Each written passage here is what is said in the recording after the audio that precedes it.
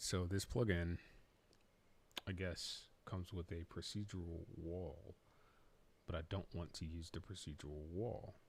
So I have to do my own Boolean operations for all of my windows, it seems. I think. Which I guess is fine, I guess. Something I need to learn how to do is create procedural Booleans on static meshes that, I don't know. Let me see what happens if I drag this in here though. It's procedural wall blueprint.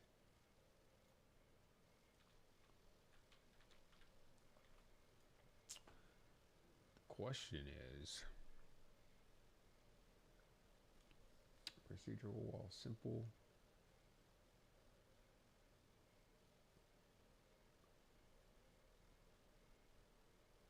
I want to know if I can use this blueprint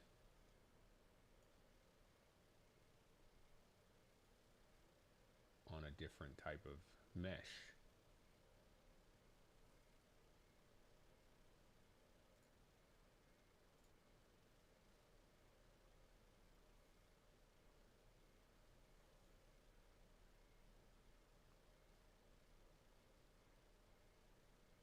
It's possible. I don't know. I'm not going to mess with that right now. I'll just stick with what I know. But having this blueprint, having a blueprint that automatically cuts holes into the walls would be amazing.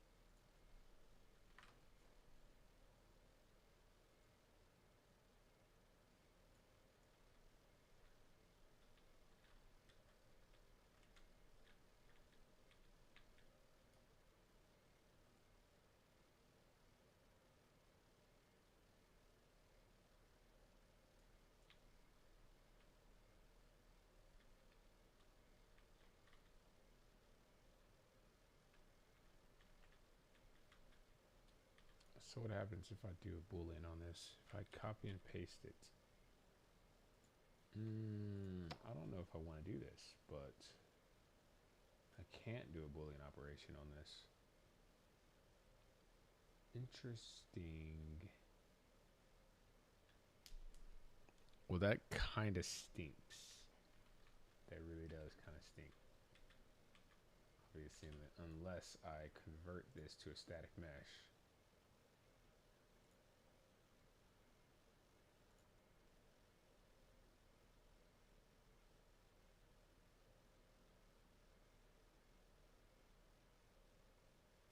So we'll have two objects.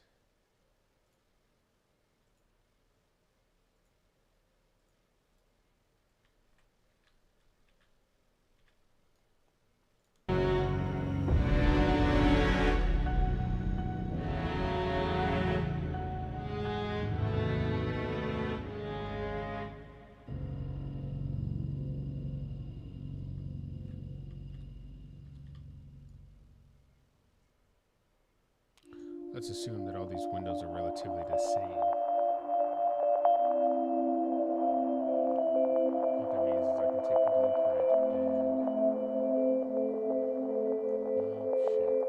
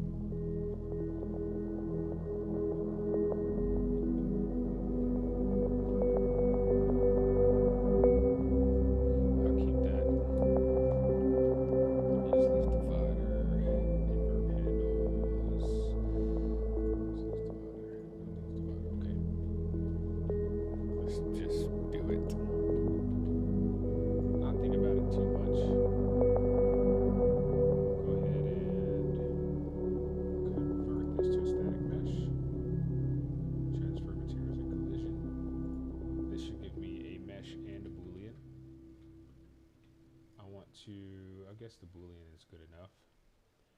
Move this into the wall.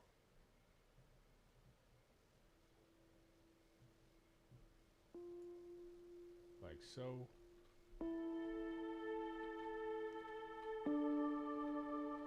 I'm going to group those. Boolean and group. And now to figure out how to separate this. So 1, 2, 3, 4. If I add 4 edge loops, it may be possible for me to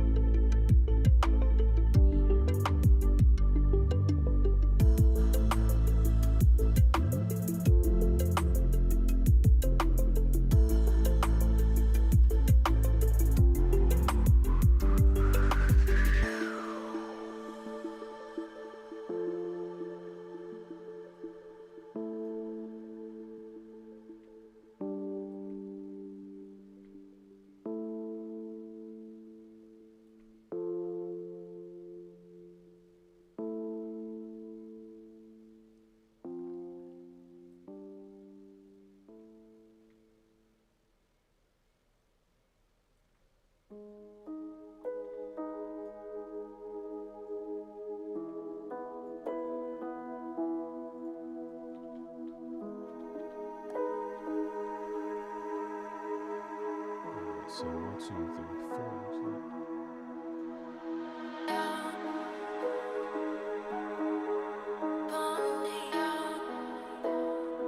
And then, I'm not sure about the other side of the building. Let's go.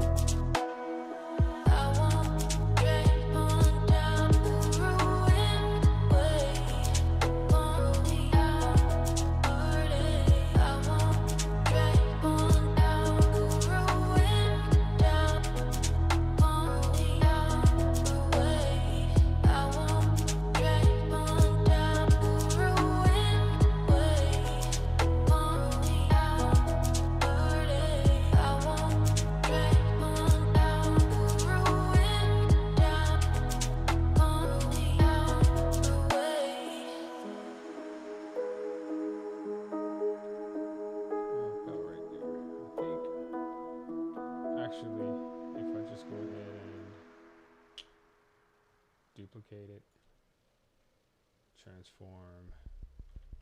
Yeah, this might be a better way to do it.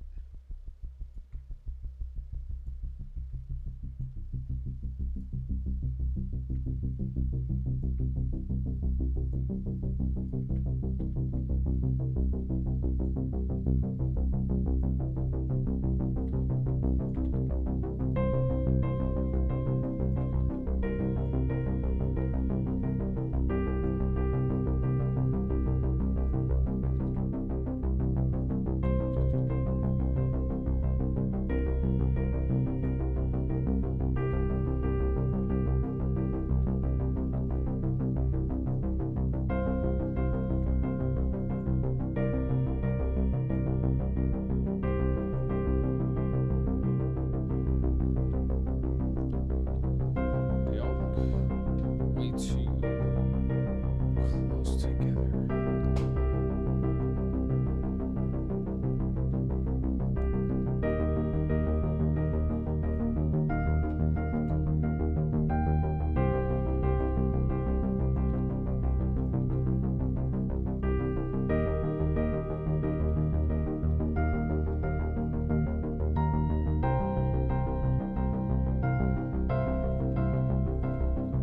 Excuse me.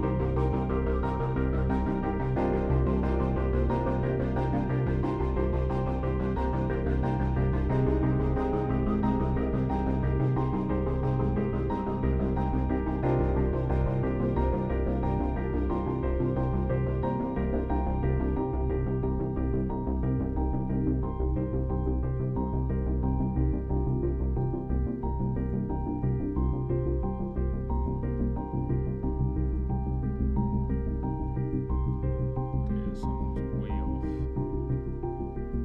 about this.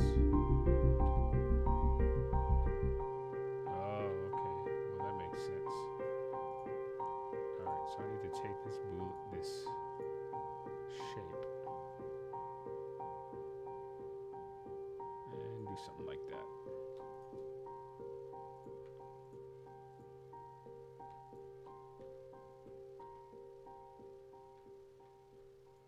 I think we can make that work. It looks a little weird. Maybe I'm just tripping. Something about it just kind of looks off.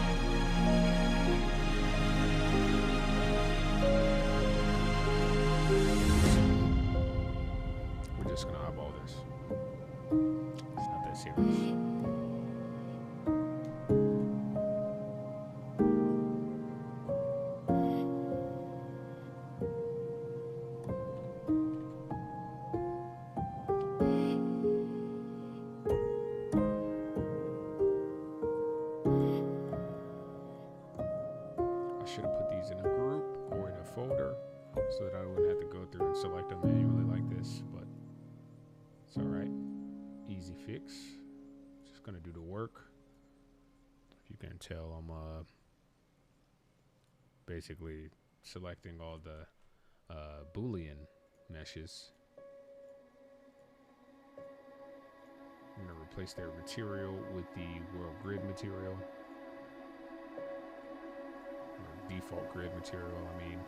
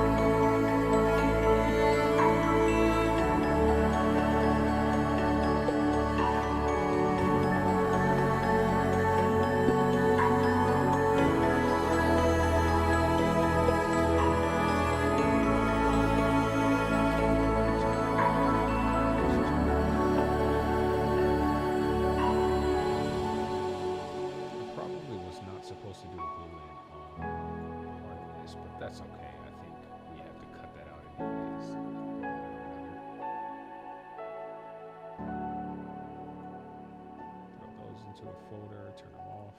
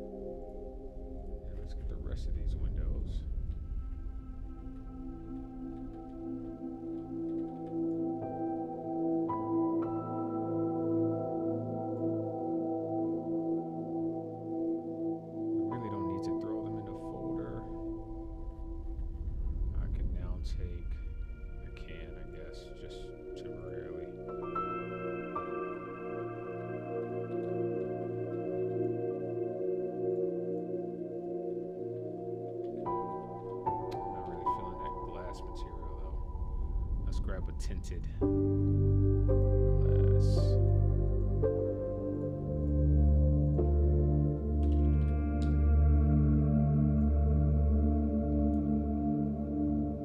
And then let's grab all the windows. So right click, select all descendants, and replace that glass with a tinted glass.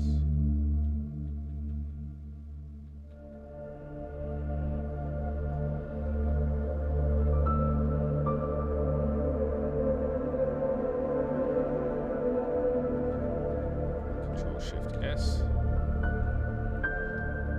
And it's looking pretty good.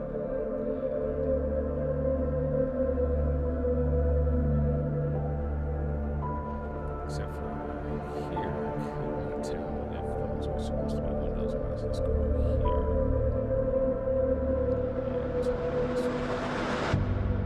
So, I mean, kind of, yeah. There are windows there. But there's more detail surrounding the windows, and that's okay. So I can do a Boolean operation to open that gap up a little bit more, or do a push pull. Some minor details on the facade of this building.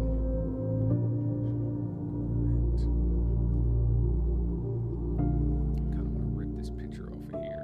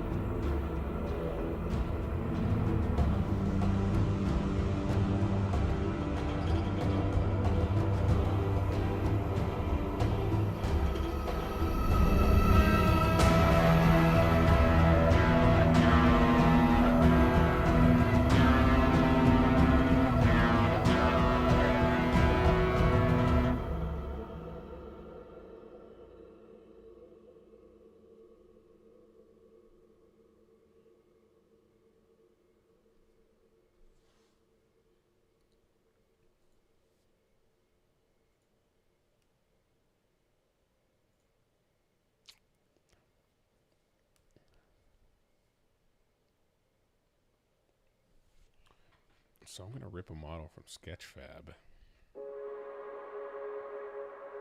And then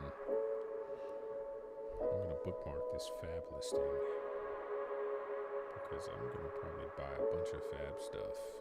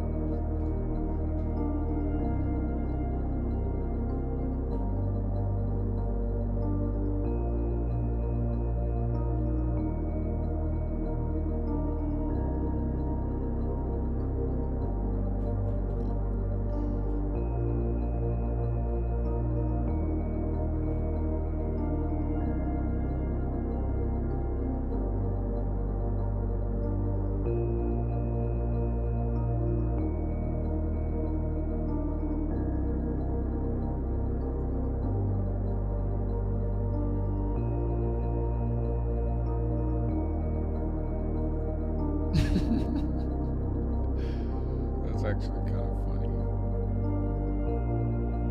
I like that. I wish it was much bigger, but I think that's hilarious.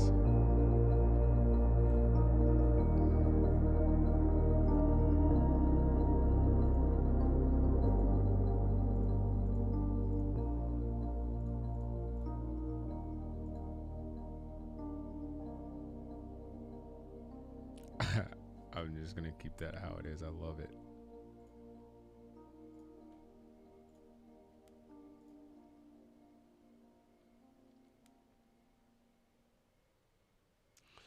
I could probably just save it and use it as it is. I'm gonna save this as a JPEG inside of Memphis Metas 2 graphics.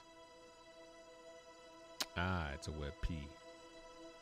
So if I copy it,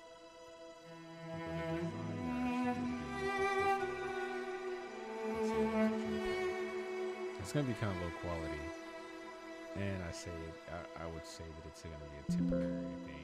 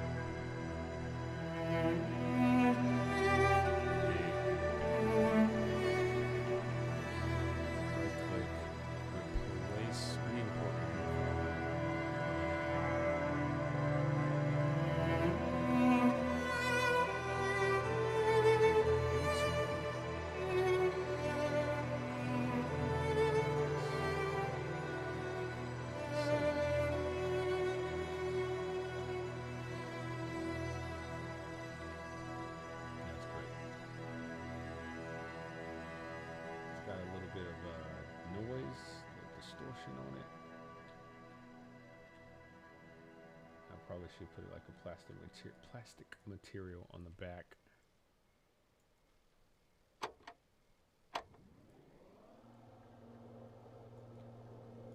Let's go polygroup edit, grab this front face, and let's see if we can smush this a little bit.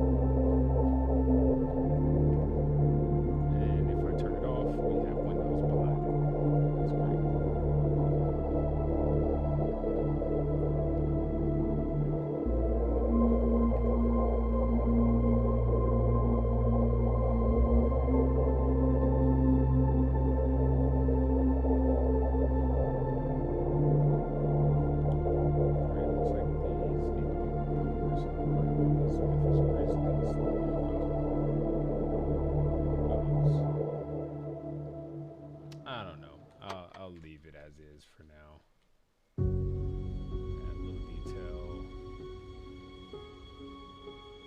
Having the windows is nice.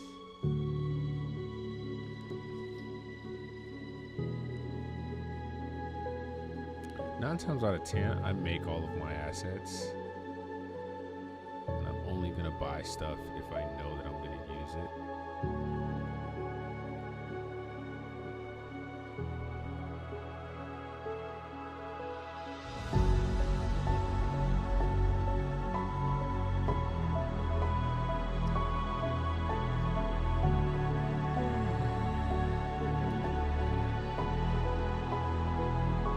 Interesting how this used to be the Toyota garage, now it's the Gossip garage.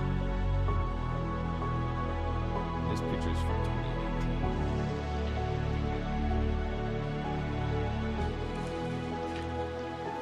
So let's see.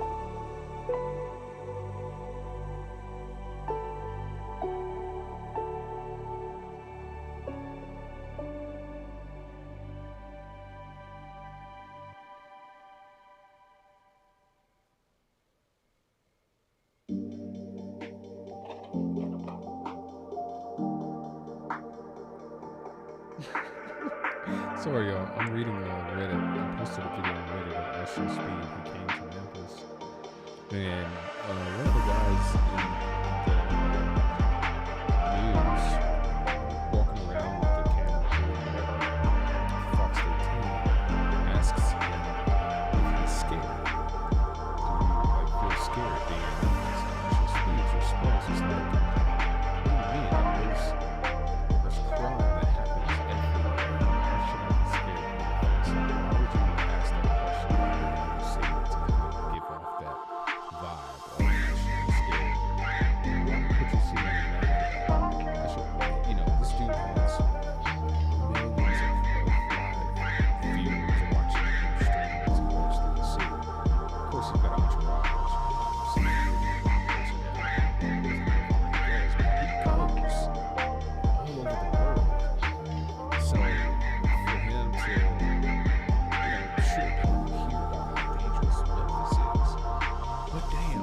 People also hear about how extremely dangerous other major cities are, where somebody, two people just got murdered.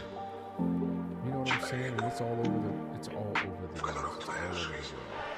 So for that to be the question Fox 13 asks the most popular internet personality who's in the city, are you scared to be here? Does it feel scary being here? That's the first thing that you ask.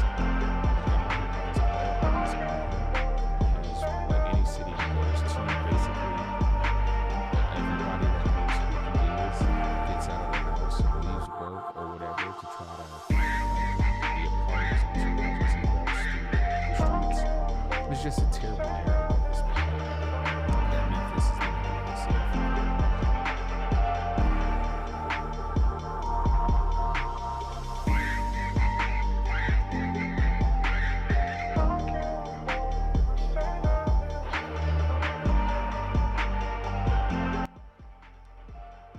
I don't know how well y'all could hear me when I was just talking there, but talking about how I Show Speed spent time in Memphis, and the first thing that the news anchor or whoever the guy is filming asks is, "Are you scared?" And I Show Speed had a brilliant response, like, "Everywhere has crime.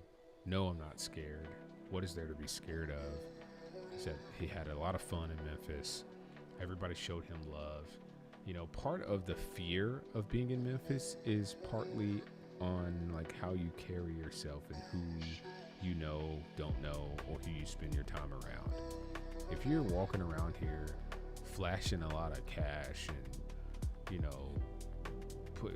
wearing your money on your sleeve, then that's anywhere. Somebody's gonna rocking chains, or you're a woman alone outside at 4 a.m. Of course something can happen to you, but that's not just Memphis. Talk about the gun violence is bad. People are fighting in the streets. It's like, look around. Open your eyes. That's happening everywhere. But they think it's a Memphis problem when it's 10 times worse in other cities and it's 10 times bigger. Somebody just got shot in the neck, even though he has security and he was surrounded by thousands of other white people. Got shot in the neck by another white person. And it's like, we think Memphis is bad because all our news and PR and press, all they talk about is the crime from, I don't know, dude, from a petty car break-in, like breaking windows and stealing stuff out of the back seat, all the way up to, like, I don't know anything about any school shootings that might have happened here in Memphis. I'm sure there have been a couple, but the mass murders and all this other stuff that's happening is not something that we frequently see here in Memphis. So to say that we're the number one, like, top homicide, is like, yeah, people lie, numbers lie. People use those numbers for their political narratives and, to kind of change the economy and control the economy. I don't think any of it's true. And I could be wrong. I genuinely don't think any of it's true. So I want to change this image. I think this image is really funny, but I'm going to change it to Memphis Juckins ad if I can find a really good picture of it.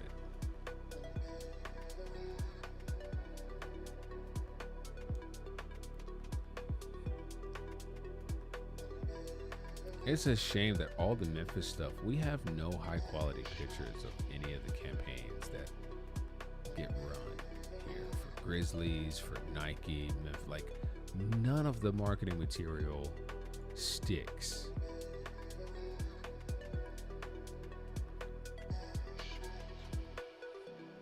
It's like all the good, any good thing that happens, they post it. It's like Target putting a plus size section or a shop black section or whatever, temporarily putting it up to like appease black people and fat people.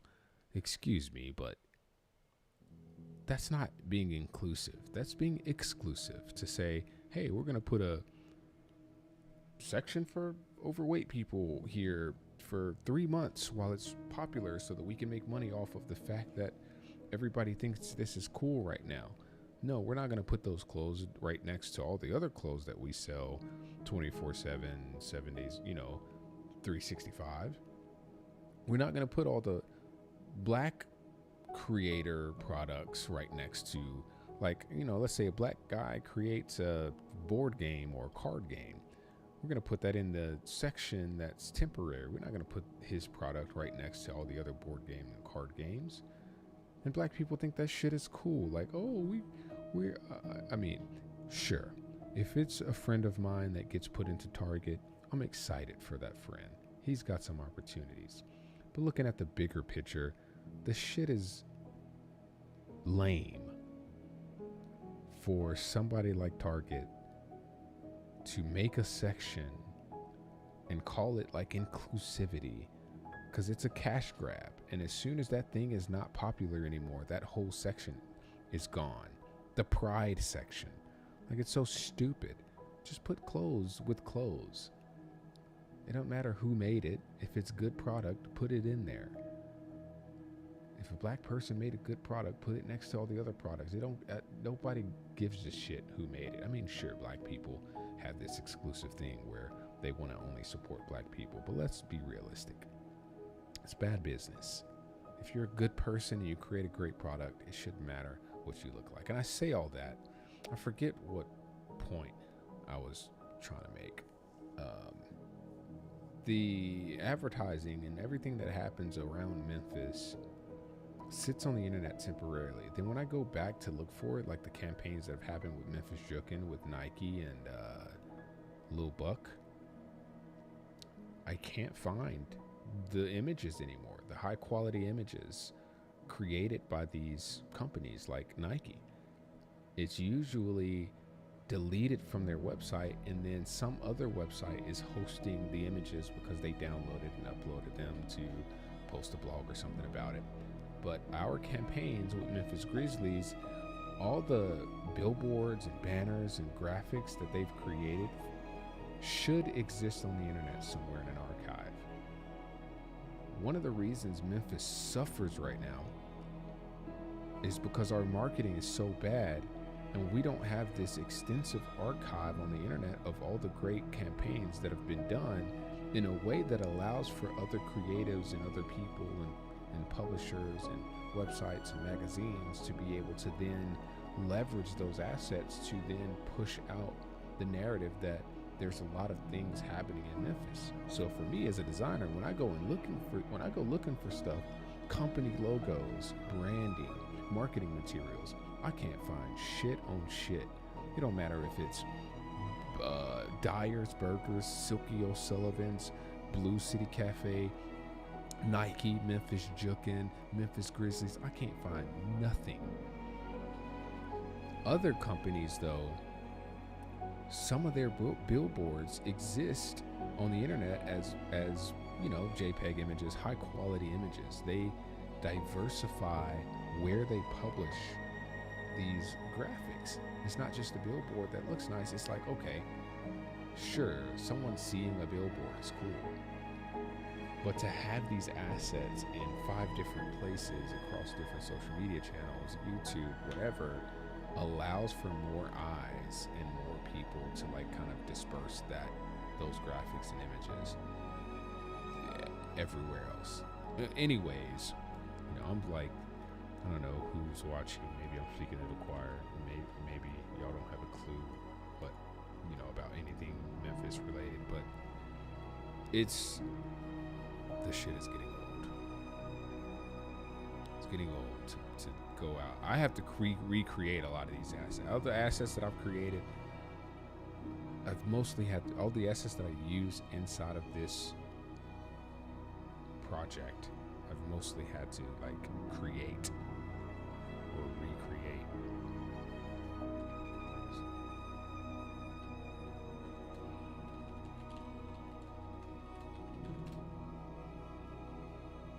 So let me save this image as Memphis Menace 2 graphics, and let me actually copy it instead. Let's go into Affinity Designer. We're gonna file new from clipboard.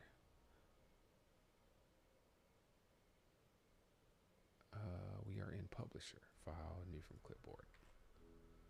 Control Alt Shift S, JPEG export, and we're just gonna call this Memphis Jokin Nike Air Force One. Alright, so now I can go here and re-import this with a new file, and we're going to grab that Nike Air Force One ad, and we're going to push that over to this material, and let's see how it fits. Yeah, that looks nice.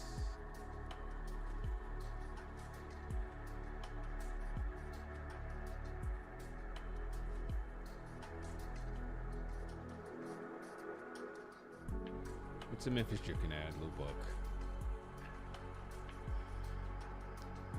It's honestly a shame that, maybe it's not a shame. They didn't really diversify it at all, but, I want to shout out to Ryan Haskett, who did a lot of work to try to put Memphis Jokin on the map in ways that some of the OGs haven't really leveraged their resources really well. Only Buck has. There you have it. There's a cool graphic. I wish I could make it a little bit wavy, but I guess it doesn't need to. It's like a large banner that sits up against a wall.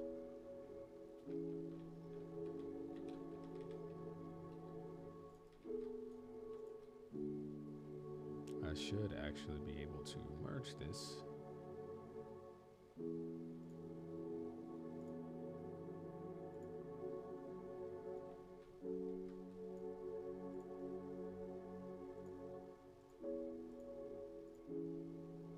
Let's see what the rotation is. Let's lock it. We'll go back to everything we just merged and edit the pivot. So it's got to be combined.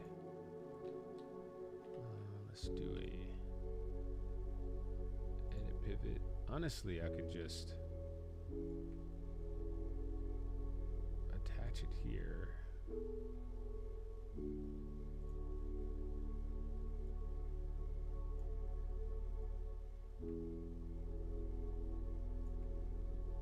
Accept. And then edit pivot, and let's put it on the back. Okay, front. And let's rotate it like so.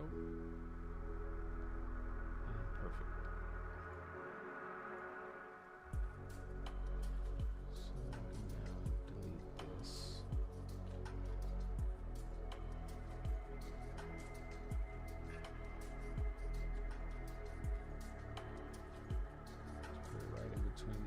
walls, drop it down, scale it.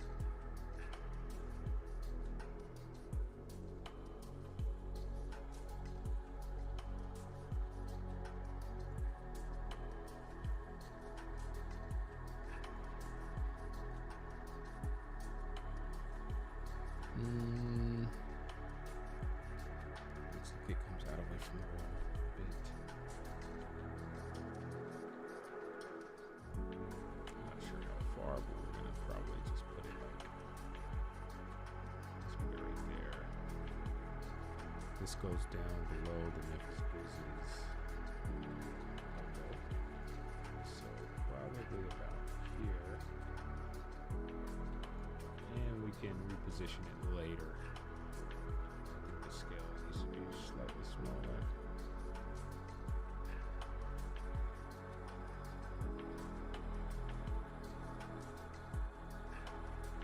And save it.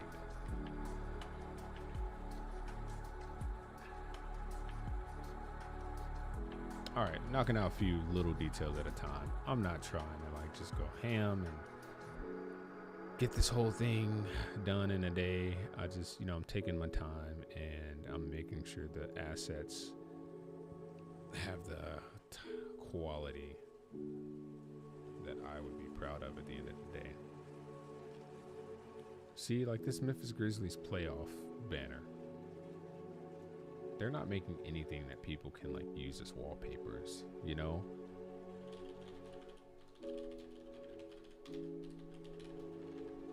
So let's look and see what we can find. Playoff 2025. Let's search for banner or wallpaper. 640 pixels wide. Like, give me something big.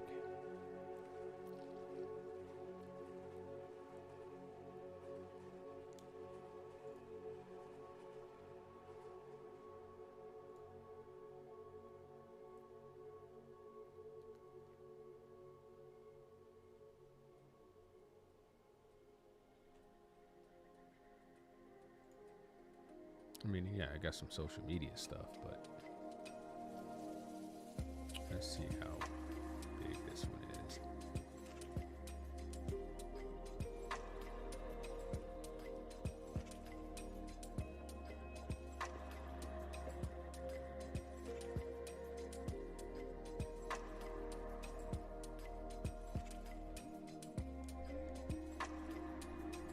I can probably use this one.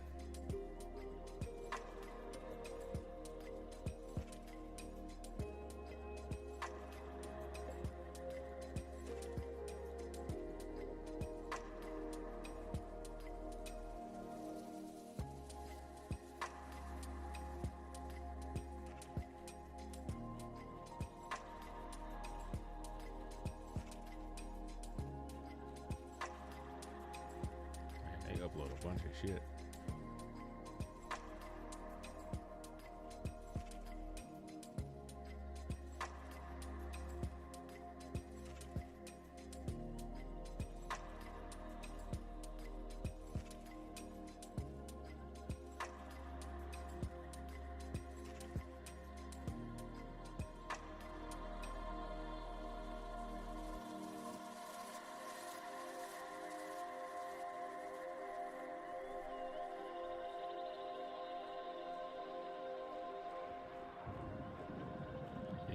Graphics team needs to like step up on the banners, flyers, wallpapers, prints. But it's the NBA. How much can you do when you're dealing with a corporation that has all these stipulations and standards for how they distribute merch, graphics?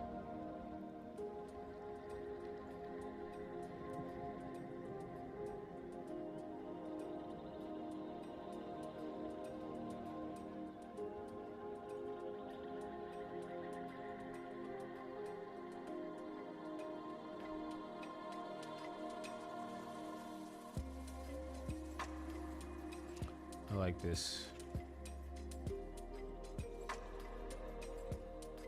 Might be stick with that theme.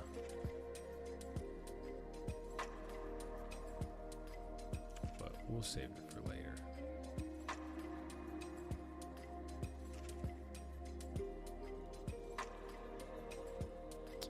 Because if I go around here, I kind of have it already. And I do want to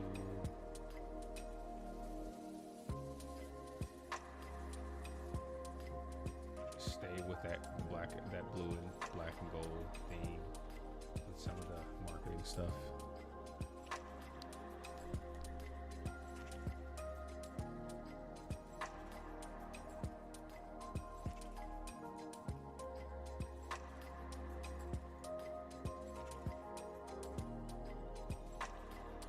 Whoops, I did not mean to open SketchUp.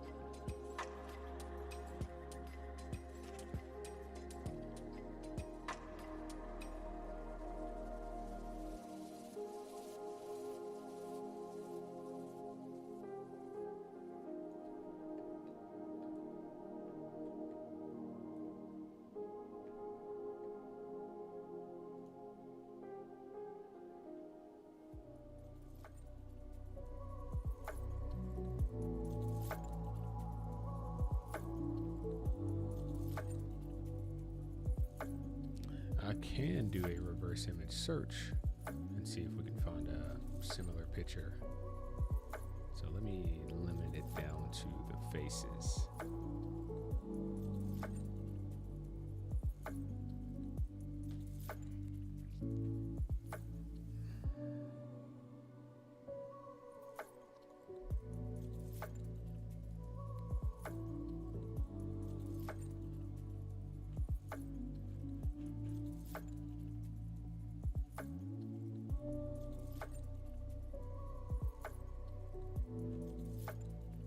Where's this picture at?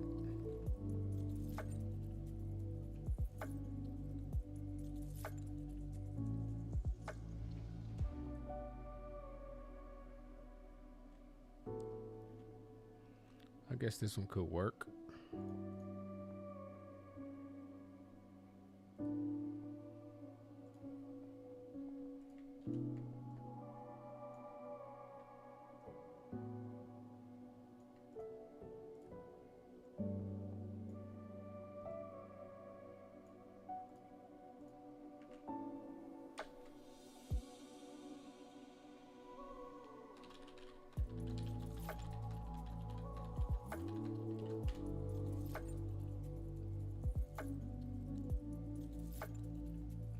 Let's just re-import this one. Let's duplicate this and a bunch of materials.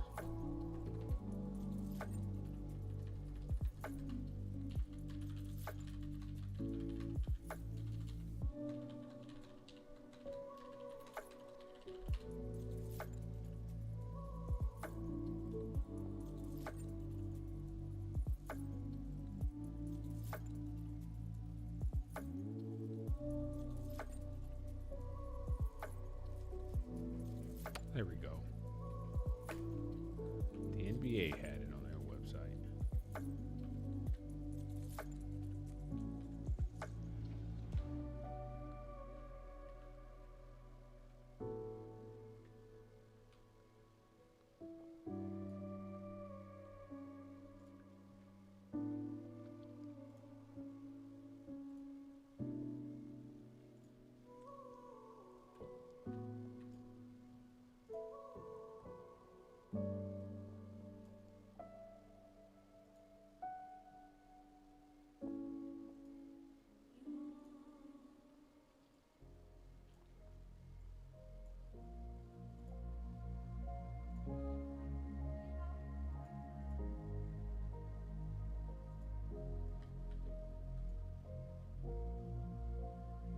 I think I want this pivot to be at the top.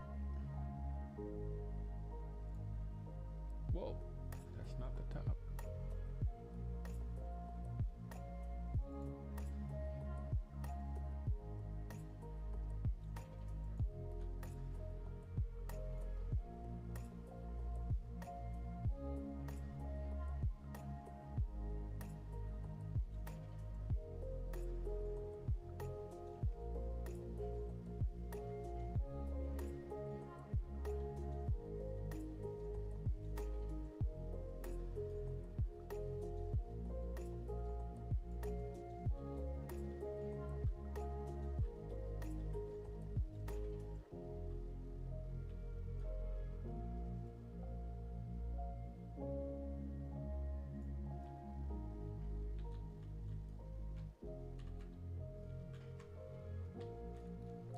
think, man?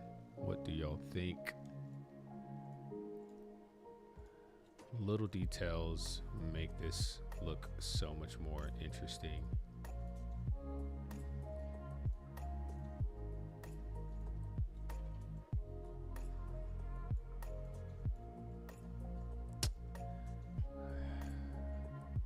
I promise I'm not trying to avoid this FedEx forum.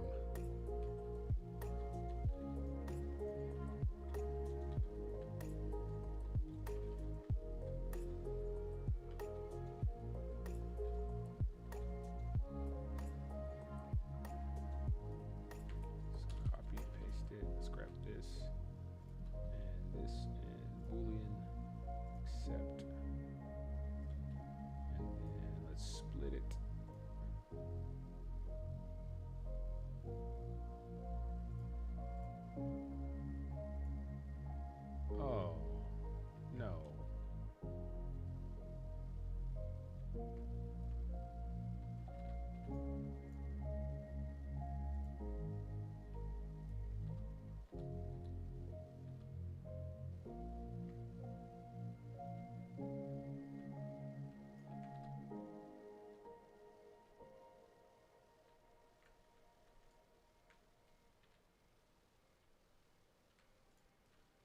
Did I do the wrong operation? Did I boolean this already?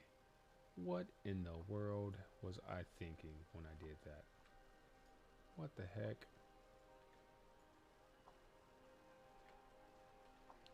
Crazy work. Okay. Let's fix this. Man. Heck no.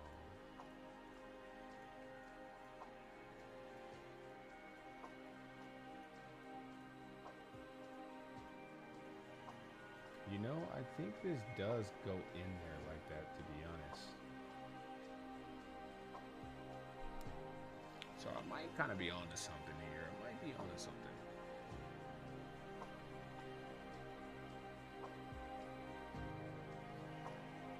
What I should do instead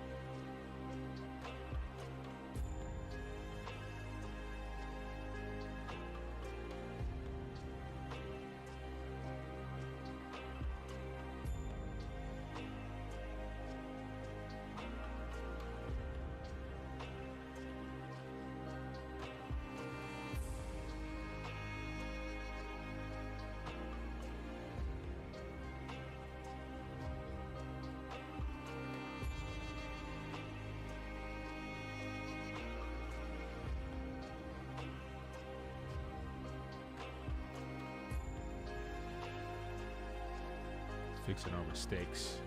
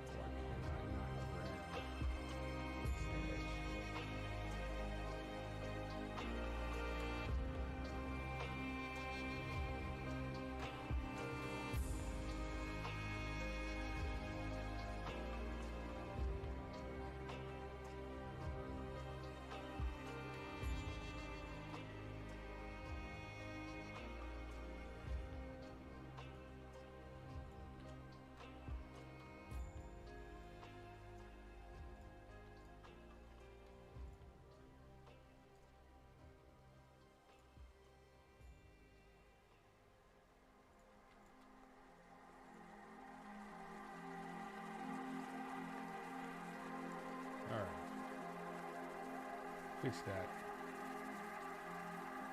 Except I do want to cut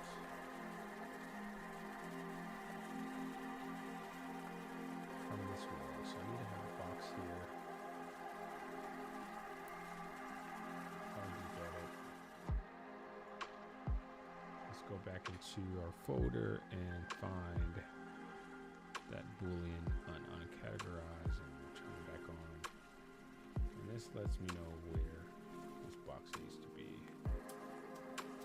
Because I'm going to cut this using this box on this wall.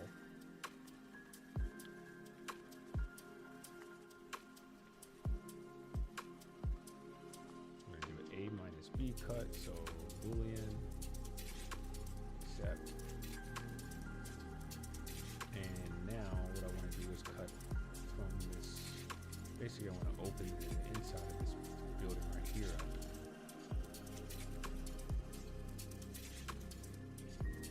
I would like to do that for the stadium part, but I don't really know how I want to proceed with that yet. Let's push this up just a little bit. We don't know how we're going to handle that yet. So let me just cut open this part. Let's go to Photogrammetry edit, grab the bottom, inset. We don't know if this is going to work like we want it to, but we going to try.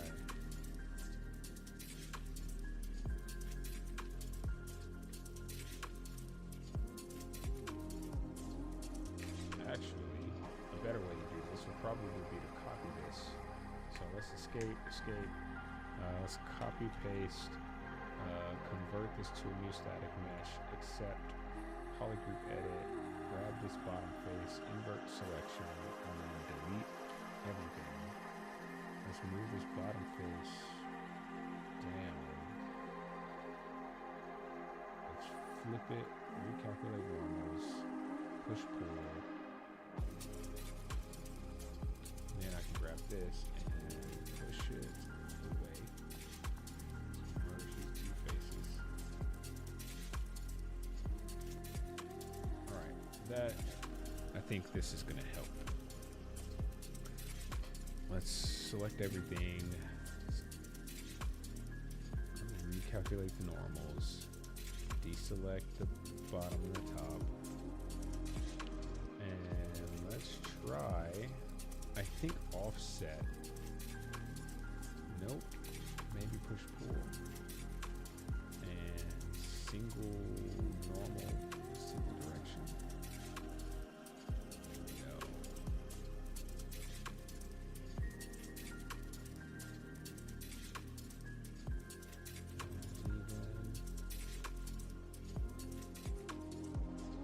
Vertex normals, nope.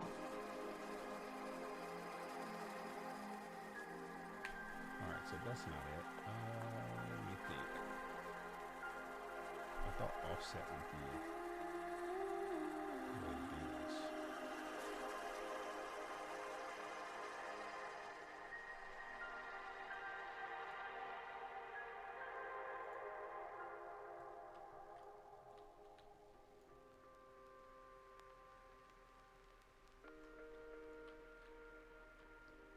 Alright, so maybe a better way, since I've deleted one of those walls, would be to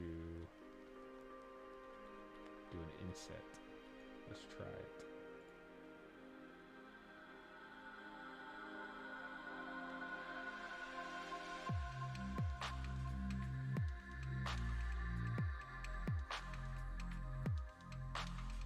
I can already see that some of this is just kind of jacked up.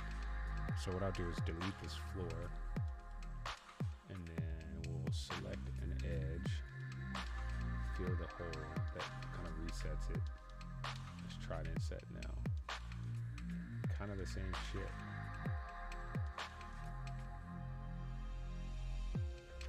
But we might be able to get away with it. Let's try. Now, as you can see, this is where Blender and SketchUp are a little more superior.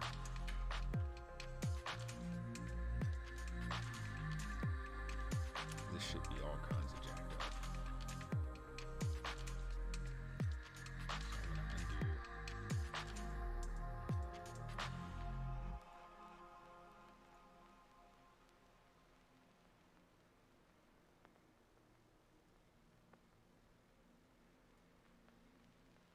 we're just gonna manually do this. See, and it already fucked something up. That's crazy that you can't.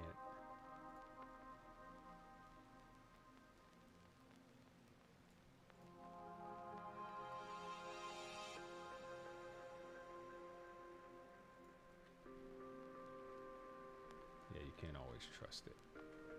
All right, so here's what I'll do. Let's invert and delete everything again. Push pull. What is this? What is going on? Okay, maybe extrude. Let's give extrude a shot.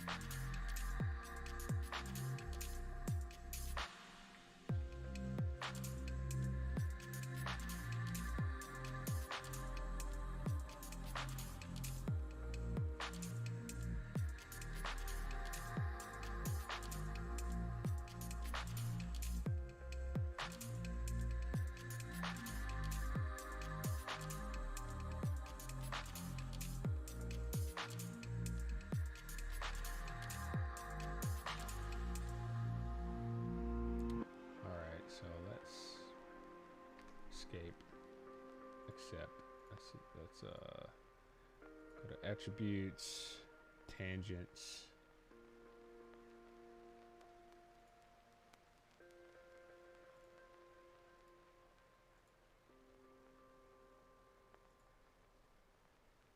Normals.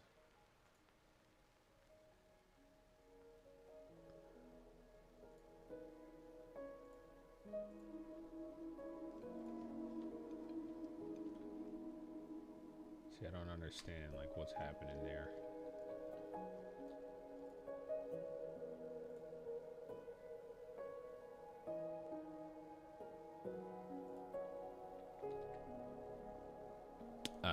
Whatever. This is the part where it's like, all right, having a direct connection to Blender or SketchUp or any other program without having to rely on photogrammetry would be nice. I just don't like going back and forth and then having to import and then rescale these assets.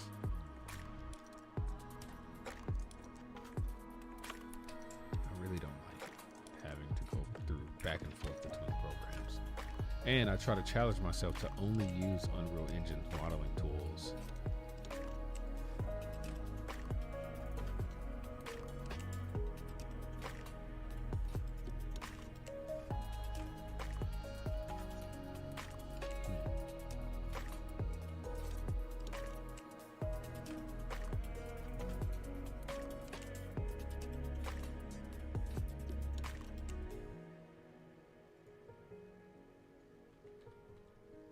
See, we got a bunch of stray edges in there.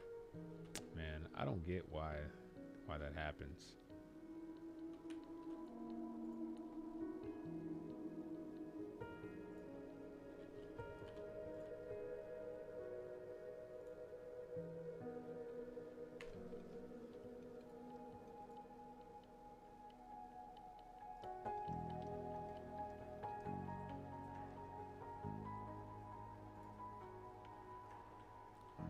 I see why. If I decompose it, all these little edges are in here very much unnecessarily. So I think I know a fix for that. If I pull this, oh my gosh, if I extrude it, what the hell?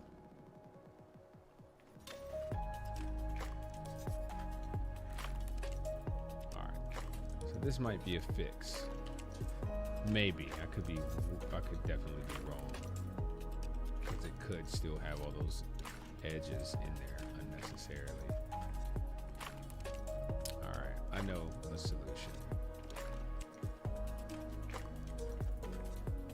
Let's do this the hard way.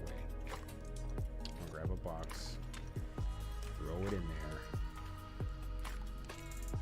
and then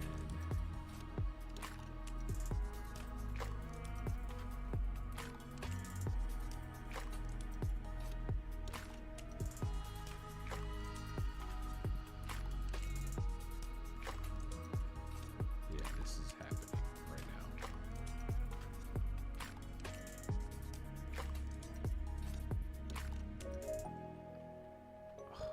This will solve all my problems. Oh, Lordy.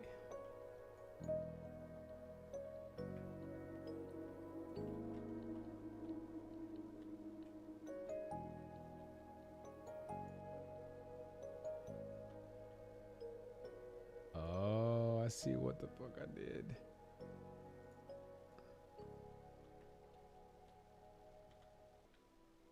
The normal direction for this is all jacked up too, isn't it?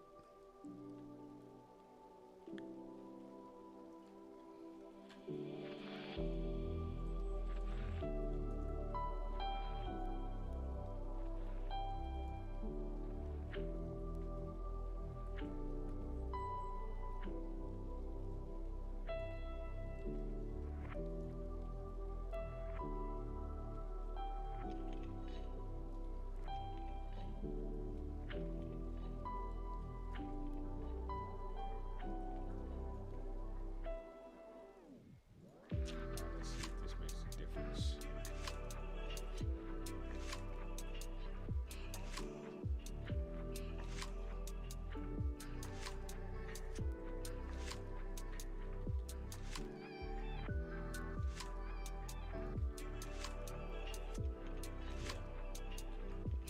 Okay, so normal directions on the mesh are all kinds of jacked up. And I think that happens when you do a lot of edge looping, unfortunately.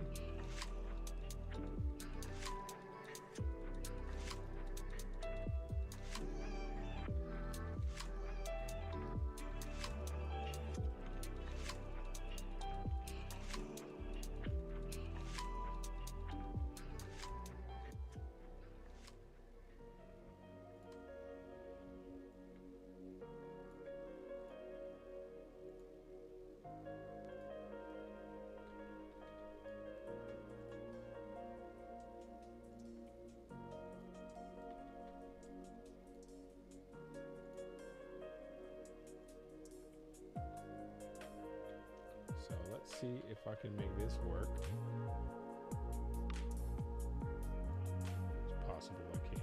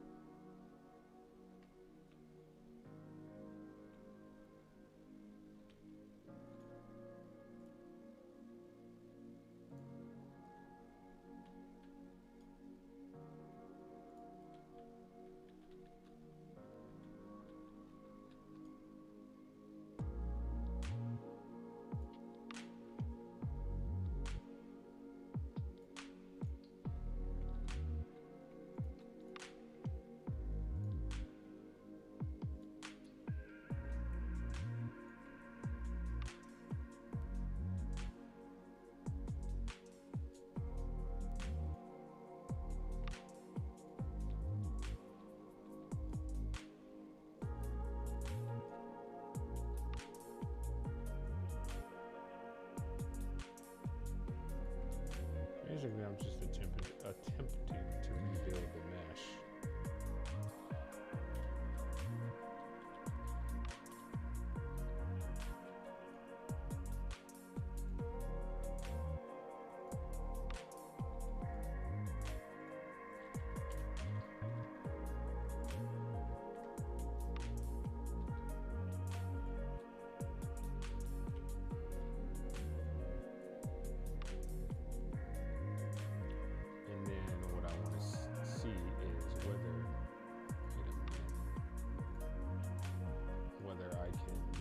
set this without having any crazy issues.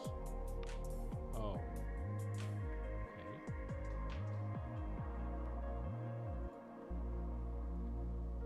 That's all I wanted right there. I think. Let's push it up through the building. Yeah, I have an issue over here. One of my normals is acting crazy.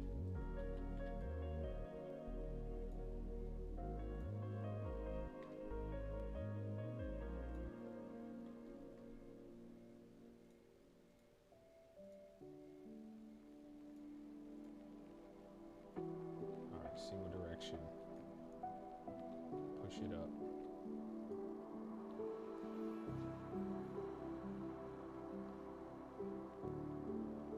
And let's just get it up to the ceiling.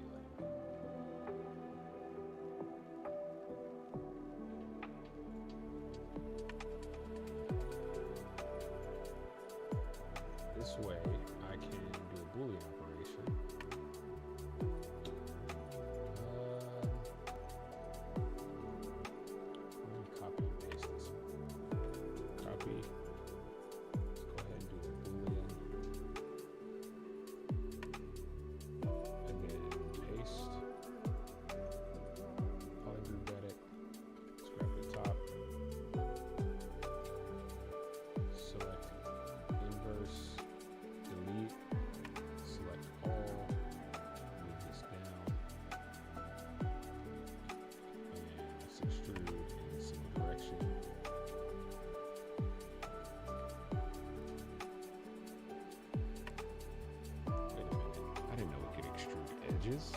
What?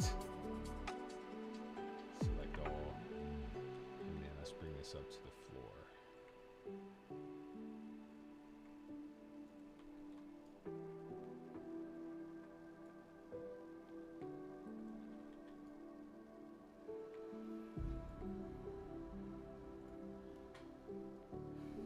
Okay, so now I can go inside of this, or I think I can.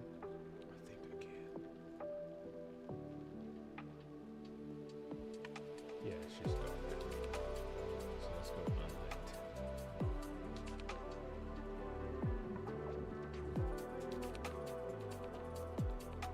Yeah, okay.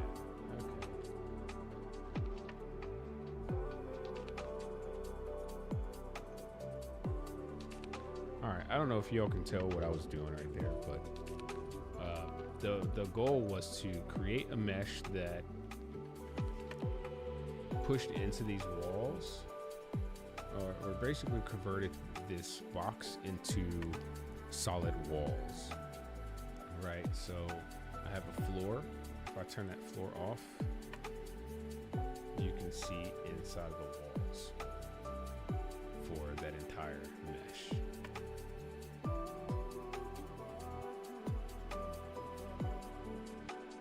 All right, because previously it was just a huge box, and if you went inside of that big box, you would have seen the interior of the faces.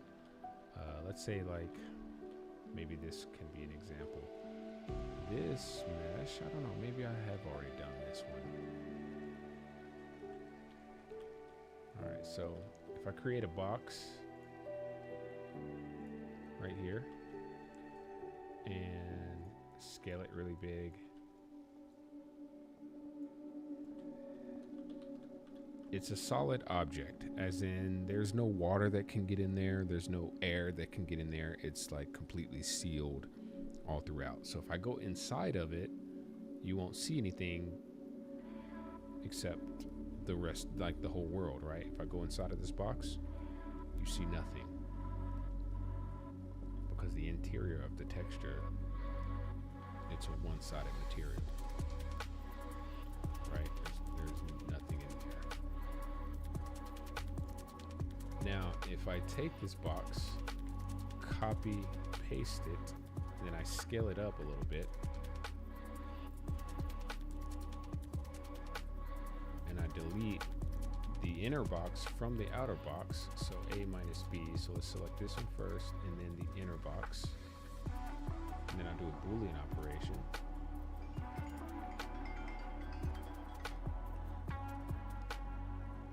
accept.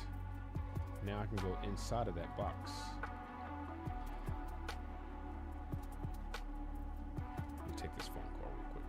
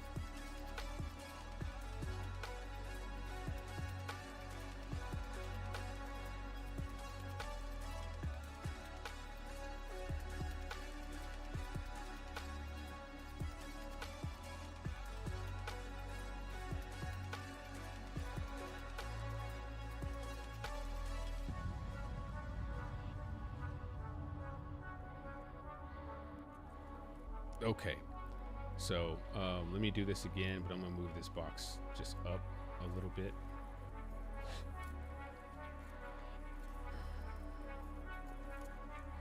And then I'll repeat the process. So A minus B, let's do this box first and then select this one second. When we do a Boolean operation, by default, it's different to A minus B. Let's hit accept. So now when you go inside of that box, you can't see anything. So let me just go in here and add a light, just a basic point light.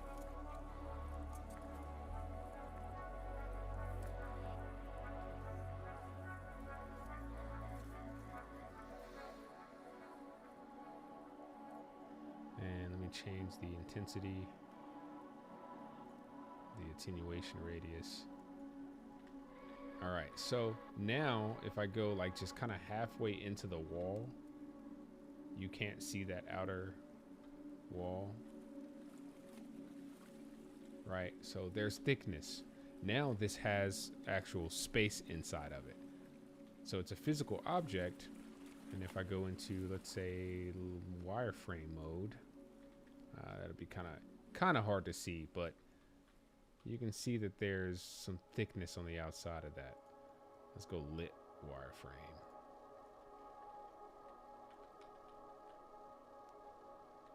All right, so there are inner walls and then there are outer walls. Let's pretend like this is like a piece of wood or sheetrock, right? You can't see inside of the sheetrock. You gotta like break the wall in half to see the inside of the sheetrock, right? So that's what I was trying to solve, is when I do the gray boxing and I create the outline or the silhouette of the building, all the meshes are solid meshes and there are no interiors, but you can't use a regular just mesh and go inside of the mesh until you create those interior walls or you add space inside of the mesh to create like a walkable, breathable area. All right, so that's basically how that works.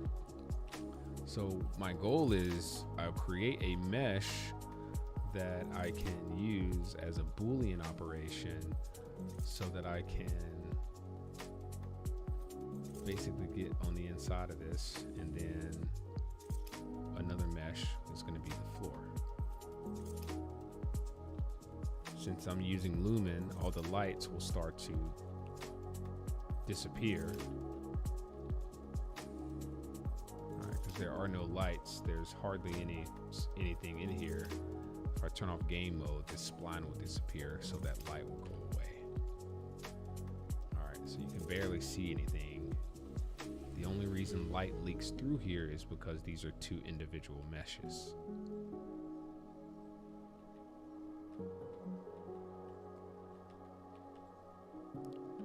So now that gives me the ability to convert, let's say I converted this whole thing to glass. Let's just, hypothetically speaking, we're gonna just do that real quick. I'm gonna use a tinted glass material. Let me just drag it on there. Let's see, glass. Let's try this one.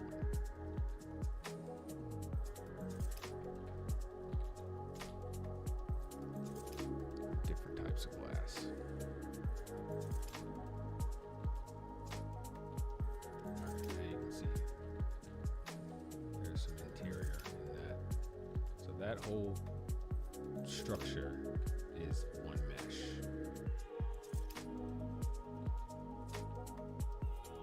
Now, when you look up here, you can tell that there are no interior walls for this part yet. I might not even make them because the player's not even going to be able to access that space. So if I were to go inside here, I wouldn't see anything except for, where I wouldn't see the interior of that texture because it's a one-sided material. So if I want the player to walk in this space, what I would have to do is grab a box, or what I could do, it's optional. There are a bunch of different ways I could do this. Alternatively, let me delete this. I can just copy and paste this mesh, convert it to a new static mesh, polygroup edit it, grab this face, invert the selection, delete everything else, pull this face, let's push it down just a little bit. So let's go in there and see what we're doing.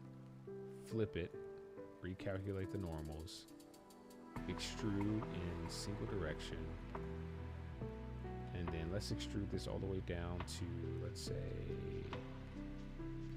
maybe the top of this surface right here.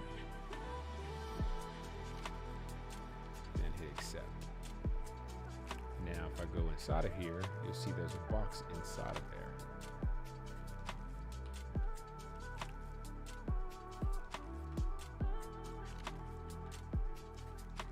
So what I want to do is I'm going to grab this exterior mesh and then grab the interior box and then do a Boolean A minus B, hit accept. And now I can go inside of this room. Can't see anything in there, but now it's dark. Let me grab another box, place it right here,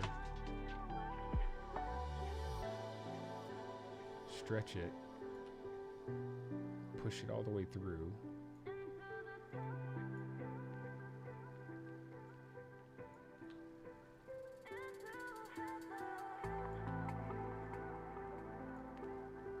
And then I'm going to copy, paste this, grab both of those. Let's move it over. Let's convert this one to a new static mesh.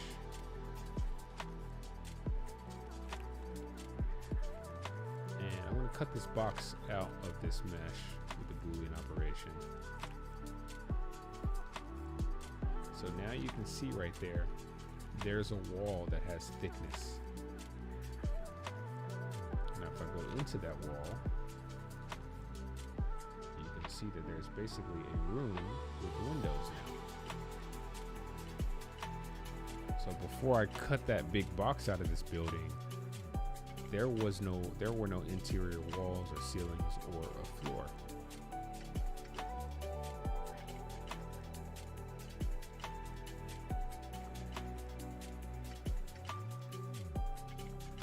Now if I go into this space, there's nothing in there. But you can see inside of that room, because the floor again is a one-sided material. So if I go up, now I see the floor. nothing because it's so dark. So if I go to unlit or detail lighting, maybe, yeah, that helps a little bit.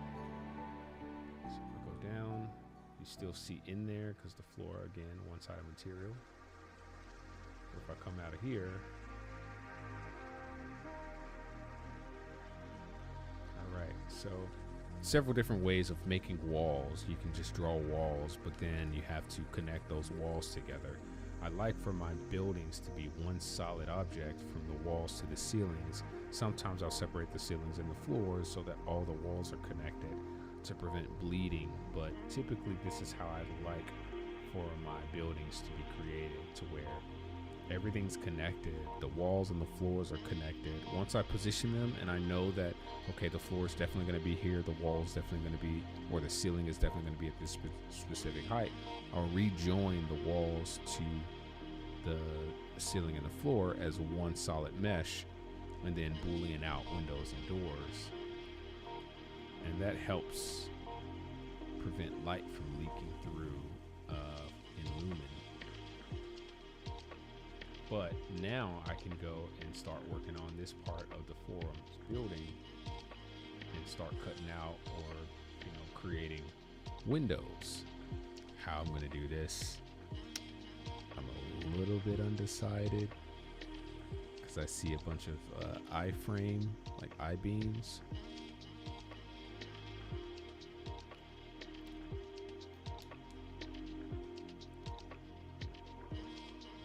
Most of this side of the building is made of I-beams.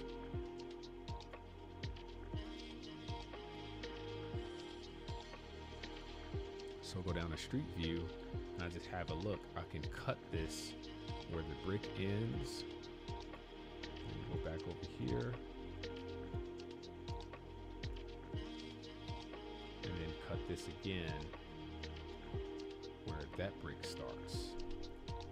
But then I want to get an interior view, so I'm going to copy the URL for this. Copy, go to new tab, paste. Minimize that. We'll open this up down here. Let's expand this. And let's zoom in. And let's see if we can get an interior view from, let's say, here. That is the arena. Here we go. And this is the entrance. And this is what we need to see, is the inside, so that we can know exactly how this might look, how this might be designed. So that round building continues from the outside in, which is perfect. Because again, if I look at this whole thing is still one solid mesh. Now, whether there's a wall in there or not, I don't know. But I know if I go in there, let's just add a light temporarily. Let's grab a light, point light, and let's set the attenuation radius kind of high.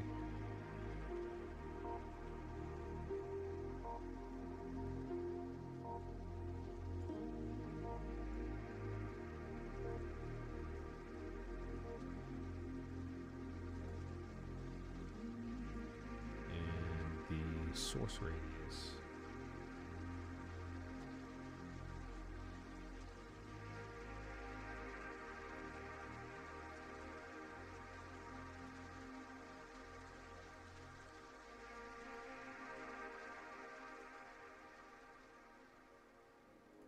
Set it to lumens.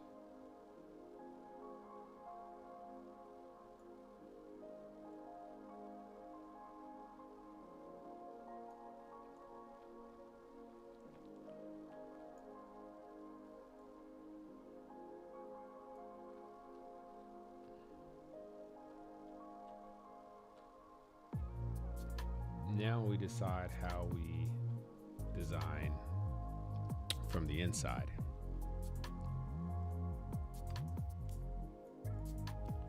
So we take a look around. There's a lot that can happen in here.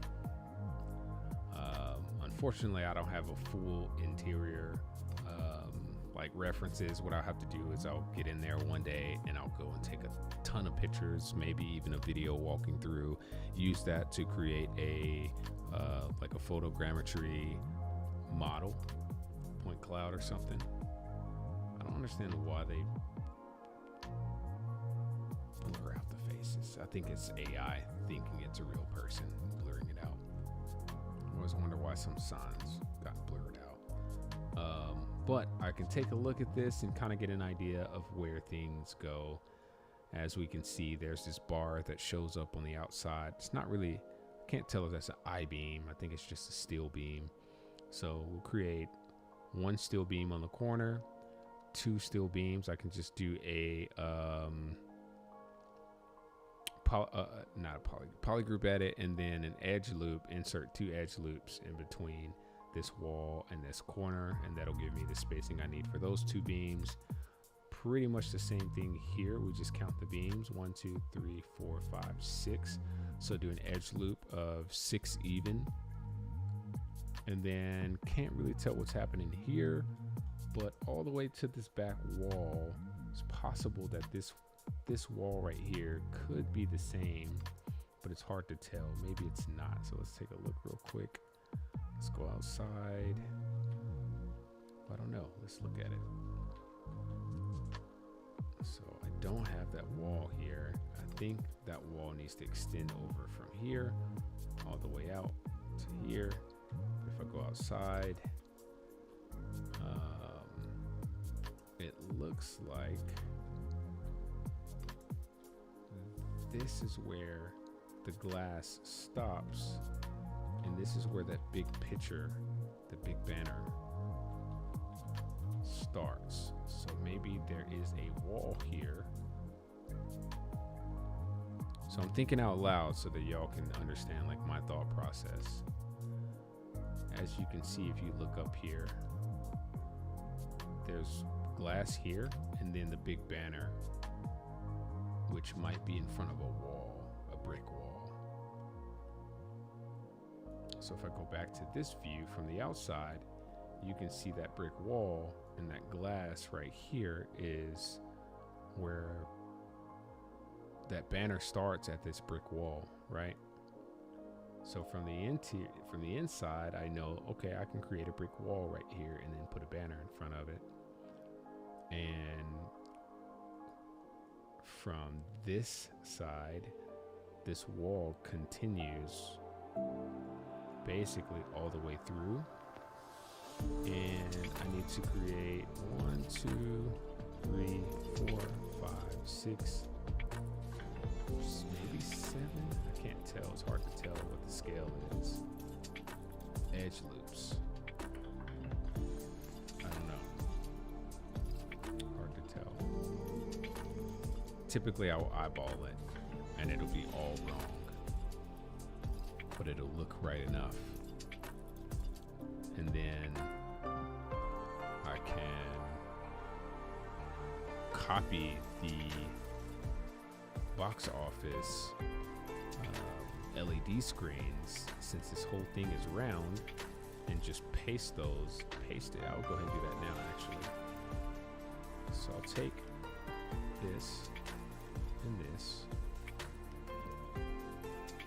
It looks like it's still centered. So if I were to rotate it, it should rotate around that circle. That's good. I was smart enough to remember to keep it centered. So copy paste, go inside, and let's just rotate it. Now, whether it's the exact same size or not, I don't think it is.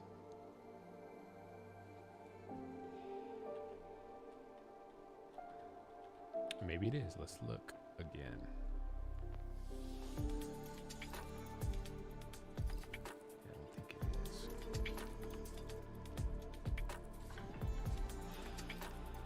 I'm going to bring this back on this other screen. But I wanted to pull it up big so that you could see it.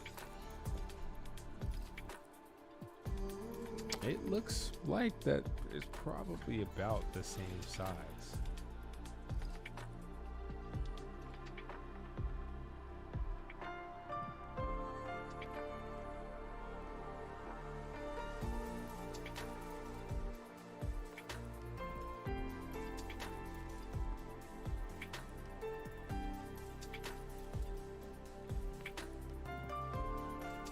This wall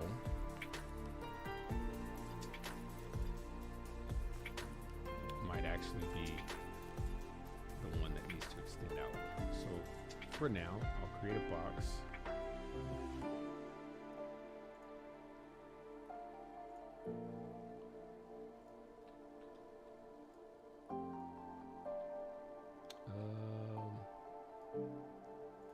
Let's grab this face and bring it over here. Let's grab this one and bring it down to the floor.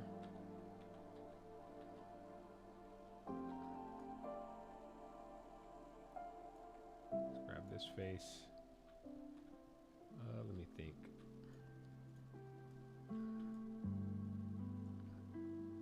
Push it to there. Let's come back inside. All right, let's see where this is going to end up.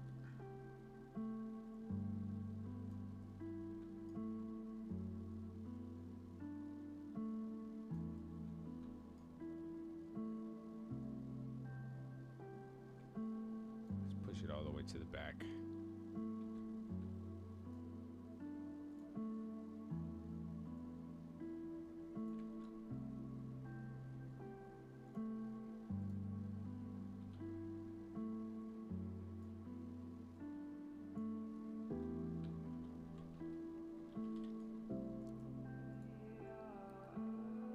Okay, I think that's pretty accurate. That looks pretty accurate. Like my field of view is obviously a little bit different.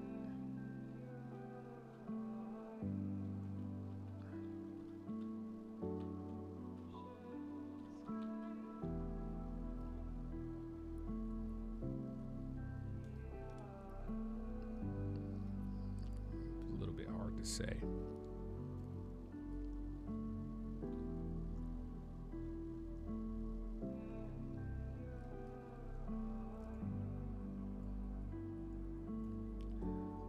With that, let me go and modify this a little bit more to make sure this is touching the ceiling.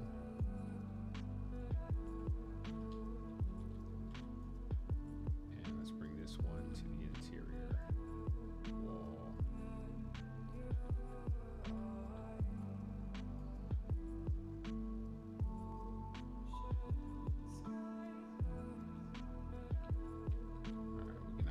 That a little bit later.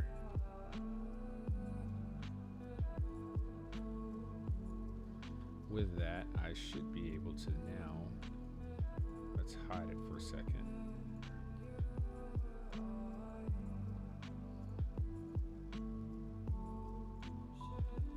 Okay. So I can take this probably and give it two edge loop cuts. Polygroup edit, grab this face, insert edge loop, even, set it to 2, and then we're gonna, if we can we cut it right here? Can we do the inside? We can do the inside. Doesn't have to go all the way down. I think that's just the world grid not showing the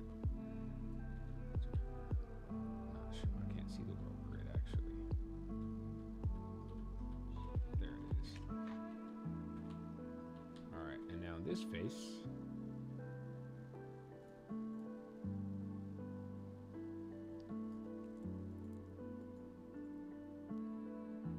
Which goes to there.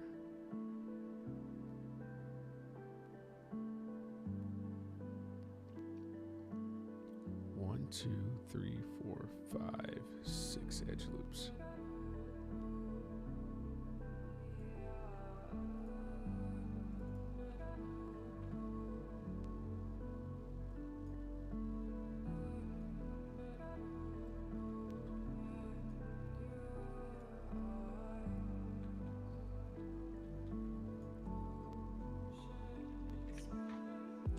So if that's true, if this is where this is supposed to be, that means there is a wall.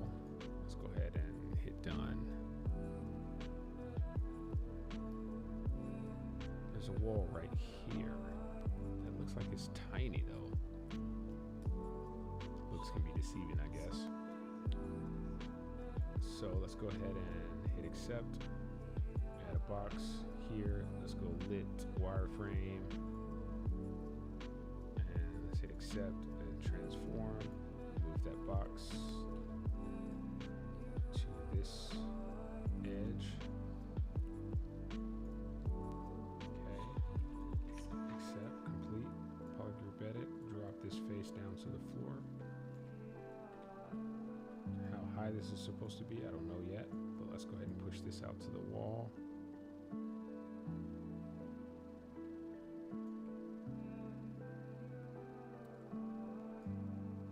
And let me look outside. A little lag because I got lit wireframe on. Let me turn the lit wireframe off. Just put it back on lit. And let's figure out how high this needs to be. I think it goes right above the top of that awning. So let's move it down to here. Let's hit accept. We can go and modify that later.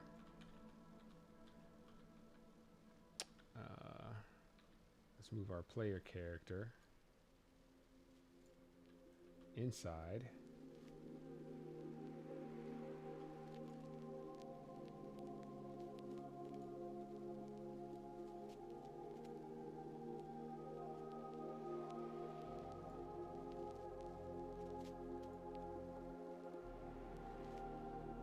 Press end and Control Shift save. Escape. Alright, let's get a little quick walk around.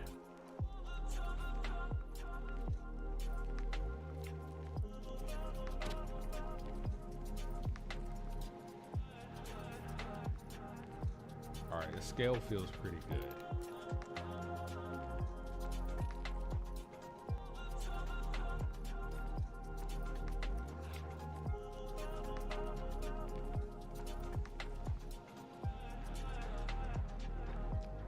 This probably gets cut off about right here.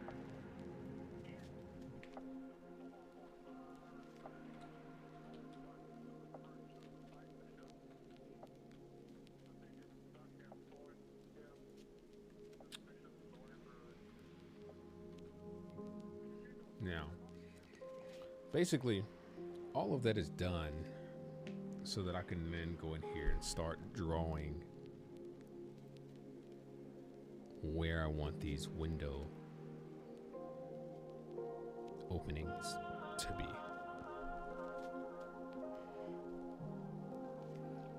If I go back outside and then I go to, I invert my polygon for cesium, this might kind of tell me where those bars are. And it looks like those steel bars, steel beams, are right above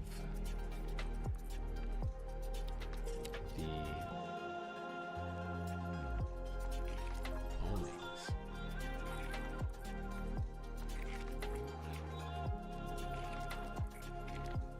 So if I go back here to the outside,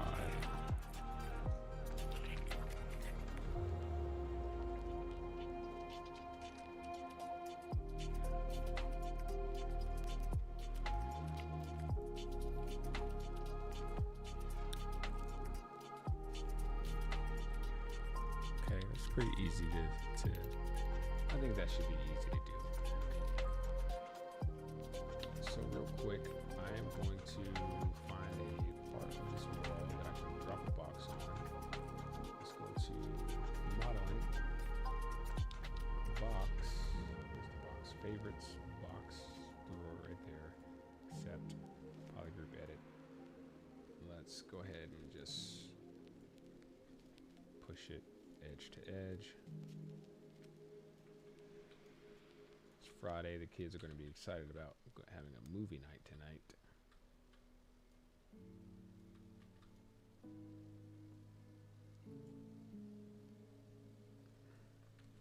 All right, let's take the bottom. Let's actually throw it right on top of the awning. The middle might actually be better. It's hard to tell, but I think it's right on top of the awning. Let's grab the top, bring it down. Let's back up a little bit. Kind of guesstimate the height. All right, let's look back on the ground level. Probably from here. And it is on the top of the awning, not in the middle. It's good to know. All right, so just that height a little bit. It looks kind of thick.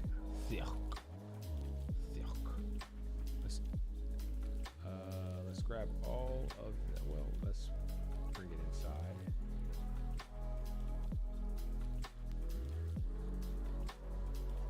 To here.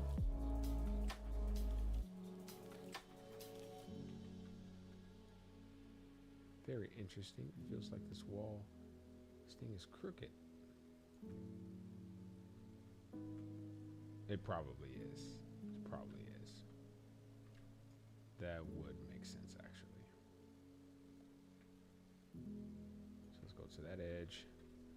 Let's bring this out to that edge. Let's bring this face back into this face to here. And I think we can lower it just a hair.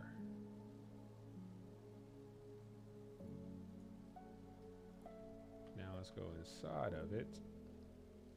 Let's select all faces and press duplicate.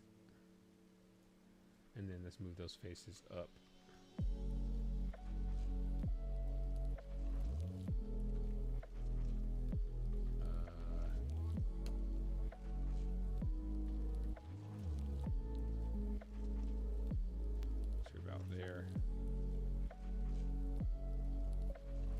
Accept. Is there one more on top? There is one more on top, but that one's thick as fuck. So let's duplicate and let's move it up. Middle click and move the gizmo to this top edge, and then we're gonna move this to the bottom of this bad boy. I'm gonna grab the bottom of that rectangle. And I'm going to stretch that downward.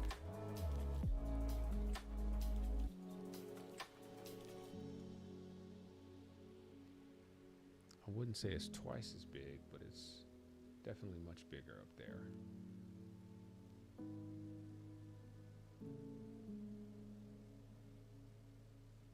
So let's hit accept.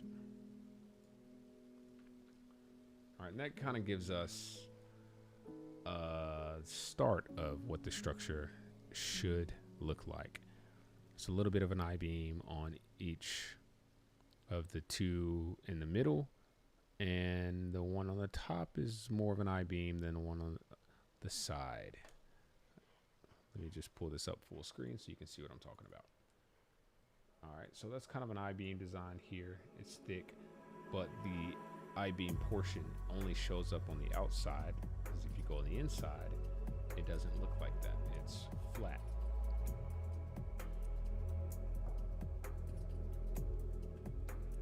Okay. More of an I-beam on the middle one, maybe?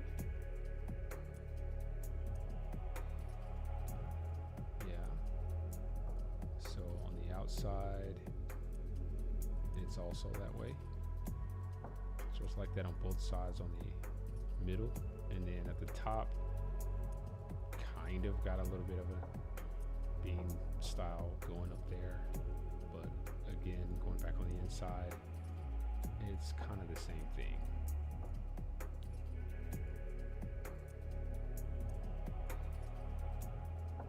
Most of this is math, but I don't have the math, so I make my own. And, you know, I look at the size of the wall and just, you know, divide it into sections. I look at the size of the windows and I just divide it into sections. So I can create a box between these two I-beams and then decide that it's going to be 1, 2, 3, 4 edge loops horizontally, and then 1, 2, 3, 4 edge loops vertically. And that gives me basically a template for what size the windows should be. It's simple. It's just time consuming.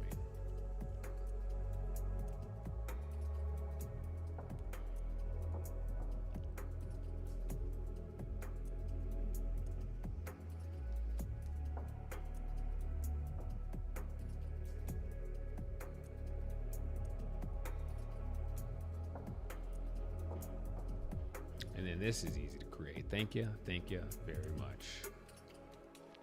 So let me think about how I want to do this. A little more of a I-beam design right there. So maybe it's just kind of closed. They welded. I closed the beam here, here, here, and here, and there. That way they can add logos and whatever. Grizzly's Den.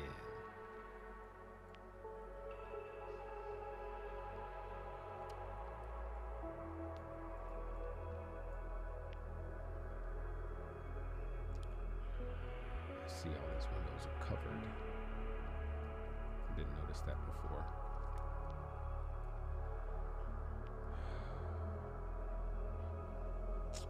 Bruh, this is a lot of shit.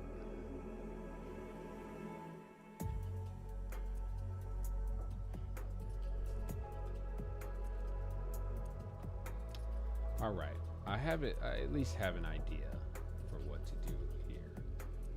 I'll grab another box, put it there, and then we're gonna move it over to here.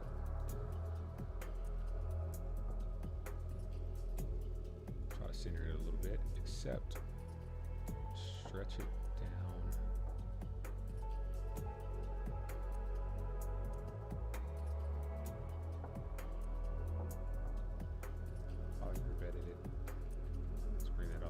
Ceiling, and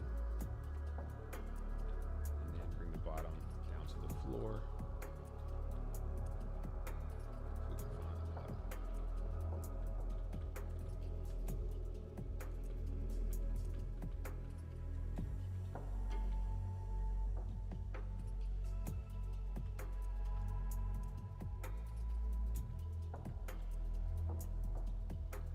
Bring that interface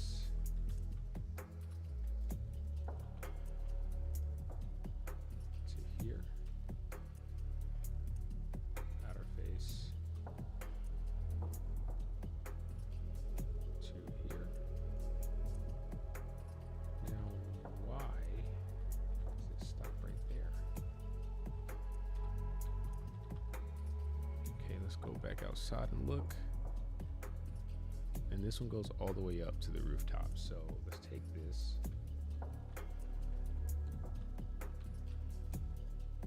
It all the way up to here.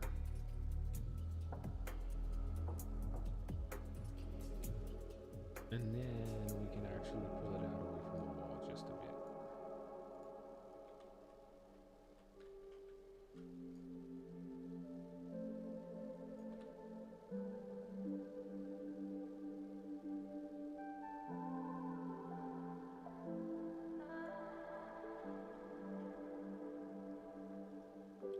Is it like that on the inside too? Yeah.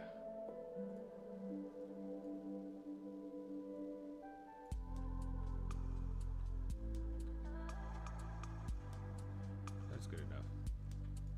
Now let's go lit wireframe. I think I want to do that from the inside though. So lit wireframe a little bit off, and I guess that's okay.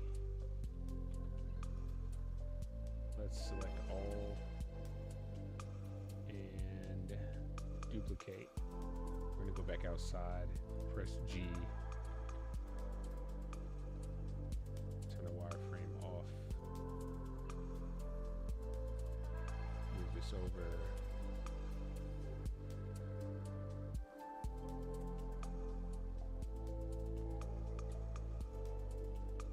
I can actually grab this face and pull it out a little bit to help with positioning, and then just marquee grab it, let's move it into place. Turns out we didn't really need to subdivide,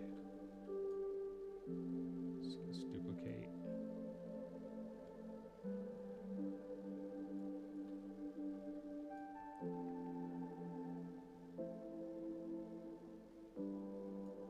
Let's duplicate it again.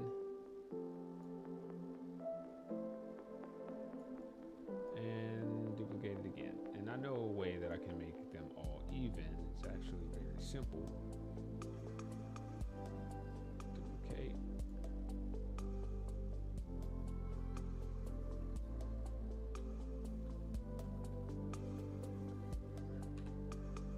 Accept. What I'll do is I will grab a box again, but I'm going to turn off invert the photogrammetry. Grab another box. Let's just throw it right there. Polygroup edit.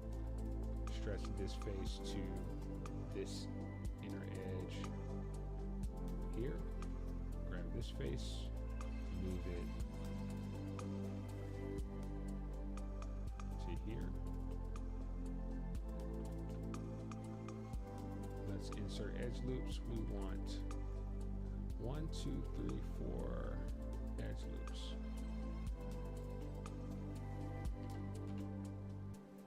Throw them right there. And these will tell me exactly where the center of those beams should be if I want them spaced evenly.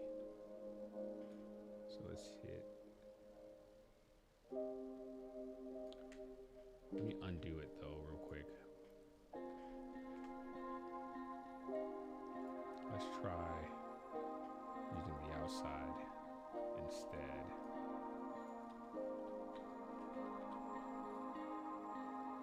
Probably would be better to use the center.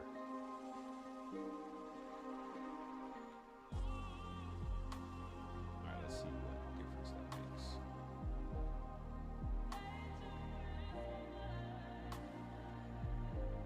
Yeah, that does make a big difference if it's centered or not. So what I can do then is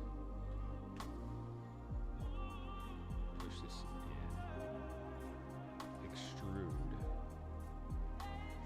move that here, and insert an edge loop. I'm going to set 1 here. Okay, insert, and then grab this face. This is a lot of extra work, a little bit unnecessary because there are 5 other ways that you can do this and get the same result. But this is the way that I know is going to give me what I'm looking for.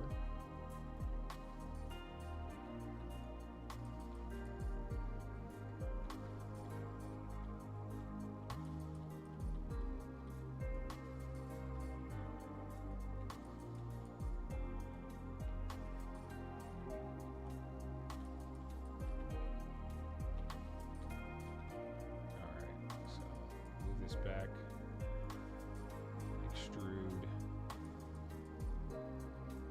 put it here, and then inserting that one edge loop, it's going to give me the center of this beam, and then merge. I can probably insert the edge loops here now to say that I need 1, 2, 3, 4 of them.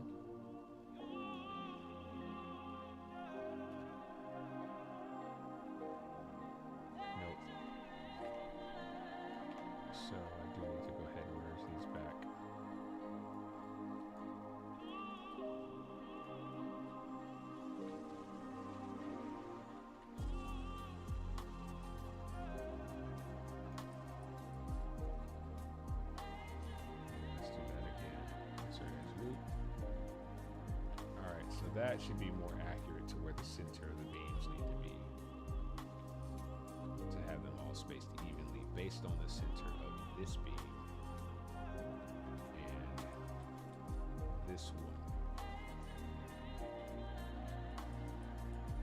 Alright.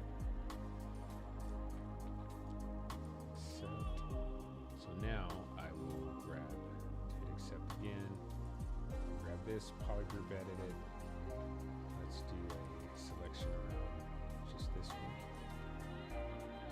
And now I can move it and attach it to that edge loop. This is important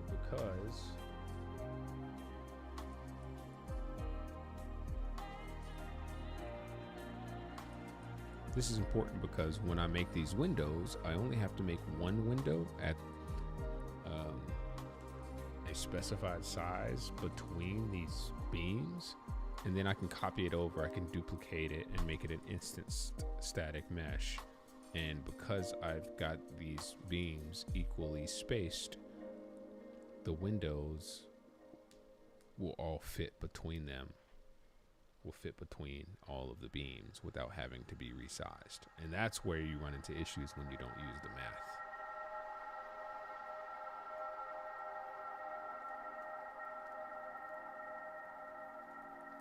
So Alt 4, Alt 9. Alt 9. Alt 4.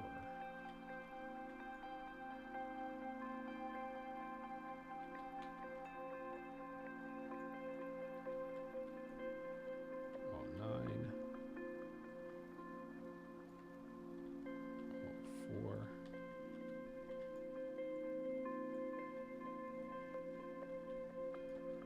Alt 9.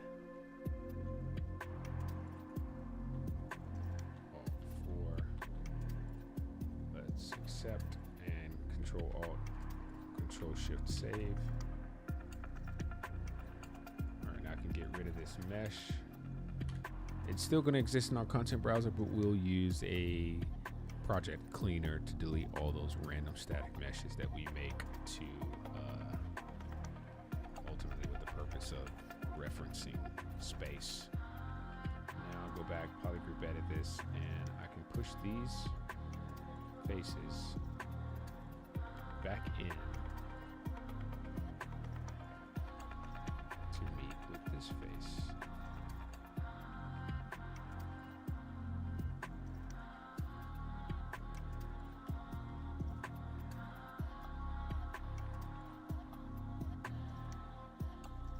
If I turn this off, this is what we got.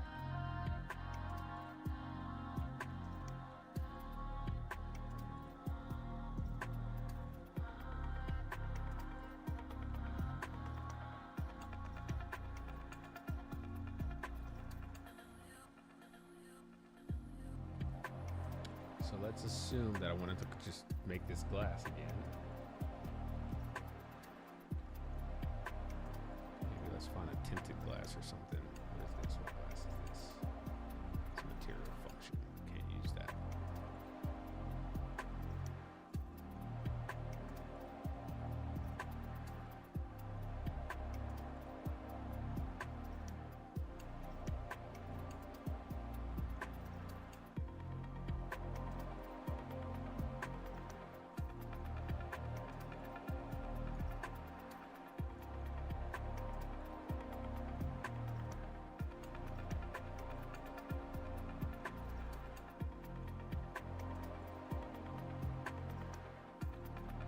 This starts to give me more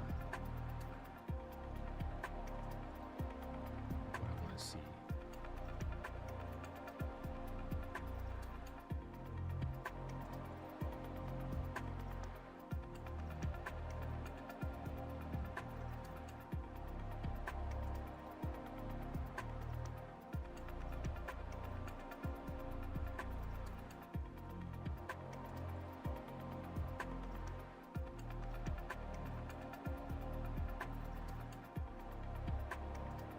Gives me a little bit of an idea. I need one with some transparency though. Material instance.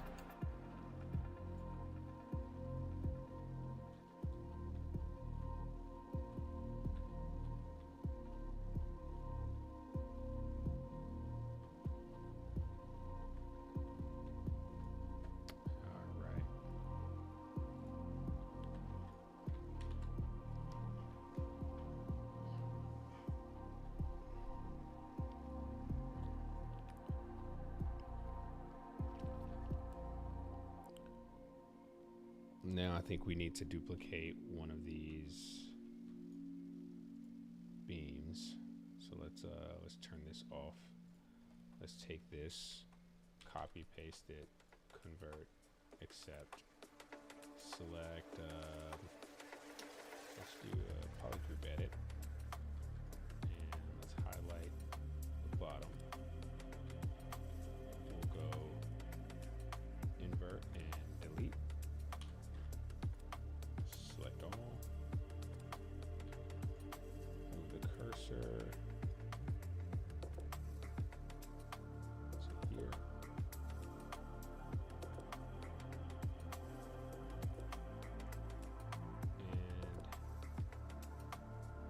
Rotate it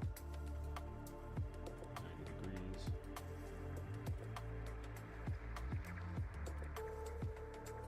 Let's turn that boolean back on. And it looks like this needs to be right here.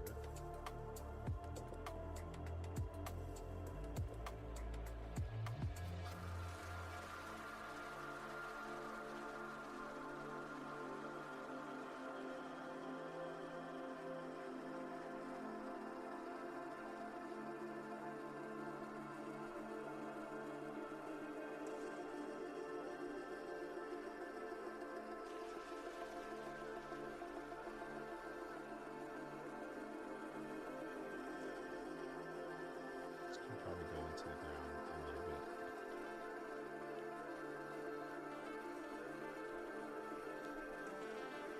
Select.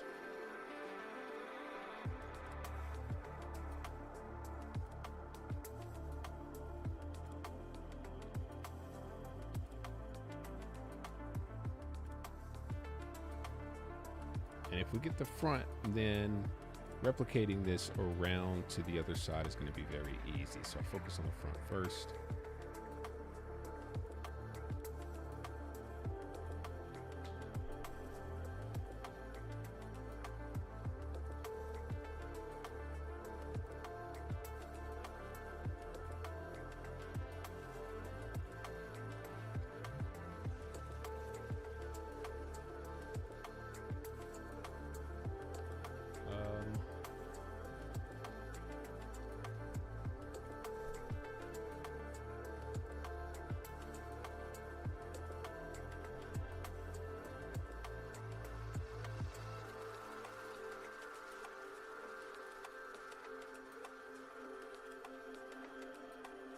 Let's see if we can do an inset with this.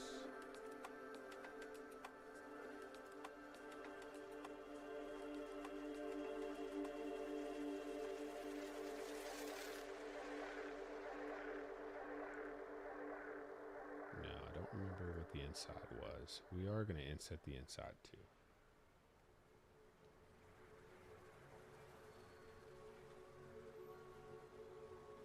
So it's probably going to be easiest if I duplicate these faces and then move them out of the way. And we'll grab these faces here and push pull and just push it all the way in. We'll grab these faces, push pull. Let's give them just a little thickness.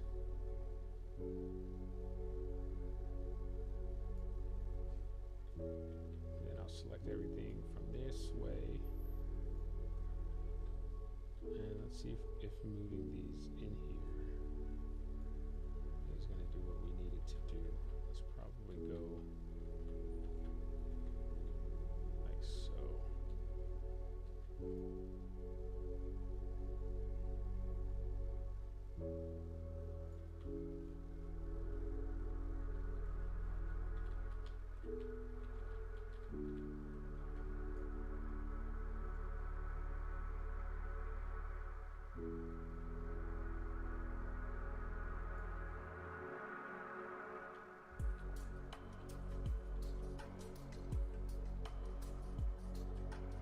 And that gives us our first frame.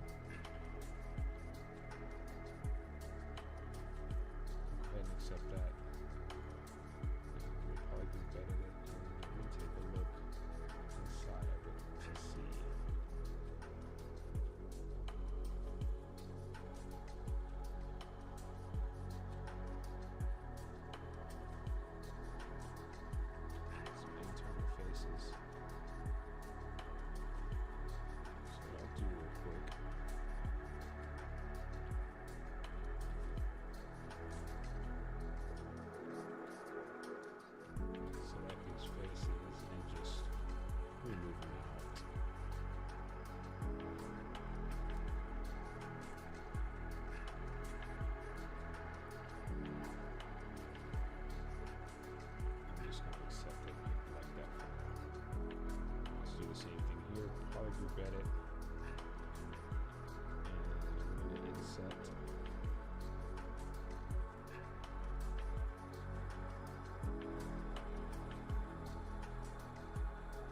Try to get it as close to this as possible. What I could possibly do real quick is move this face in just a bit and then do my inset. And that way I can kind of see where the inset needs to be. So I can match it up to the inset from the other frames. All right, I'm gonna duplicate this face and move it to here. Grab this face, push pull. All right, grab this face and let's actually move it back to the back and then do a push pull.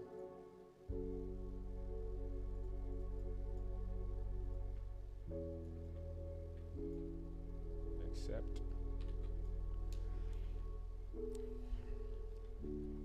Okay, and now I will separate. So we'll go to split, and then we'll split this one. We can take all these little pieces.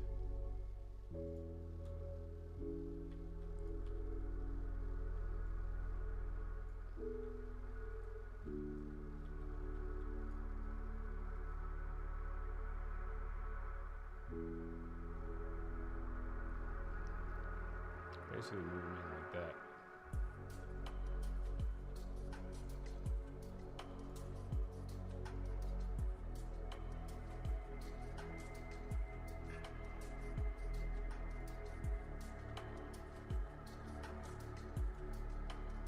I'm going to keep all these pieces separate for now.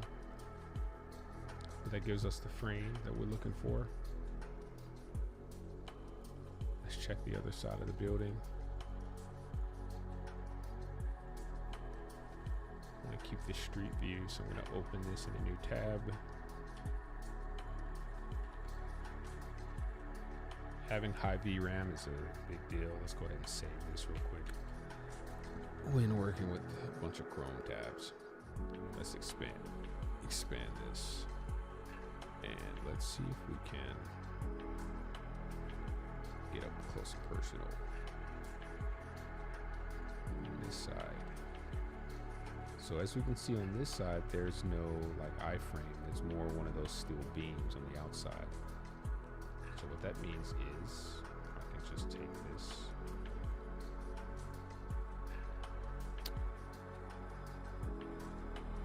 and I can very easily, let's polygroup edit, select all of it. We're going to hit duplicate, and then I'll middle mouse click and drag this axis, this gizmo, and then hit control, and then we'll drag it over to here. Now I can move this and then hit control, and this is going to guarantee that we have the same amount of space. Oh, and that's perfect. That's perfect. It sits exactly where you would expect it to. That means I'm doing something right. Let's hit accept.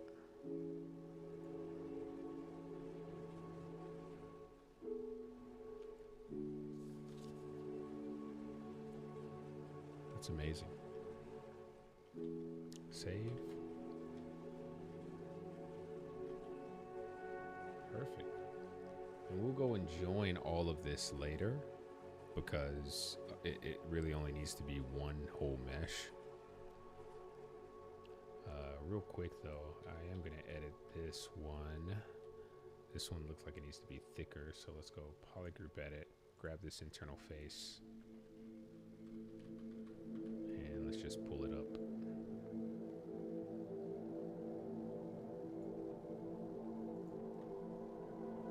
Is that enough?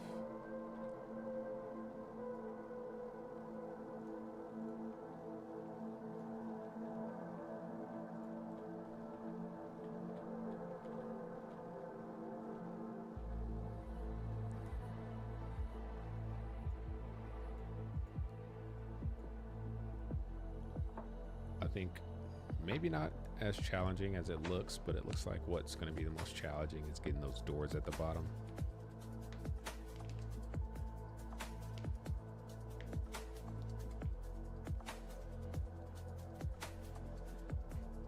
I am going to have to take a break here in just a moment.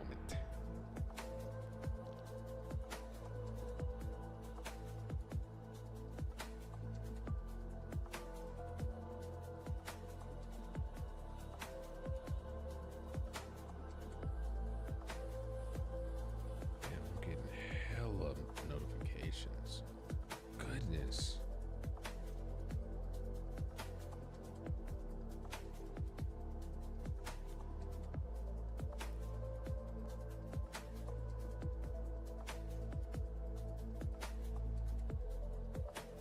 So what I can do here is I can grab this polygroup edit. I'm going to grab 3 of those. I don't know if the scale is going to be the same, this separation. Let's assume that it is. I want to move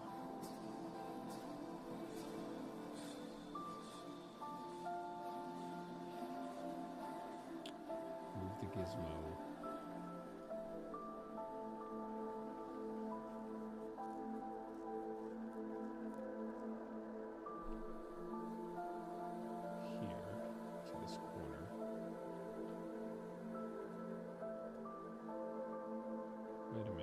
First, let's duplicate it, then move the gizmo to the corner. Rotate here. Let's undo that rotation. Disable the lock. Okay, rotate like so. And then move these.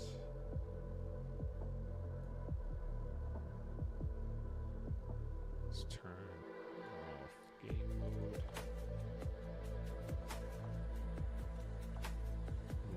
Position these one at a time.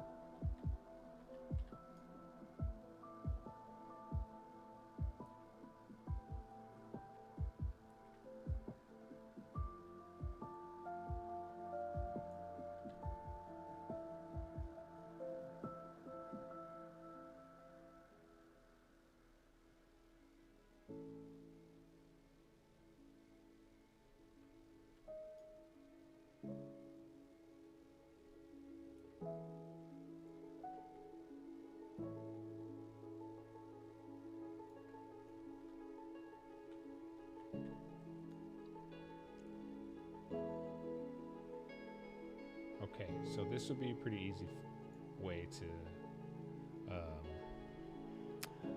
have an easy way to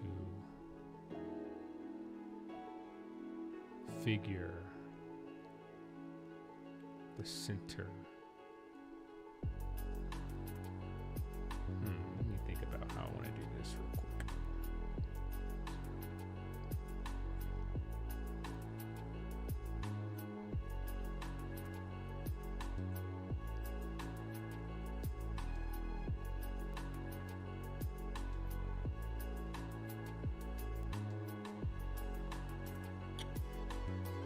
Thinking. Let me move street view. Let me go down this way a little bit and have a look from here.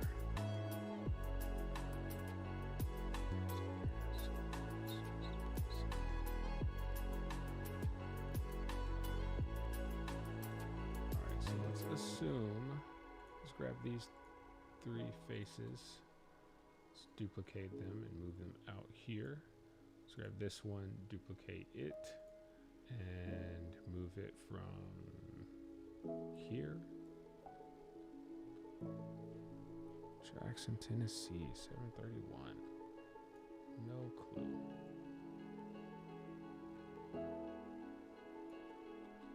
Let's go inside of this and let's see if we can get it moved to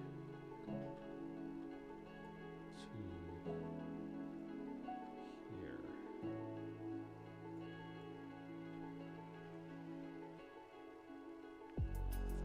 Okay.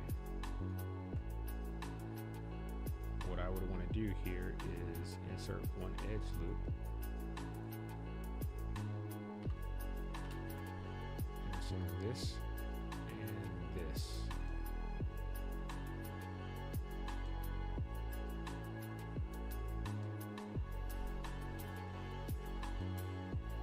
Okay. Let's grab this face. Push it out. Let's do the same thing here.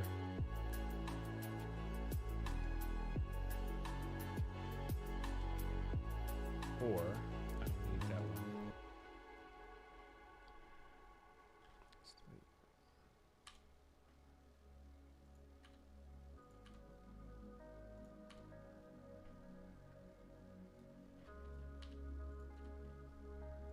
I can push this out. Hold on. Let me think about this for a second. Let's grab all of this. Control, delete. Okay.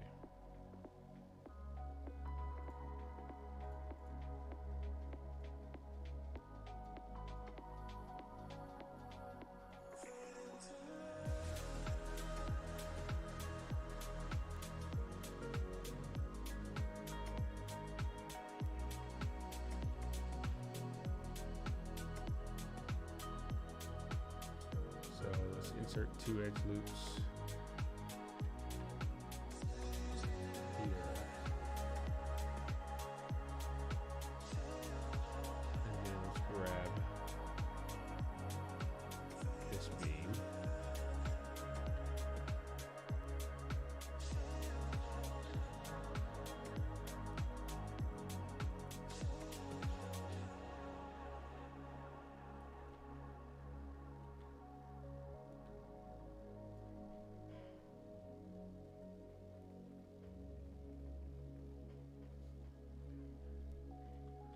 Tell if I'm in the center of that or not.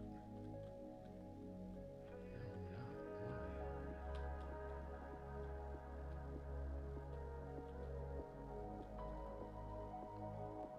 Why? Oh.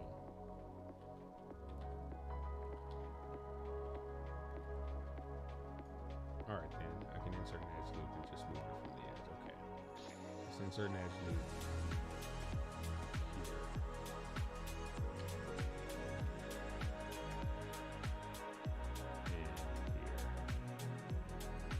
This would help me center it.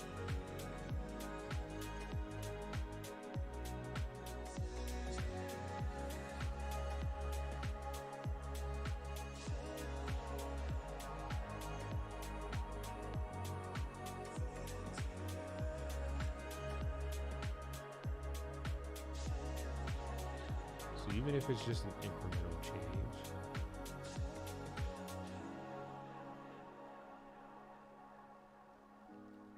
this ensures that everything is just mathematically spaced.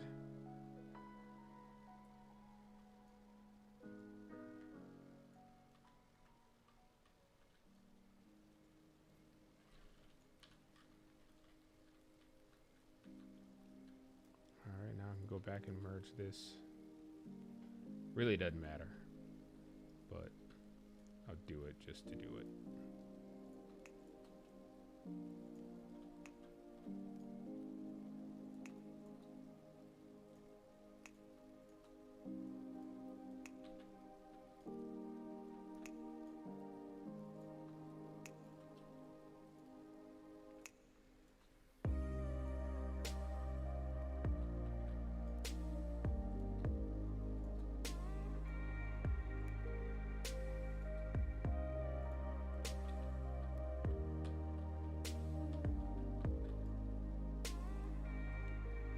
so now that's all one mesh.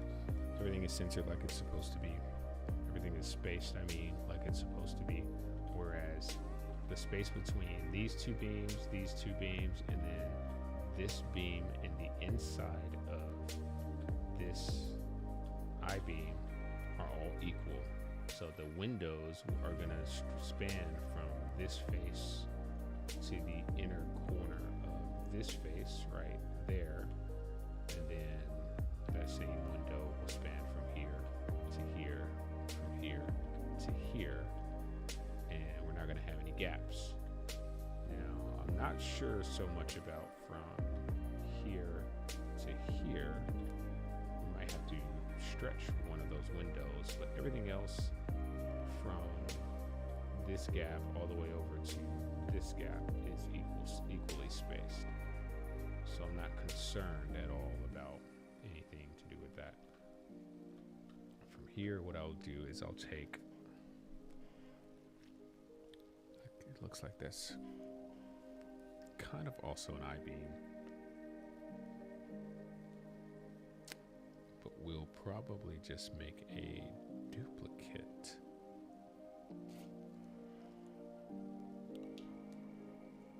of those beams and just pull them around the corner. So I'll take these.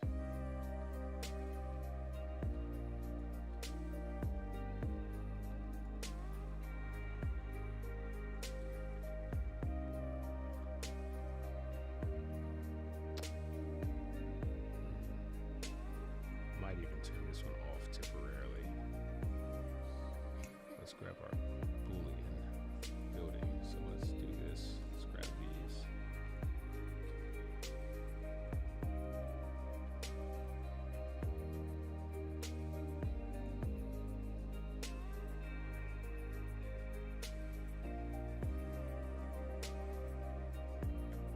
Copy paste. Let's do a transform.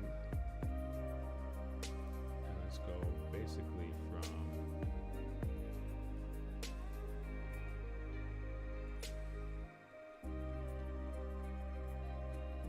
this corner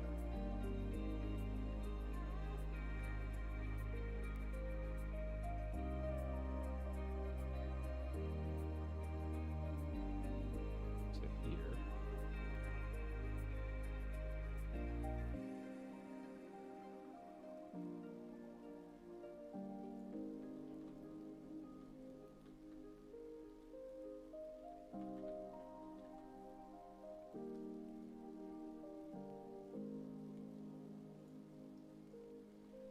All right.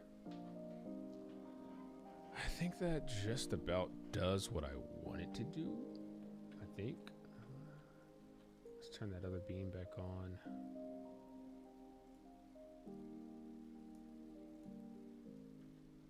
And have a look at how these two connect to each other.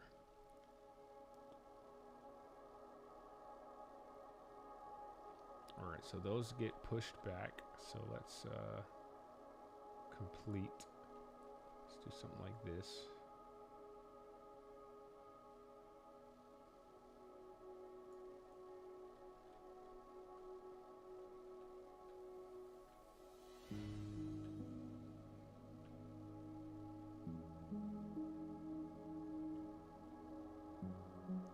I did forget that I pushed that beam in just a hair. So let me fix that real quick. Polygroup edit.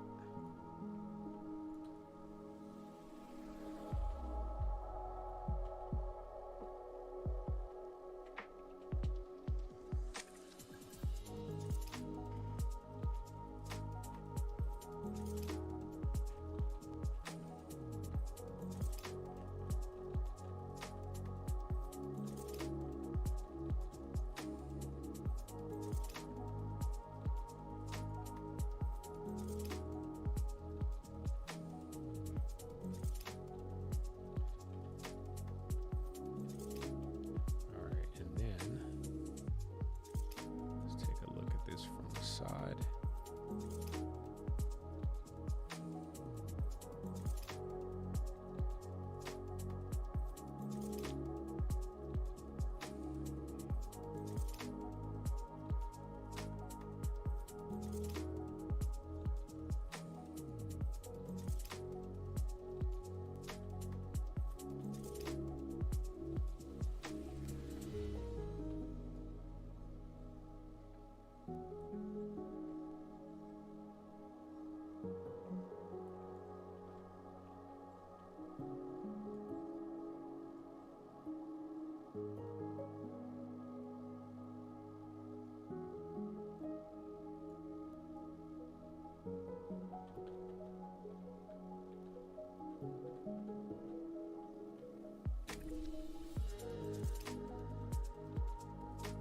And these do have a little bit of like an I-beam situation going on too, I realize, but it's from the side, so I'll grab all the sides.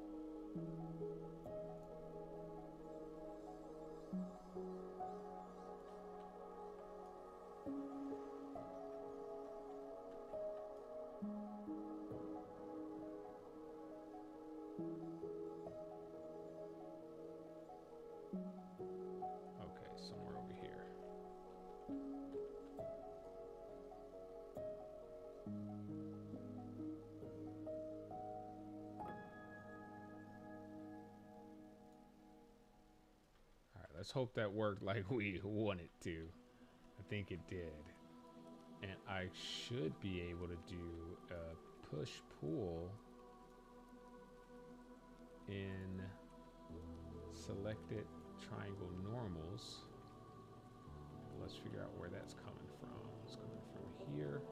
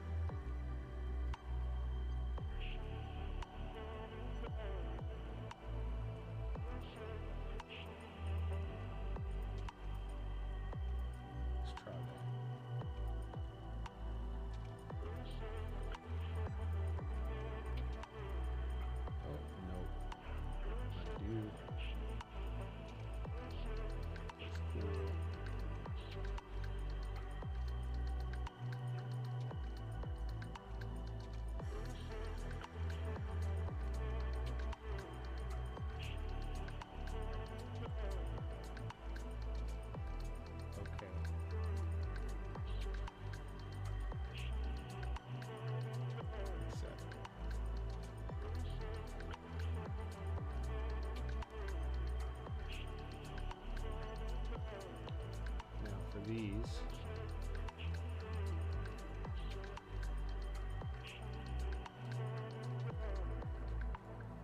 I need to convert.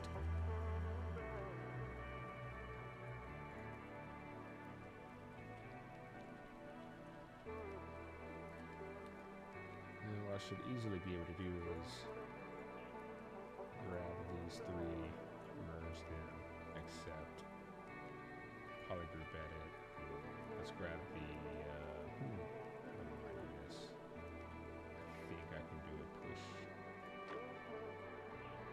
on the faces.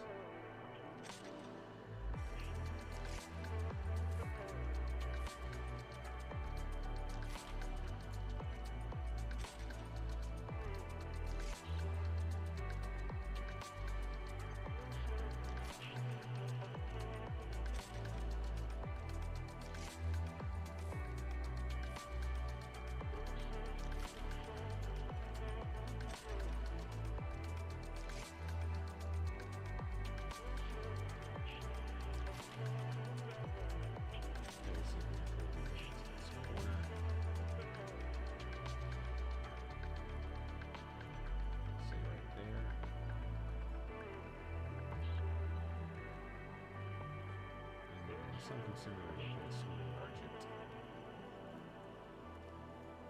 Or, yeah, I got an idea.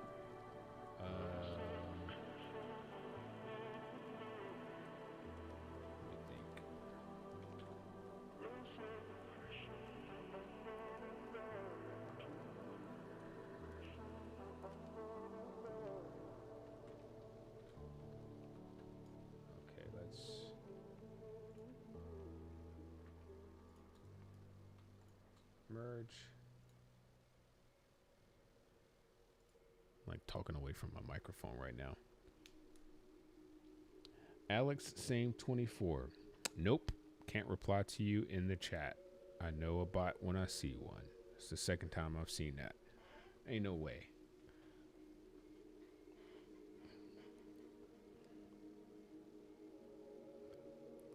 Headphones are broken. How are you on Twitch with broke headphones?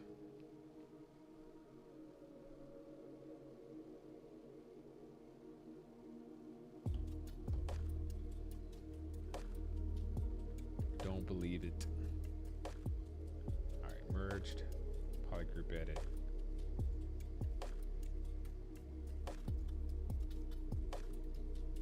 Push.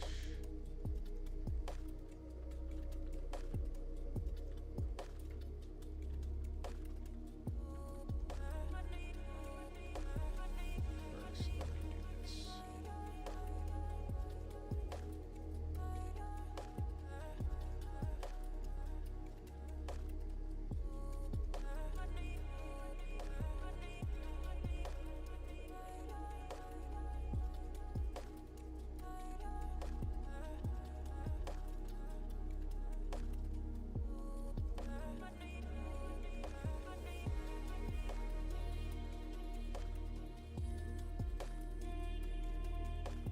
How is that one already?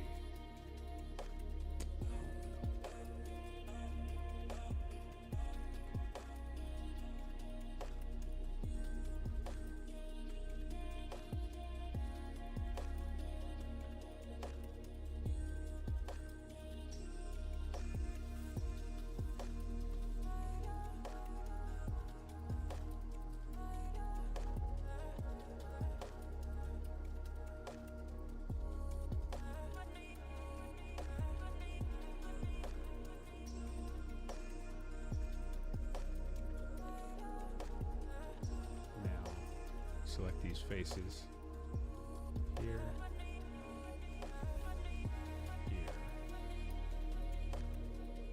here.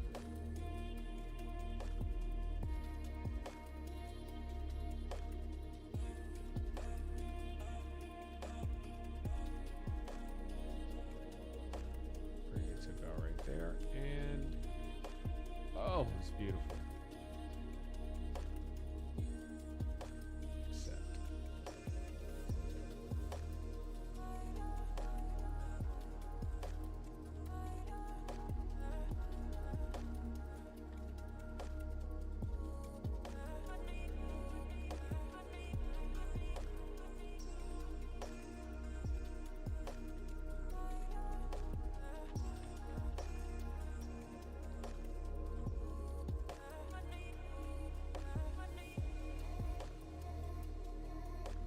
All right, so that means this wall has to be moved to here.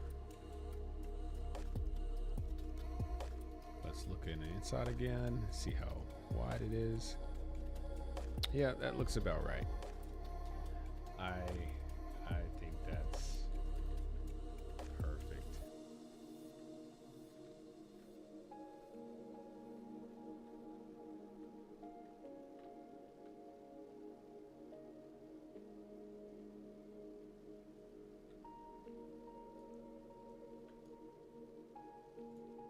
So what that means is I can take these, let's merge them, and then do a polygroup edit. Now let's bring these faces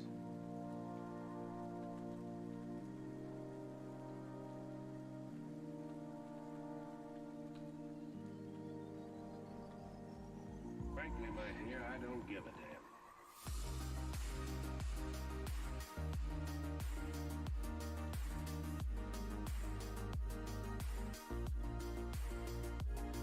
out. So here.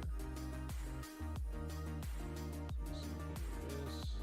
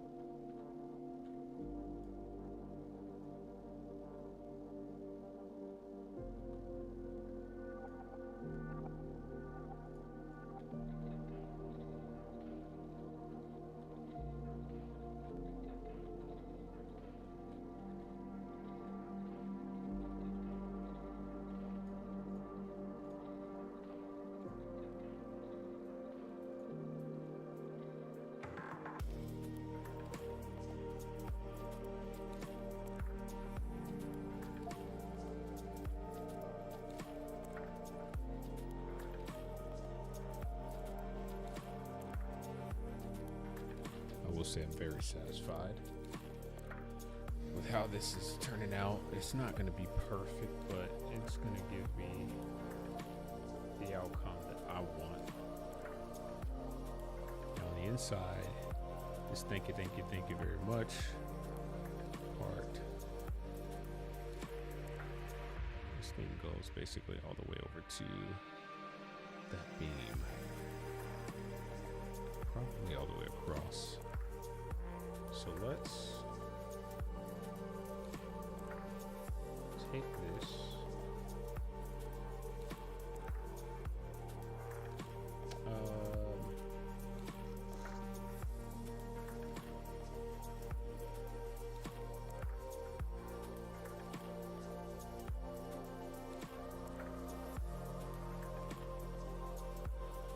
Okay, it doesn't really matter, so I can probably grab it, grab this, extrude.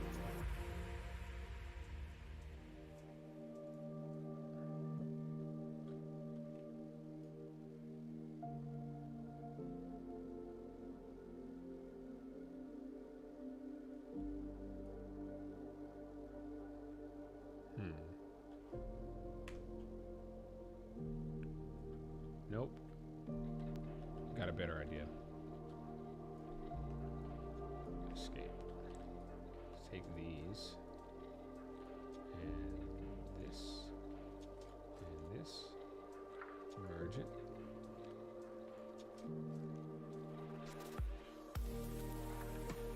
Yep. And then from here we'll go polygroup edit and we'll grab this face and we'll push it this way.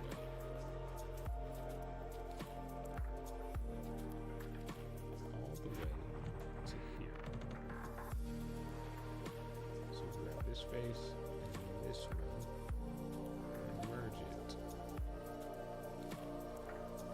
Looks like there is an issue.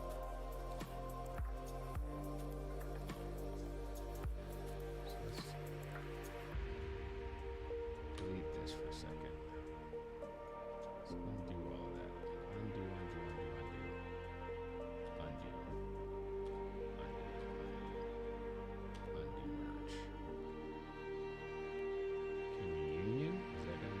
Merge. Then I'll look at it. Let's try it again. One more again.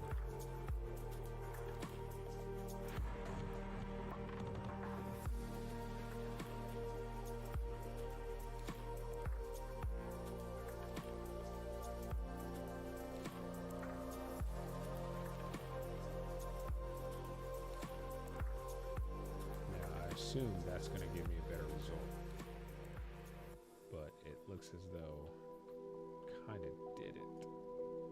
So let's undo. Let's delete it.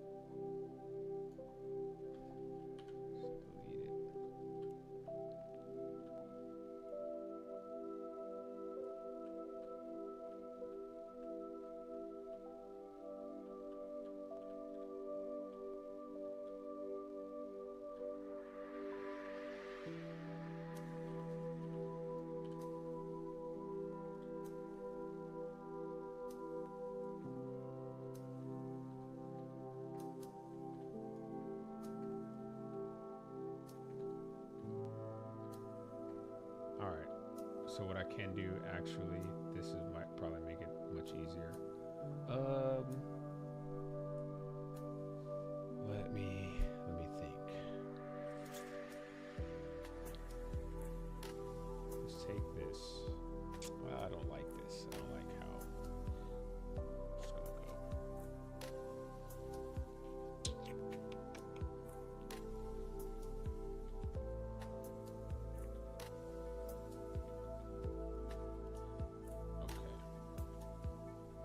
I think I have an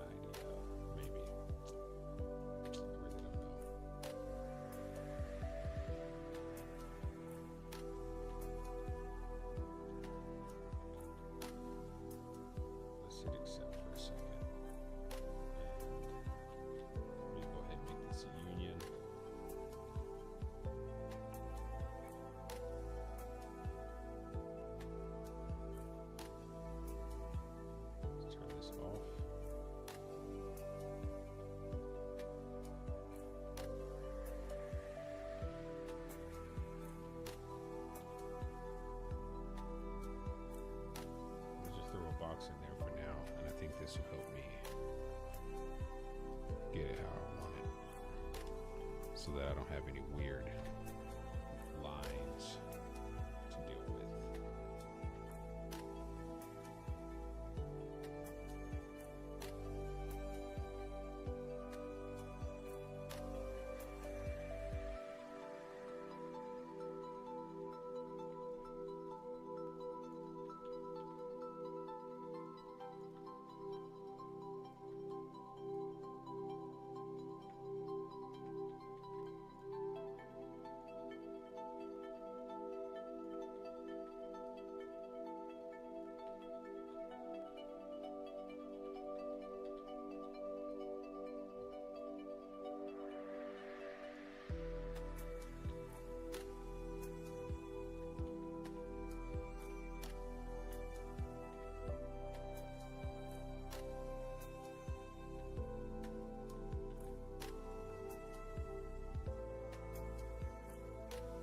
Boy's back. Alright, we're gonna push this out to here.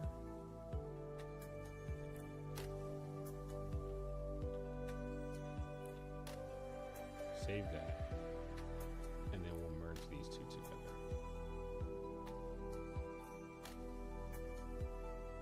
And that gives me a solid mesh.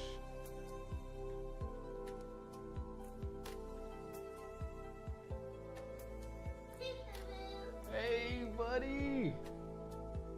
What up? For me? Yeah. Thank you. Come here. Hey, man.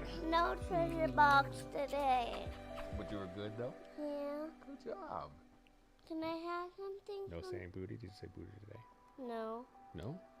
No. No? Miss Sunshine didn't get mad at you for saying some stuff you weren't supposed to say? No. No? Look at me. I didn't say anything that was naughty. Look at me. Eh. Nothing at all? Eh. Who got in the treasure box? Alicia and no, not Beckett.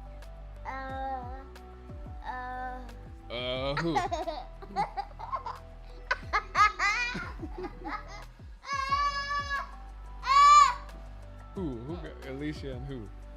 You gonna finish the rest of your bar? I left it right there on the table for you. Right there. Okay. Did y'all go to the candy store? No. That's cool. Oh, okay.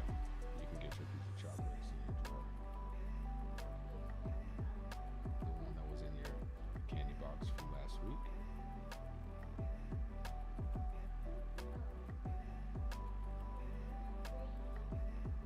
Sleep. Those are for sleep.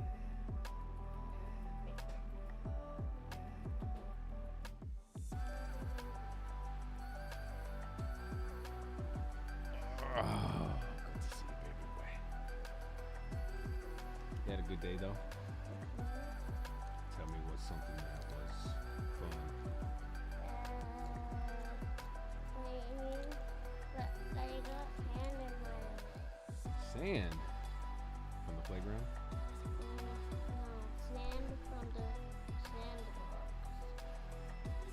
That's isn't that on the playground? No, Where's the sandbox? somewhere by the fence. On that side. Not on that side. That side. That side over there. Okay. I mean that side over there. The behind is that way. Behind. I see. Behind is that way actually. That way.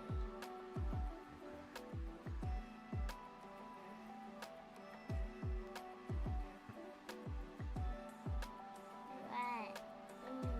Did they talk about doing a movie night tonight? In the car? Today is a movie night. Yeah, they talk about it in the car?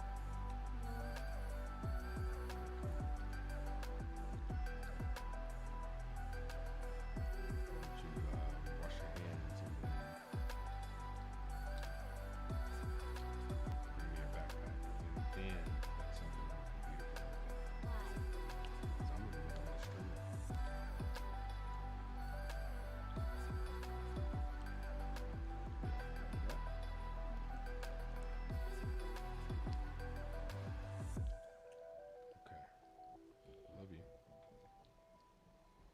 job being good today. I'll see what Miss Anchando says if she says anything to me. Ask her. She sent me a lick your fingers before you touch stuff. And then go wash your hands. She's gonna send a progress report. It's in your backpack. It's gonna tell me how you've been all week. I got yellow. What's bad? Is it red? No, yellow. What's bad though? Yellow is bad? Yeah. Well, what'd you do? Nothing. You gotta tell me what you did. How do you do I yellow? played at nap time. Okay. Well, not really.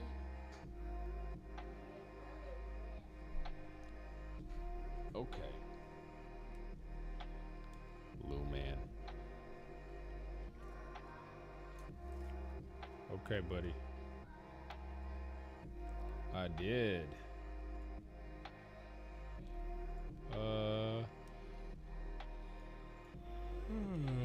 Excuse me. Yep. You don't need it. Don't get it right now. Because you don't need to brush your teeth right now.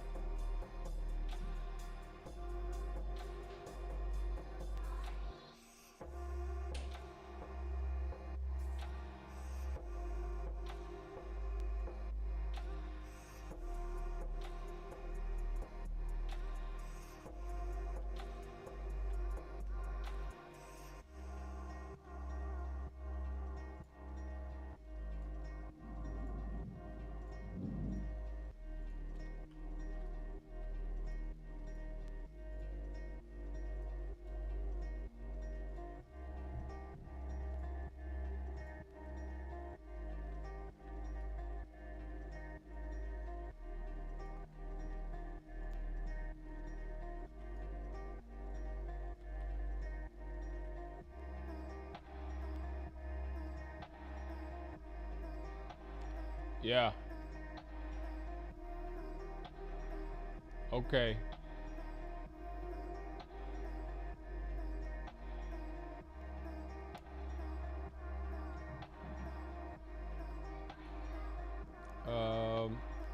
Use the bathroom. I'll go get it in just a moment. Okay, just rinse your hands off then, and I'll get some soap, and you can wash them in a minute. Just rinse them with water for a moment. Trying to think of.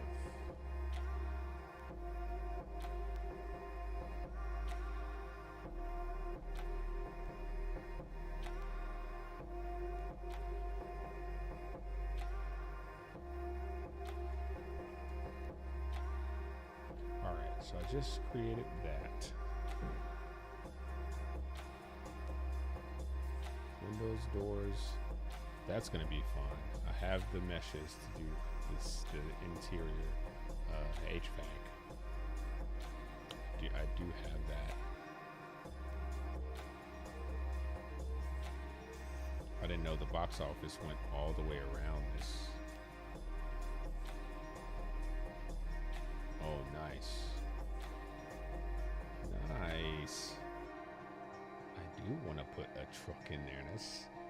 That's tight. Got a garage. What is this? Built Ford Tough. This is from 2018 though, so I can guarantee you that stuff's not in there right now.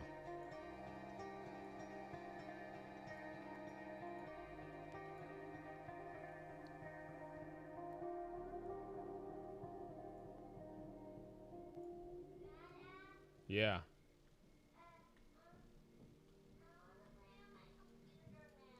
Okay, I told you can do that after you bring me your backpack.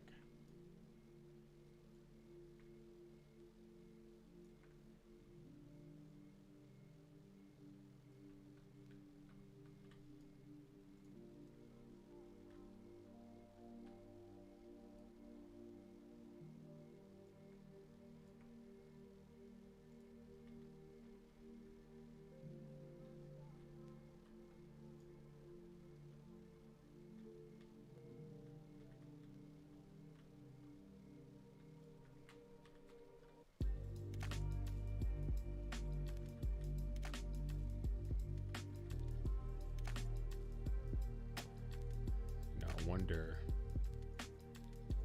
if I need to make this just a little bit bigger.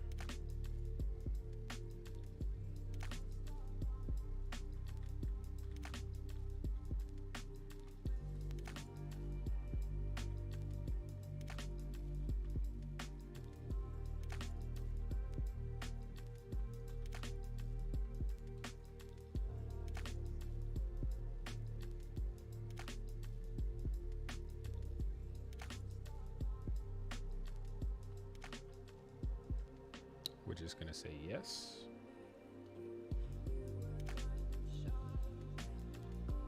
Which means I also need to edit this. Thanks, buddy. You can sit on the floor.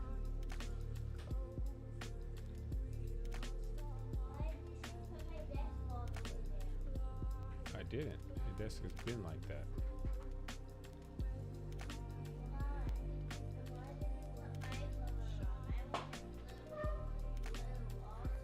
You want blue too?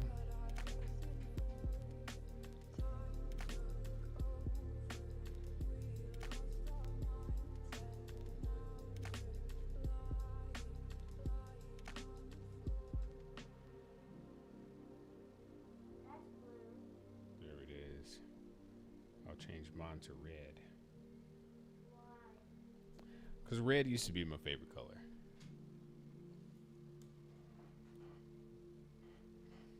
How did you change yours to red if you did mine the blue? Well, the same way I made yours blue, I made mine red. Excuse me. All right, now I figure out how to get rid of these faces.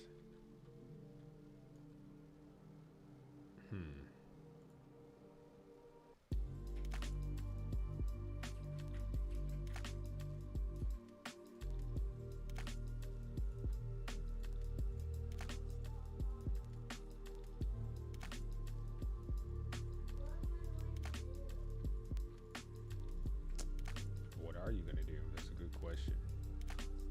It's up to you. Netflix?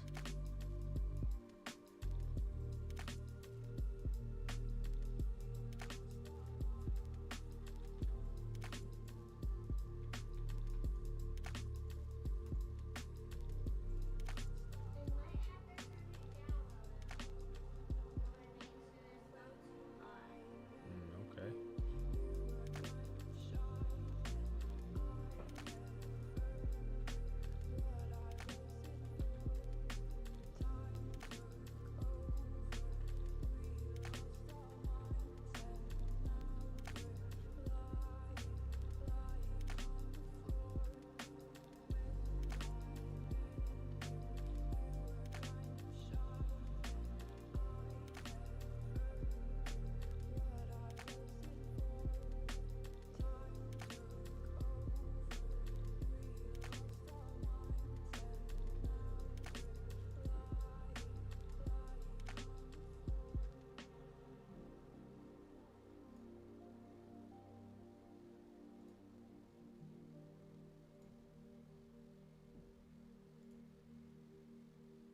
This might be the creepy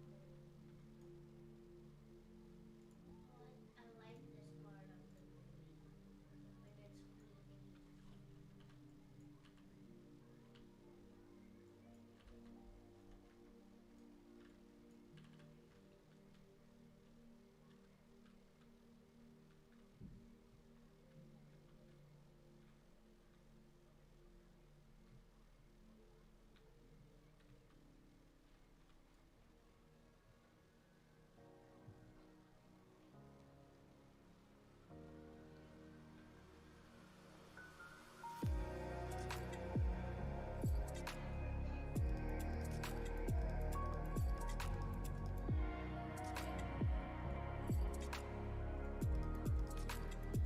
Yeah, thank you. Don't get in trouble. Trying to get him in trouble, Jane? Trying to get him in trouble.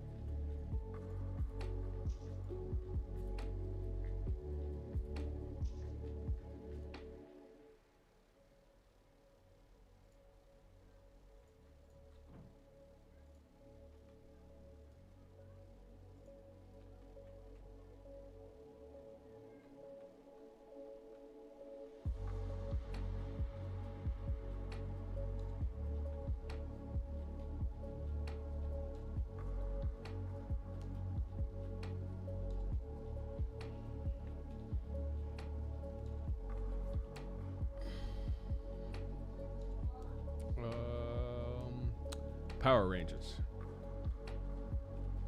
I don't know. Power Rangers kind of cool, I think.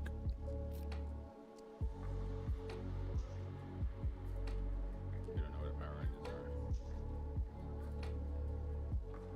Yeah, I mean, if you want it.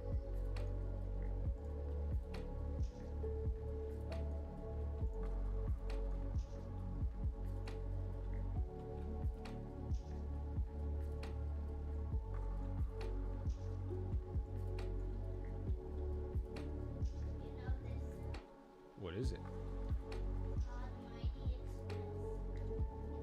Is it about trains?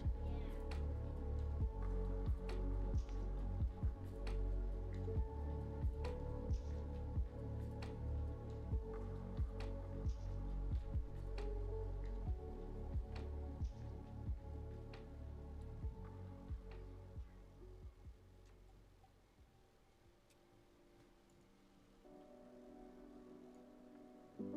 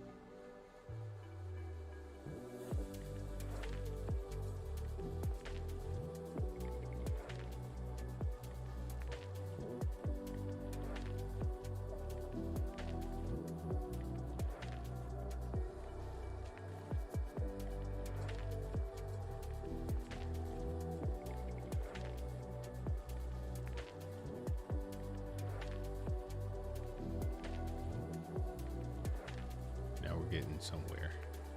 Now we're getting somewhere.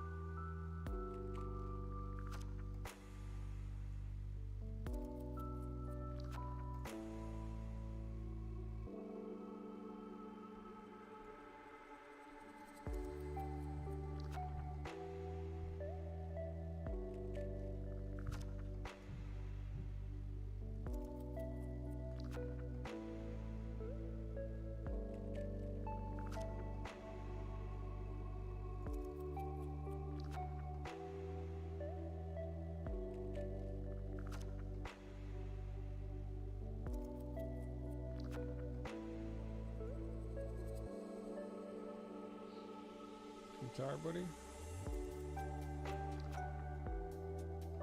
Not even a little bit. So not even a little bit.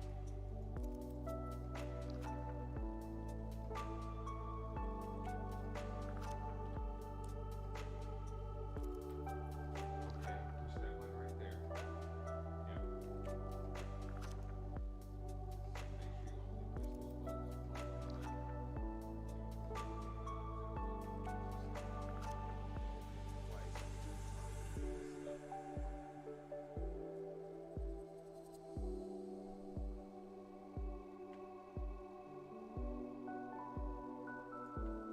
Make sure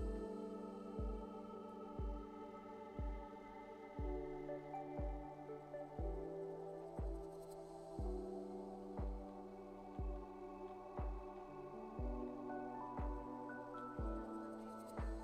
You do.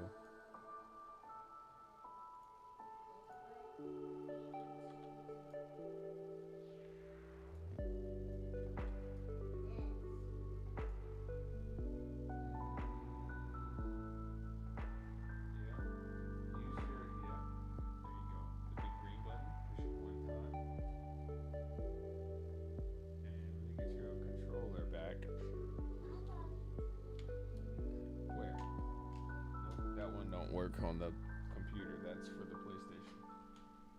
But I don't like when it's for the PlayStation.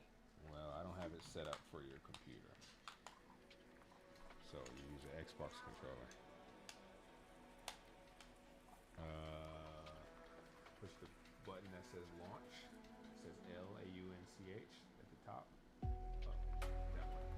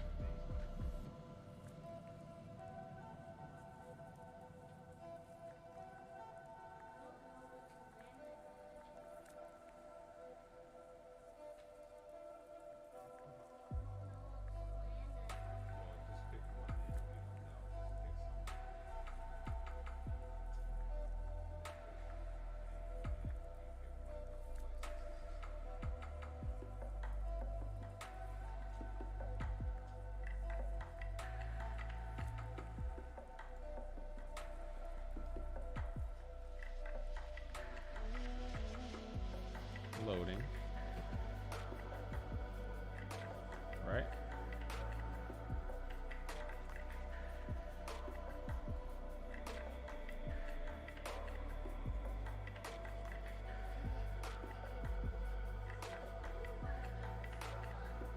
You don't.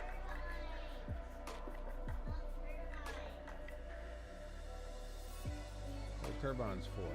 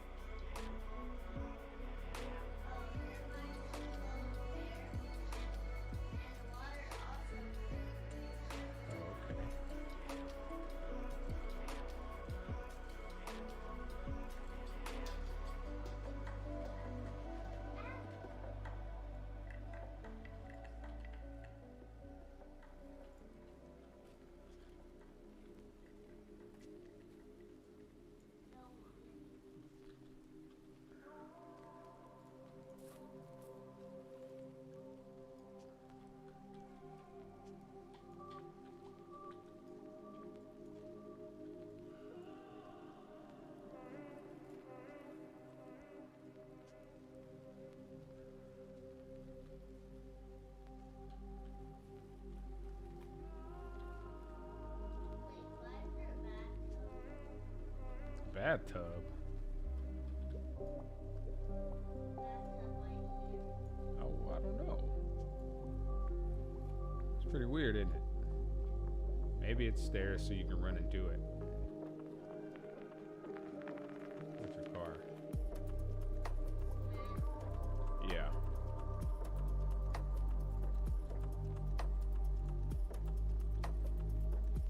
It's probably the only reason it's there. For smashing. Destructible. You know, when you play car games, they like to give you stuff that you can run into. That's what I think it's for. What'd you have for lunch today at school? Pizza. Really? What kind? 2. Were they big? That's good. Sounds yummy.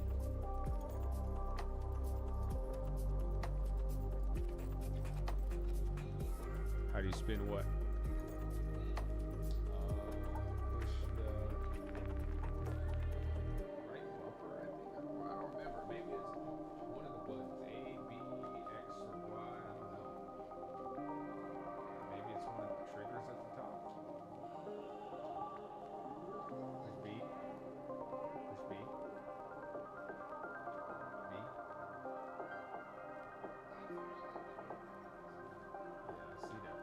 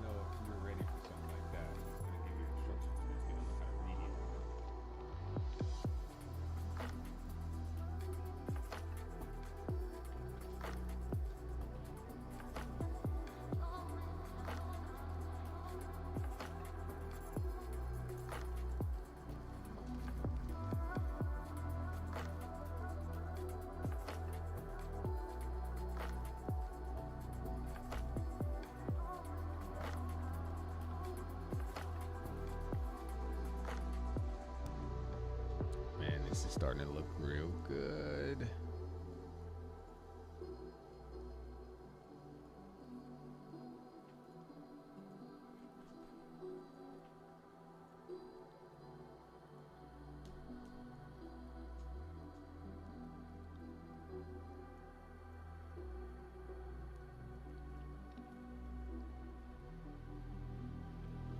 The only thing I haven't figured about this is the height separation, and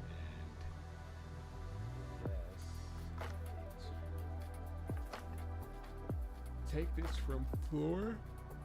Oh man, floor to ceiling.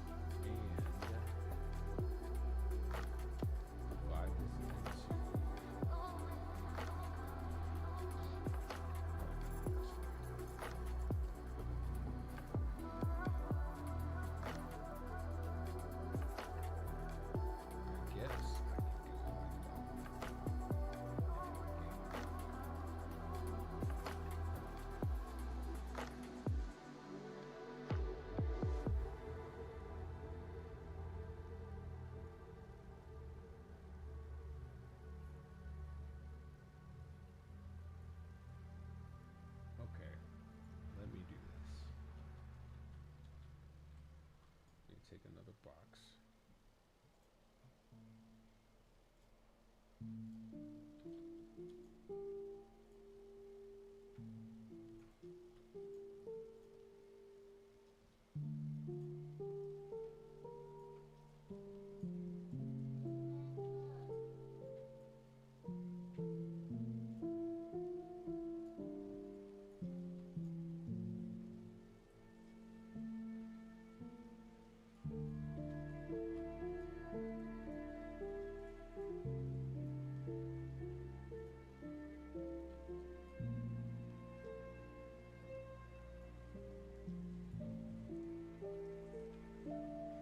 These are about the same size, I think.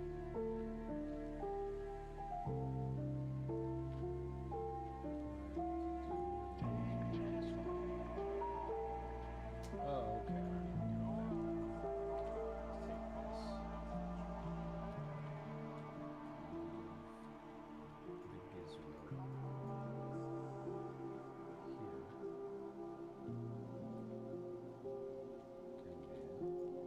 Pull it down to there.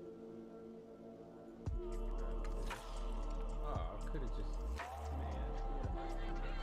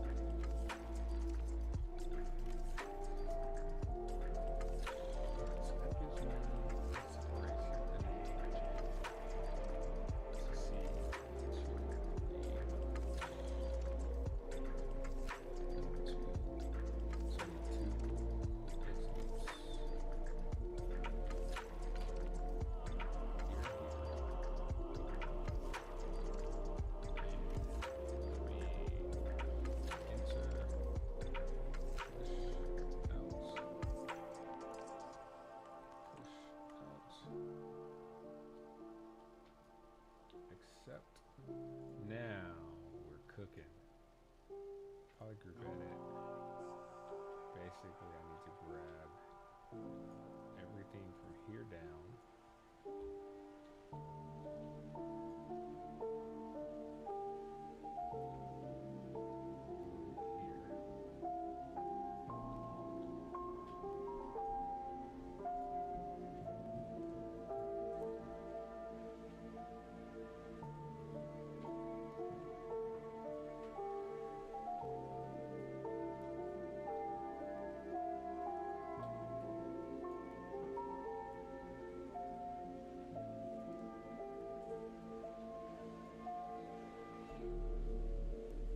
Select,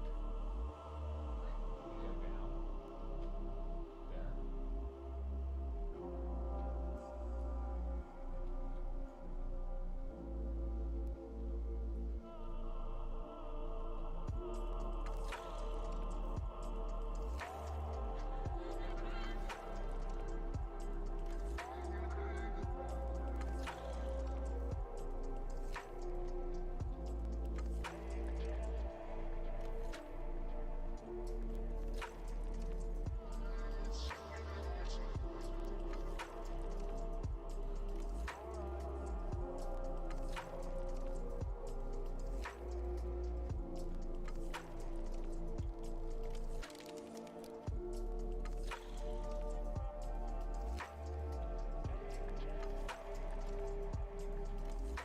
Sleepy?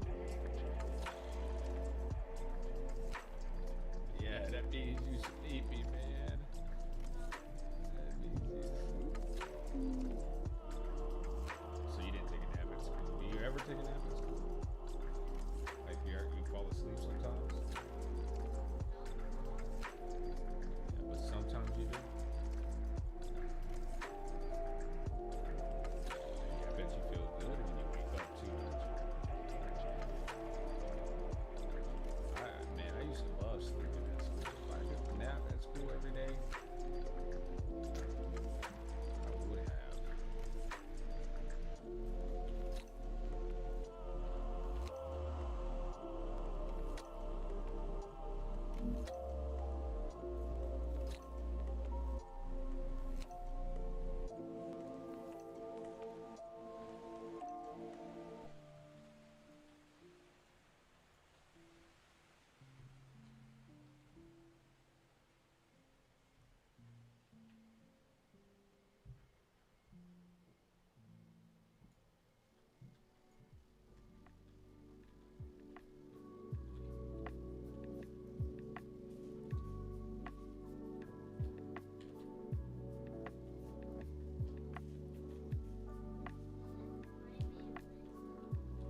Might be a race car. What do you mean? Is it? It looked like it was going slow to me. Yeah.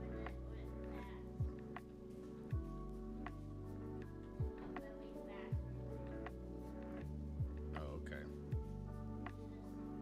Yeah, I did it. What do you like? What do you like about that car?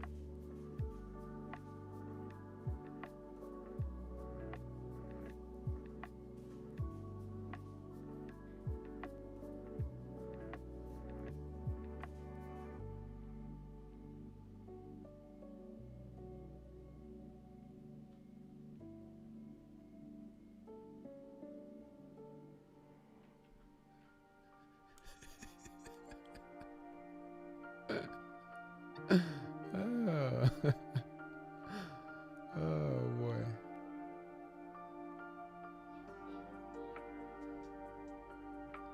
Yeah.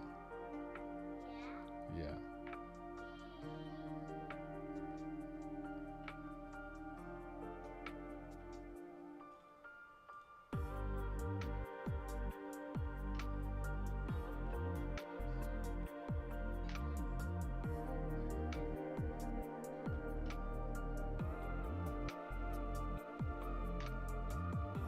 If y'all kept the playroom clean, it'd be easy to find.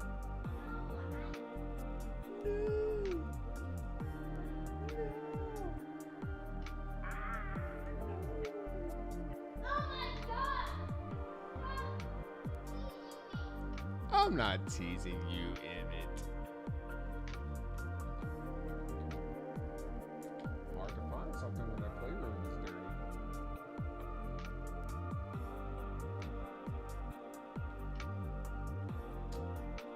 Let's think of how do I want to do this?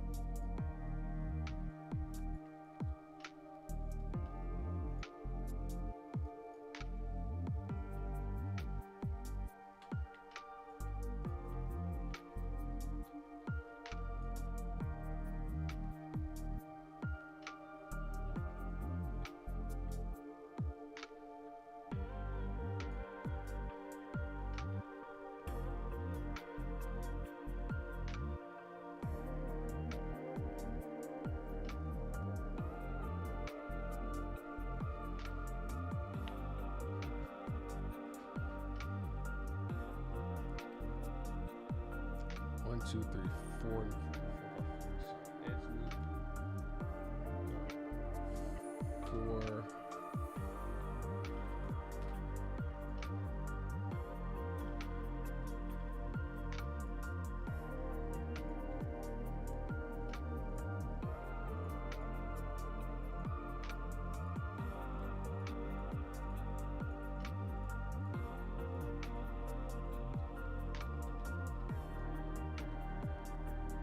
Wait a minute. Oh, yeah, that's right.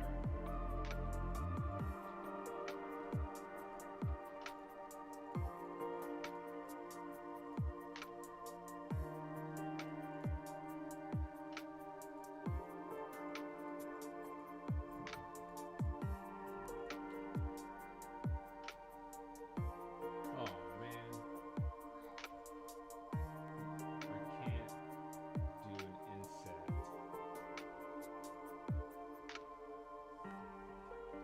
all. Show selectable corners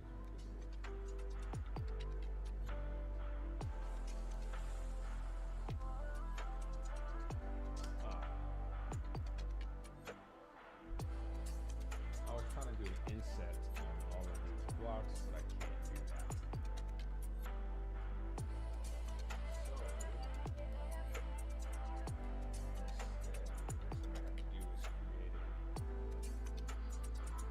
Tiny rectangle and just duplicate it.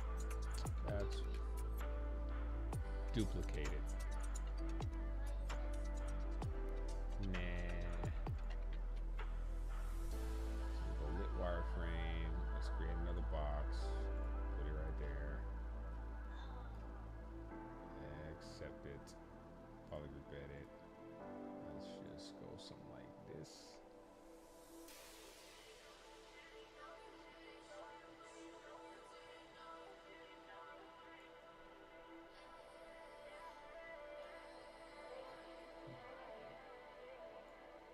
Let's give it an edge loop.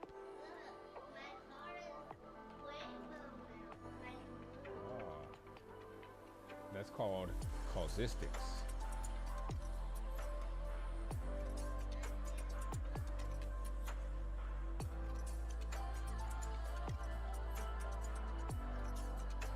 Why?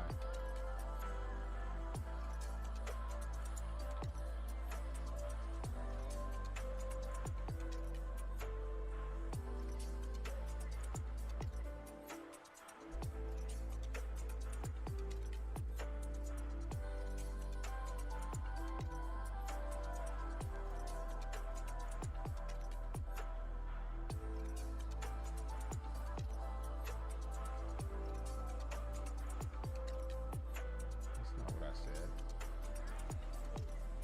Why? Because I don't talk like that.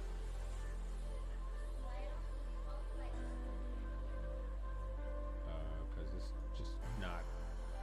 It's not good etiquette. It's not appropriate.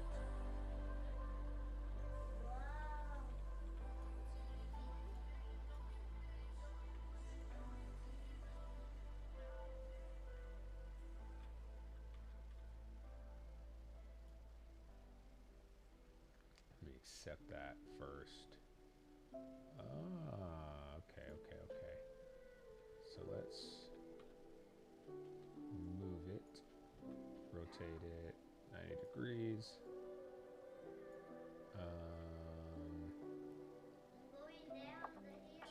Transform. I see ya. Convert. Edit.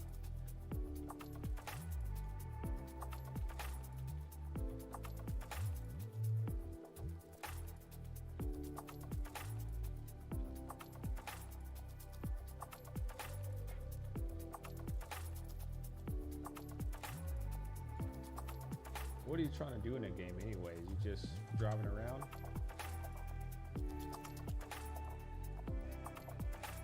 Yeah, you'll be able to drive in real life one day. Yeah, 'cause you're getting older and older. Won't be long. Frustrated? It's alright.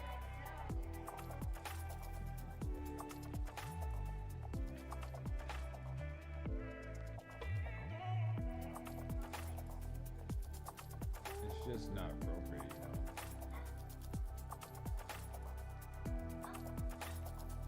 Just don't have a reason to talk like that.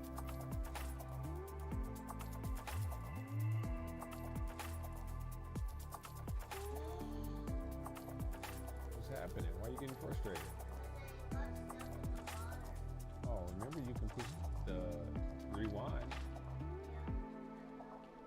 Oh, okay.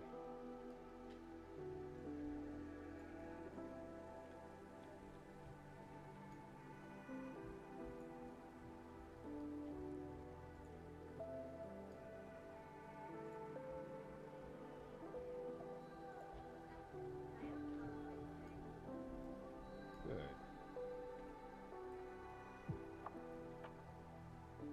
It's just you're way smarter than that, you know.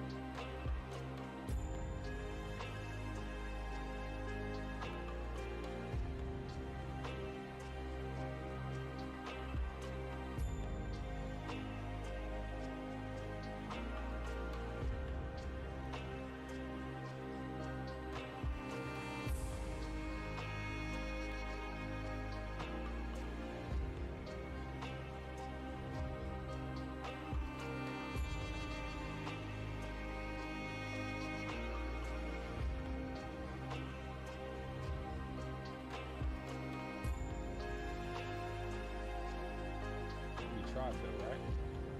Good. Keep trying every day, and I bet, I think sometimes because they have to take turns, she might not let you go in there every time. But why?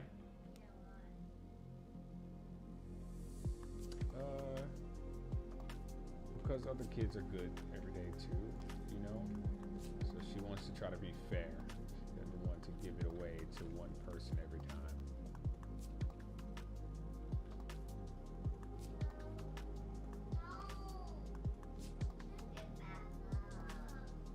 Keep trying.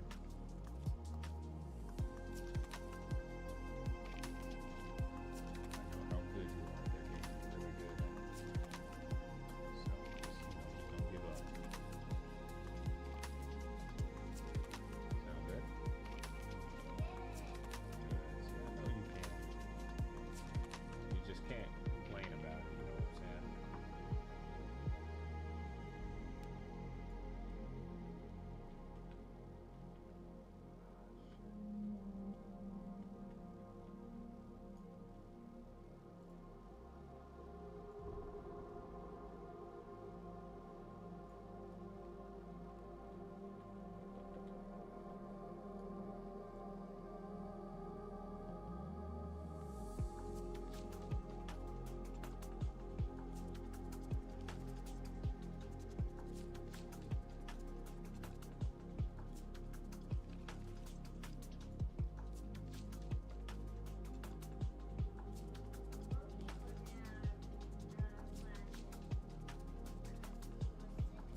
Again? She's sick a lot. She was sick a lot when she came over here.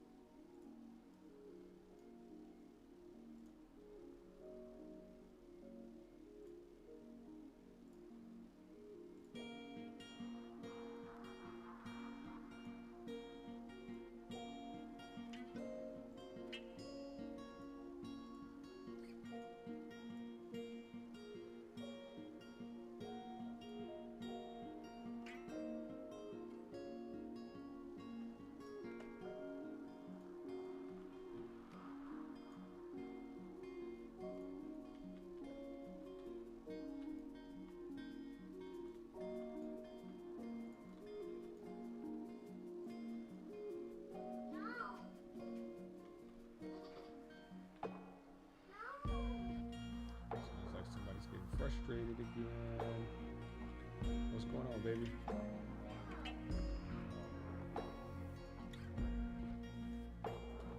Are you using that rewind button? Why, are you just gonna try again?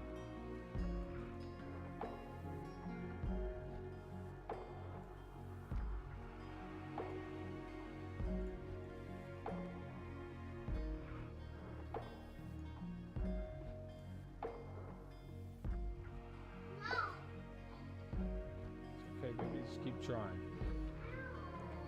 It's alright. Rewind.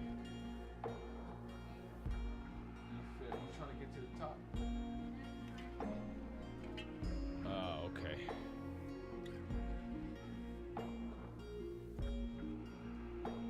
That's Jane.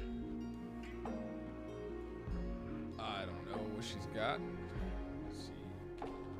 What's up, Janie Bug? Oh, okay.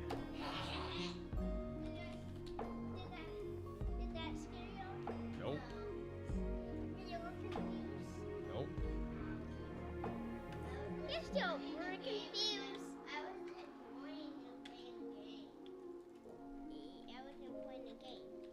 No, I was. He's playing the game. He said he's ignoring you because he's playing the game. Yeah. What is that? Where's the wheel? Don't put it on the mouse. Where's the wheel? I'm missing 2 wheels. We gotta find them. They're in that dirty playroom somewhere, buried under this stuff. I bet it is. They're in my room. In your room? Your room's clean, I thought. I haven't found them in my room for a while. Ah, I hadn't found it in your room. Ah. No, I didn't. Did you look? Did you try? Looking? You did? Now I got my fingers stuck in one of these. Well, as long as you don't stay in. That wheel. It is. You know what, Emmett?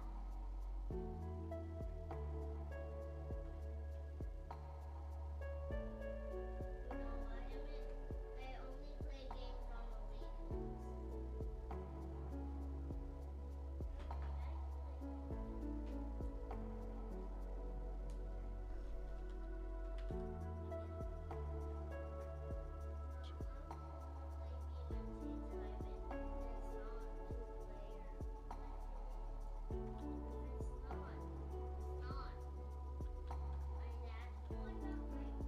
Yeah, BeamNG is in 2 players, unfortunately.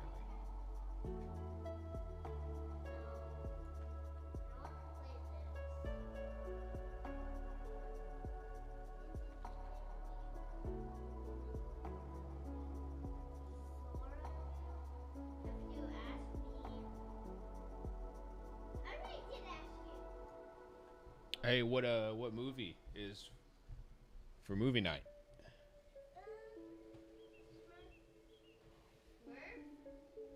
Smurfs? I thought y'all watched that already.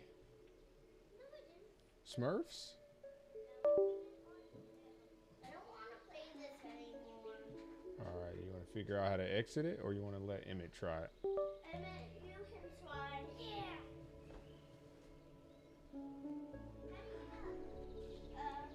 How do you get up? You can just rewind. Get up. Press Y. Rewind. No, that's not how you rewind. You press this button to rewind. Okay, turn it again. Yeah, give him the controller, Zeppelin. If you don't want to do it, just let him figure it out. He's good at figuring it out. It'll crash again. That's okay, let him crash. And then if he needs help,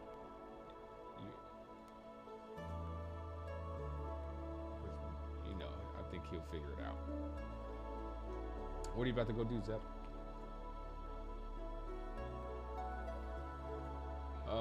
Upstairs. And play what?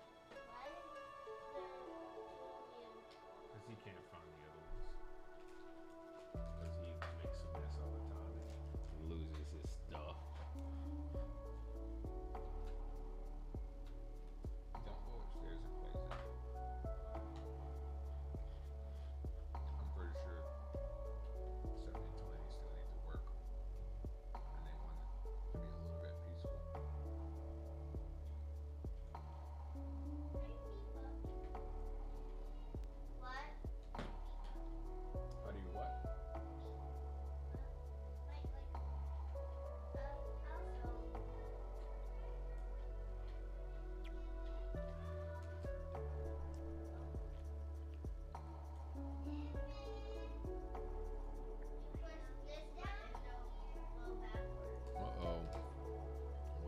say? You don't have to wash your hair. Mom told me to come down here to get you. Let's go.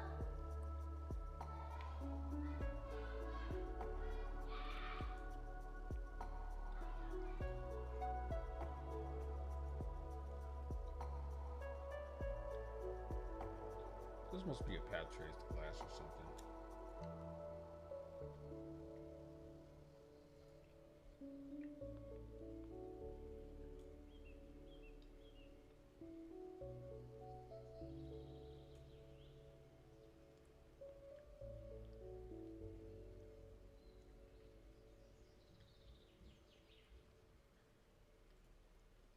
Let's put it to 0.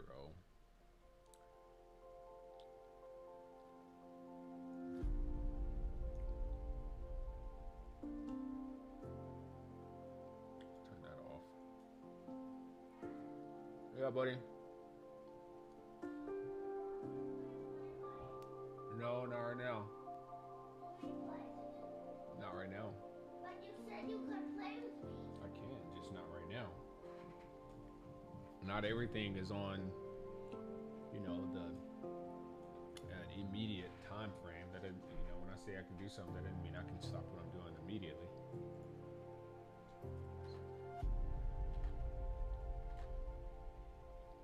This reflection thing doesn't seem to be doing anything at all.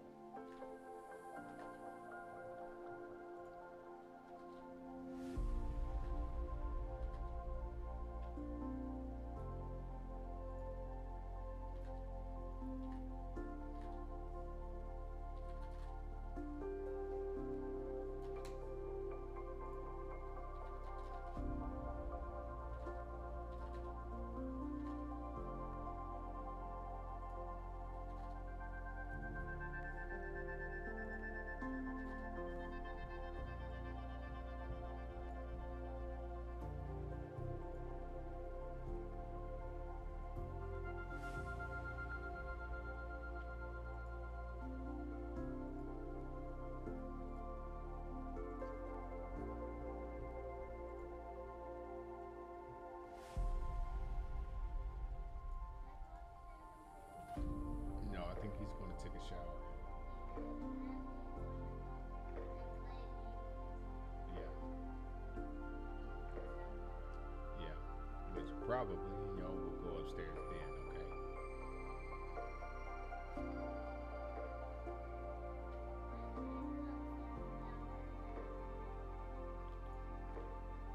You gotta have a good reason to be up there, to be honest.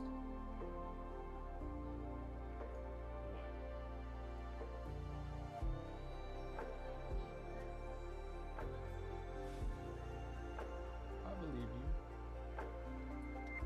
That's all I want is for you. No, not right now.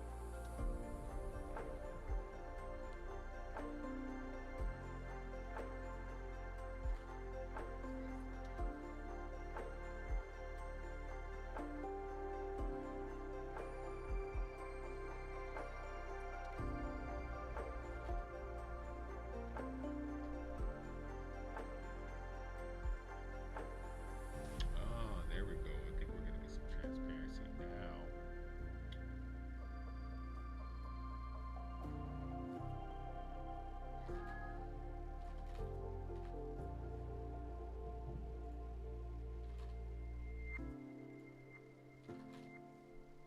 This doesn't make any sense.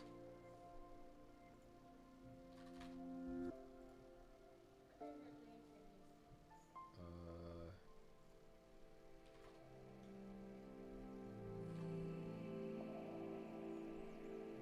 this.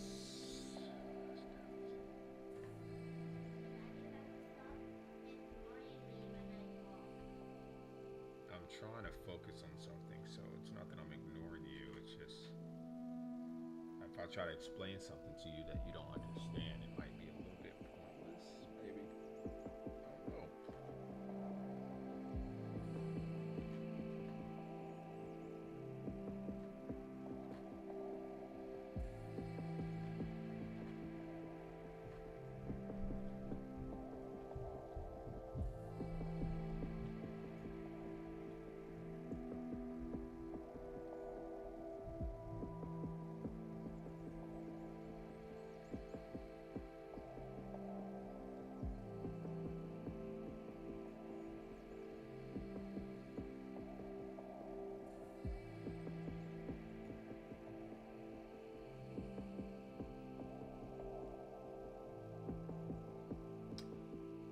Inner reflection. There doesn't need to be any inner reflection at all.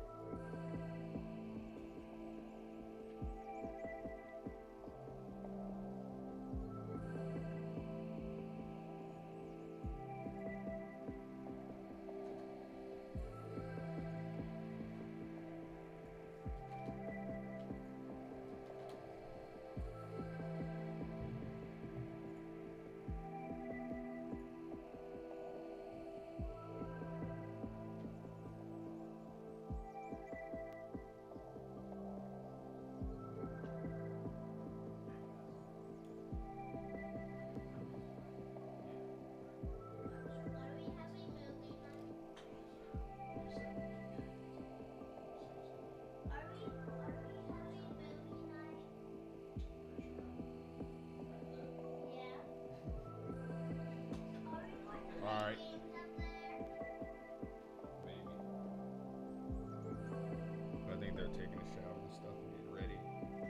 And then we'll probably, I don't know. We'll see it. Okay.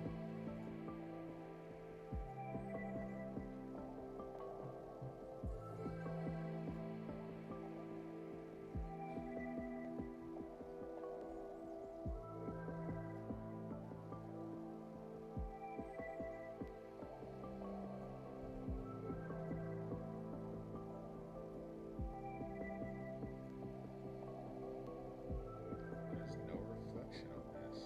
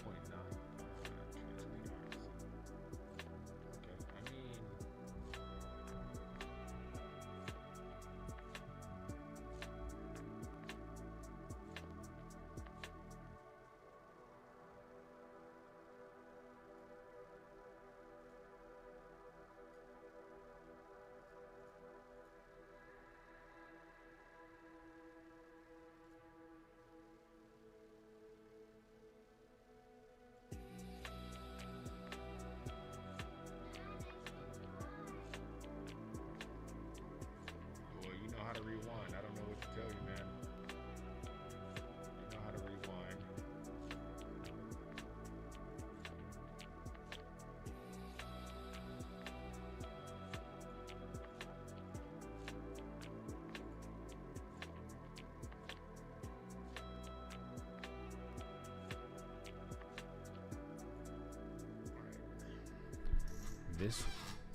This would be a cool glass material, except I cannot figure out how to get it to be completely translucent.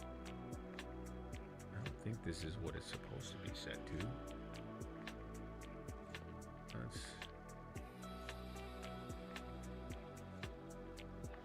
Okay, that's weird. Did you take a shower? Did you take a shower, Emmett? What, is that what you went up there for? To take a shower? Yeah?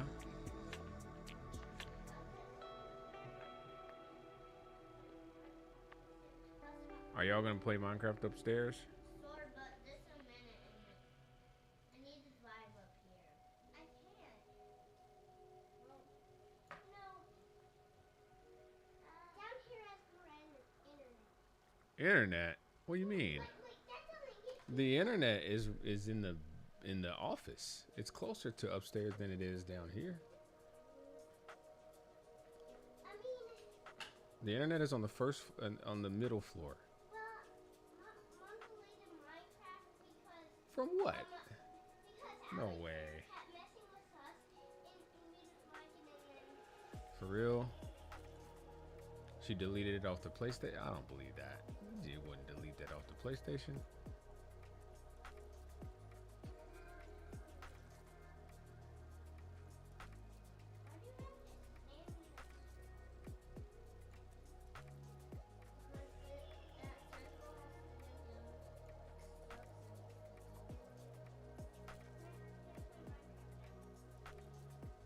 You can't play two-player Minecraft on that.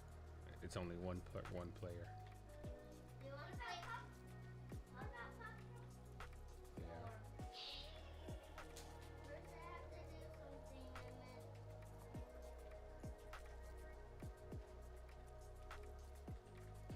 make it go down.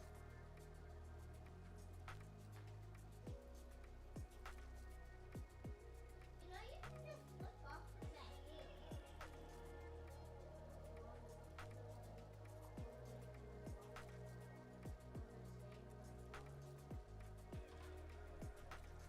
Yeah, this isn't one of those games, Emmett, where you can just smash into stuff and your car doesn't get messed up. That's one of those games. No, this is not one of those games where you can just smash into anything.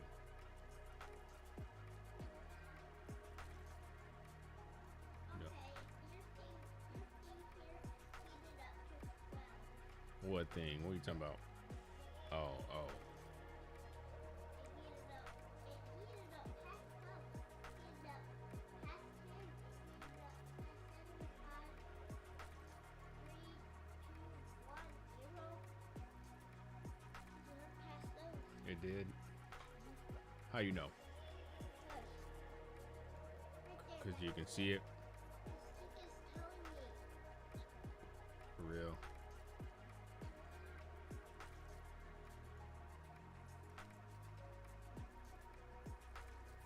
Okay, now can we play popcorn again? Okay, we're gonna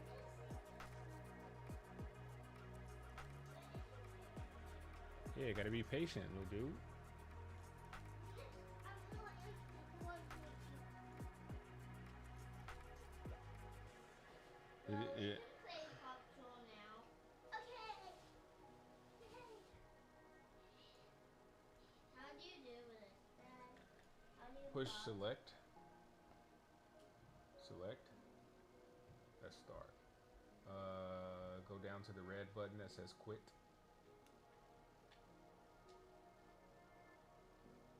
Let it just wait for it a minute. Use your mouse to close that window with the X button on the top. Yep. And then you say you're gonna play Paw Patrol. You just hit the button at the bottom. Make sure you only push it one time, not two.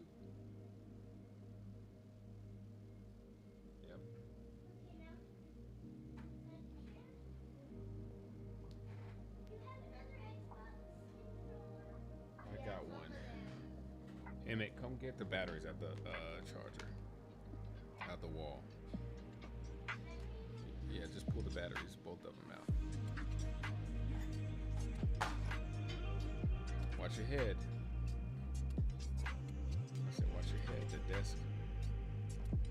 Solid hardwood. Charge the batteries up for this.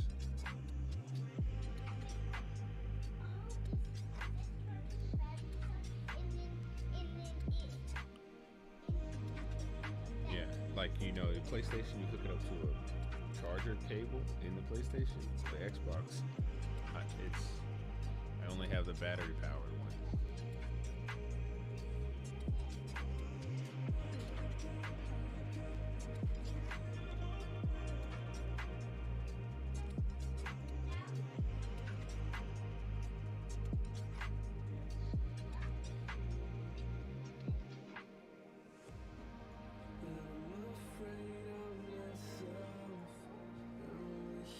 Could explain. Only time for me to say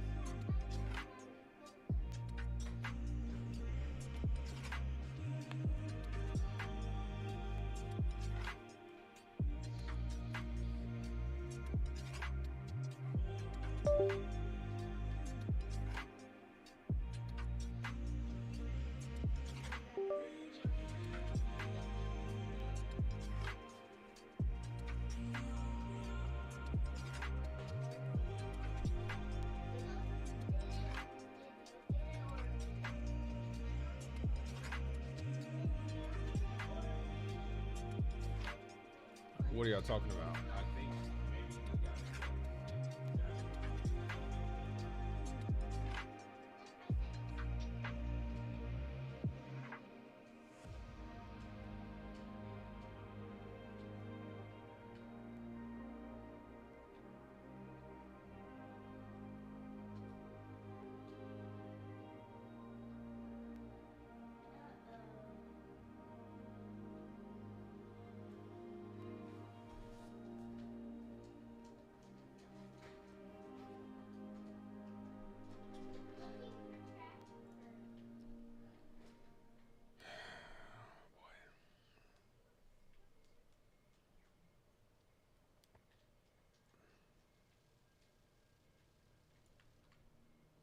Golden puppy.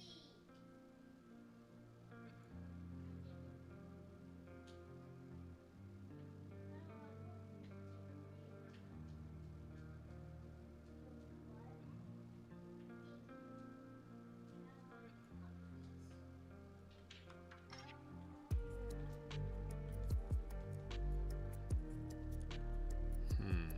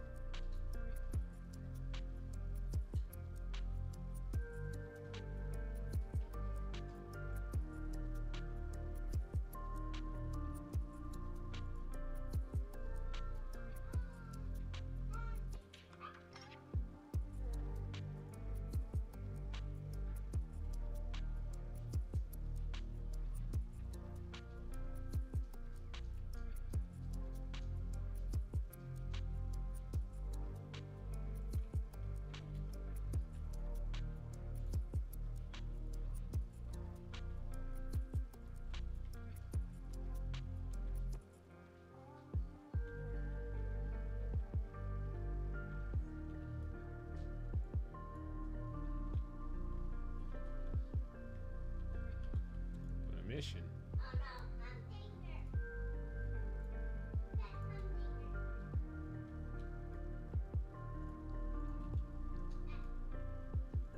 So, Zeppelin, do you remember why you have to do those missions? Do you remember what the reason? So that you can get more puppets. No. Humdinger's trying to do a. He's trying to ruin the festival. I want puppies. Humding. You remember Zeppelin? Humdinger. Just a bag of something. Humdinger's trying to ruin the festival, Yeah, you have. and you have to save the festival. What would they?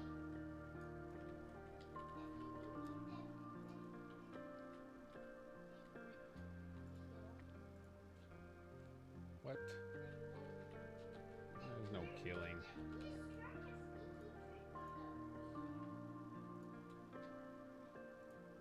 Jeez. Sky.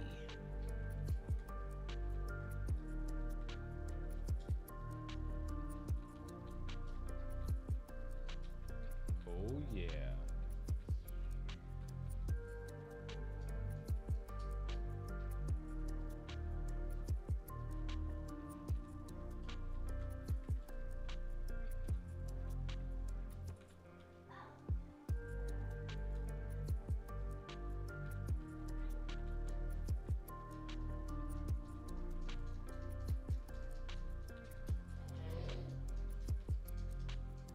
Don't stand up in the chair.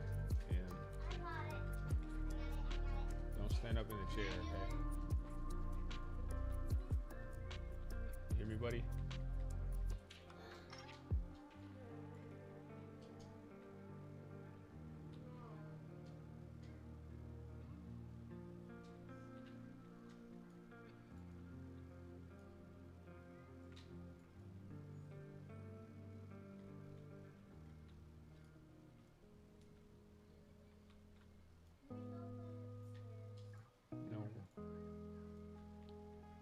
yet, but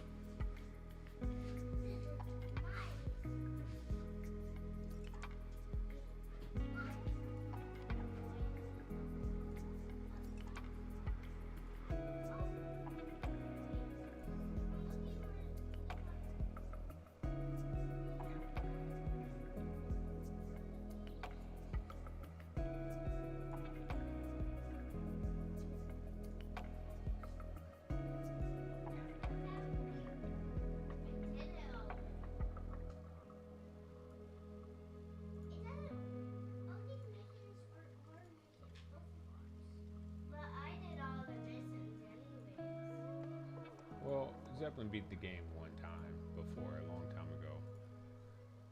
Y'all can play together, right, Zeppelin? Okay.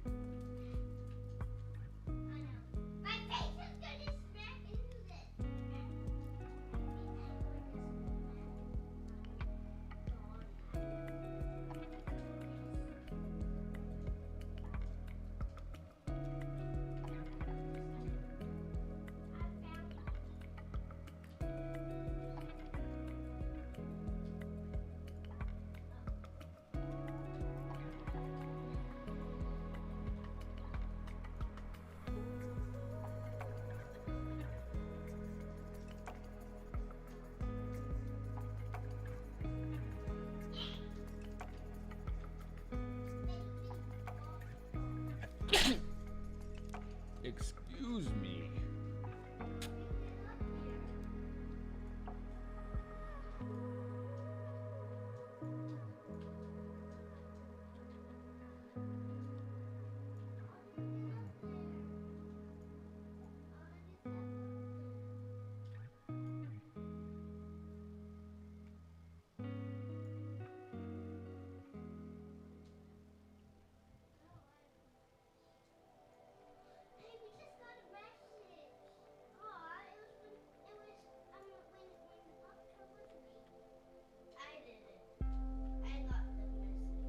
Got the message.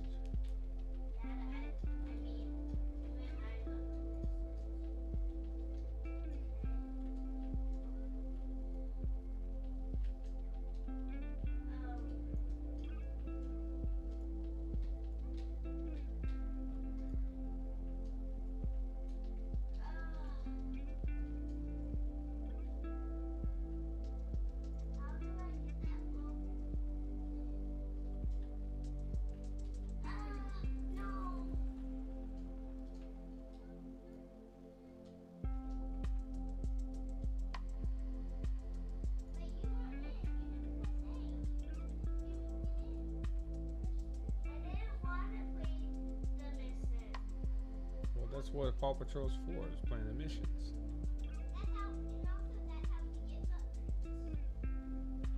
Oh no! Oh no! That is not a master baby. No! What are you talking about? There's a master baby elephant. Oh, okay. He's sad. Gotcha. I gotcha. I see.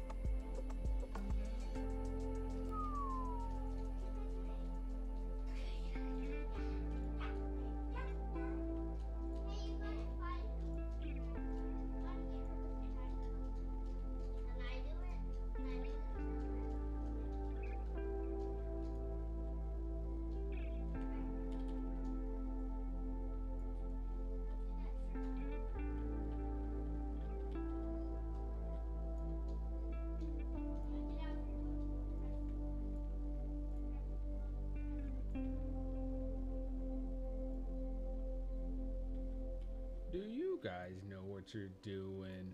Yeah.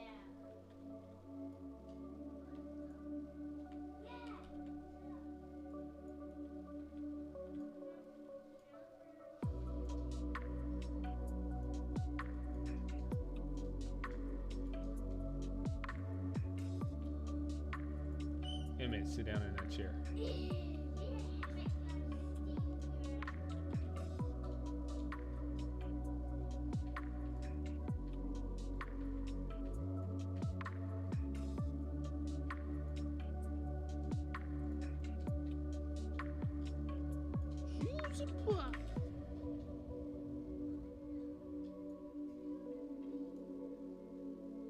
No thanks, buddy.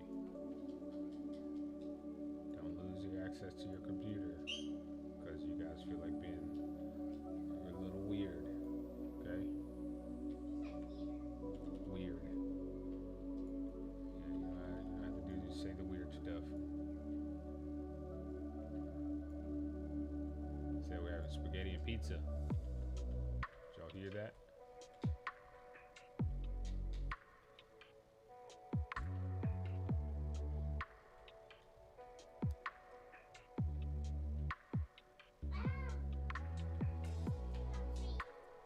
Up tree. For real?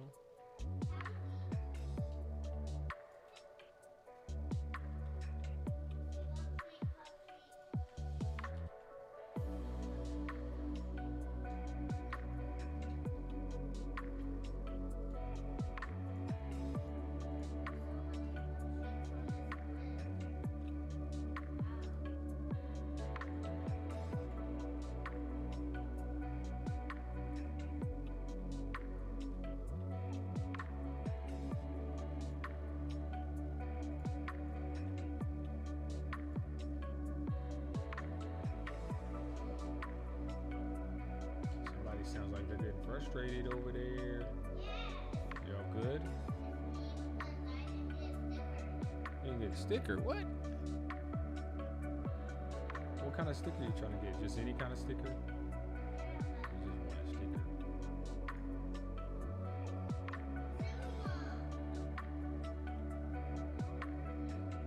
Zeppelin's on the case. Right?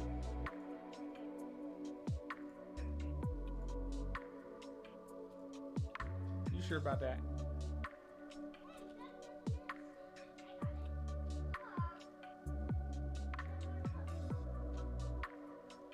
Are y'all gonna beat the game today? The whole game? I don't know if you can beat the whole game in a day. There's a lot of missions to do to beat the whole game.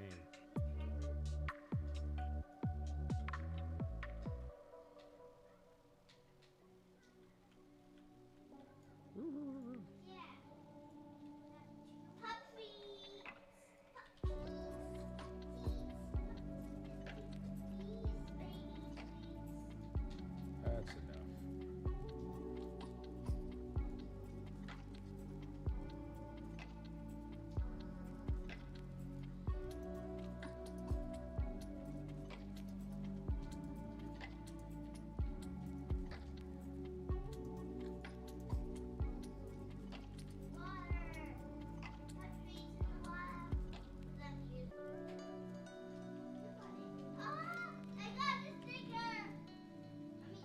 Sticker? A sticker? How you get a sticker? I just got it with the puppies.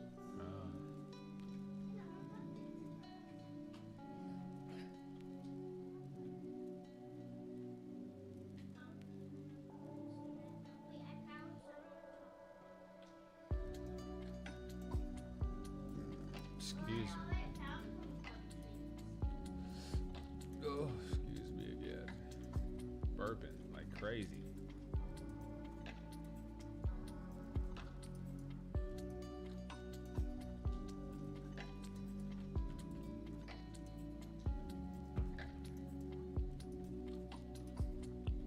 Hey man, you okay, buddy? You look like you gotta go pee or something.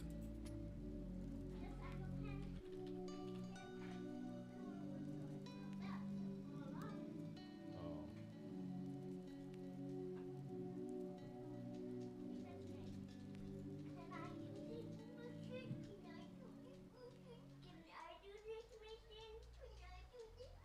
let you both do it. Maybe.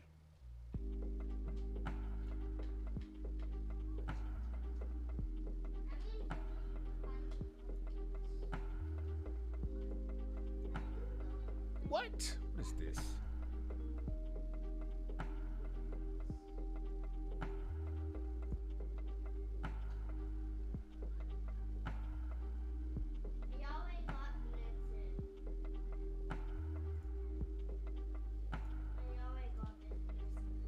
What mission?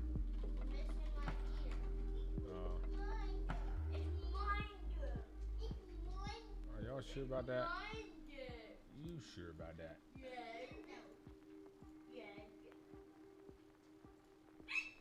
No.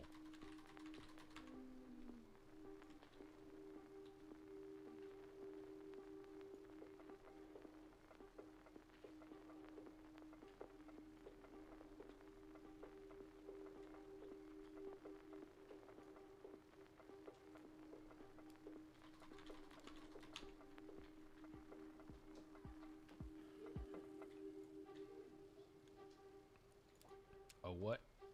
He said baby foot.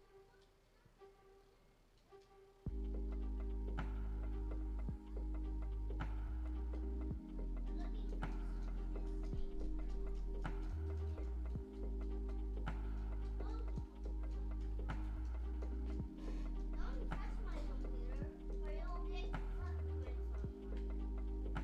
Footprints? I already got here. I think I got here first.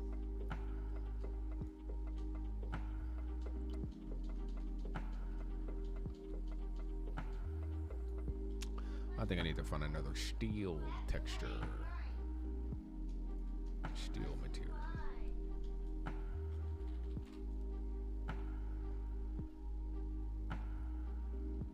Steel.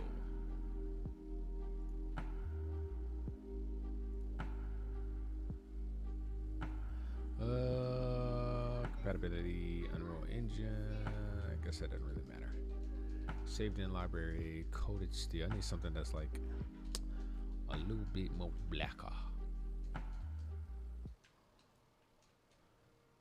This might do. Let's add to project.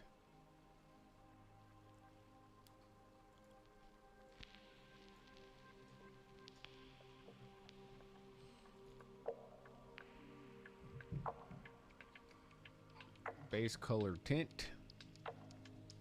Base color texture. Base color tint. Base color texture. I think that'll do it right there. I tell you what. That right there's gonna do. Alright, let's set this to 500 by 500 by 500.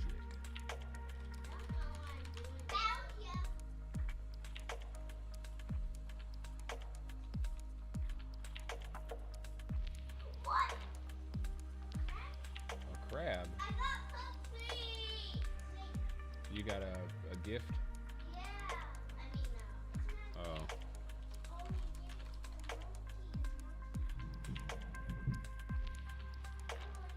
Do y'all know what you're doing? Are y'all in a mission right now? Very nice. I did it. Hey, That was it. watch it, Emmett. What's up, buddy? You like Do I like you? What do you mean, do I like you? you can jump out these windows in it.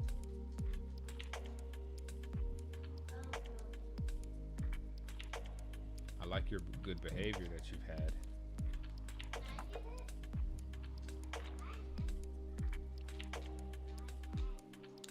Channels. All right.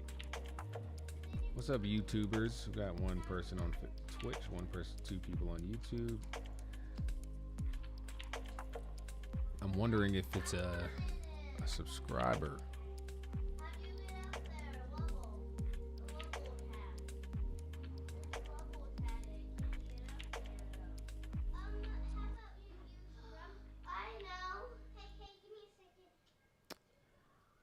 You know what's crazy about this? I know what to do.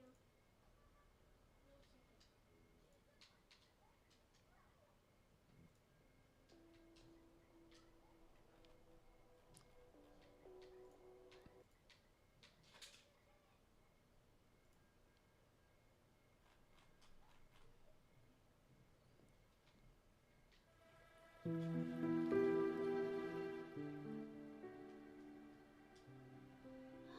How do I last up?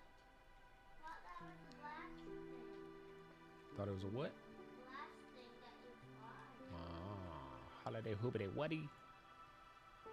How do you get all the way up there?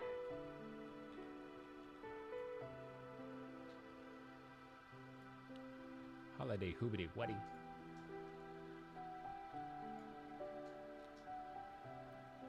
All right, let me find some glass. Uh-oh, I think it's time for dinner, y'all. Okay, let's go. All right, stream. We'll pick back with this up later. You don't, it's fine.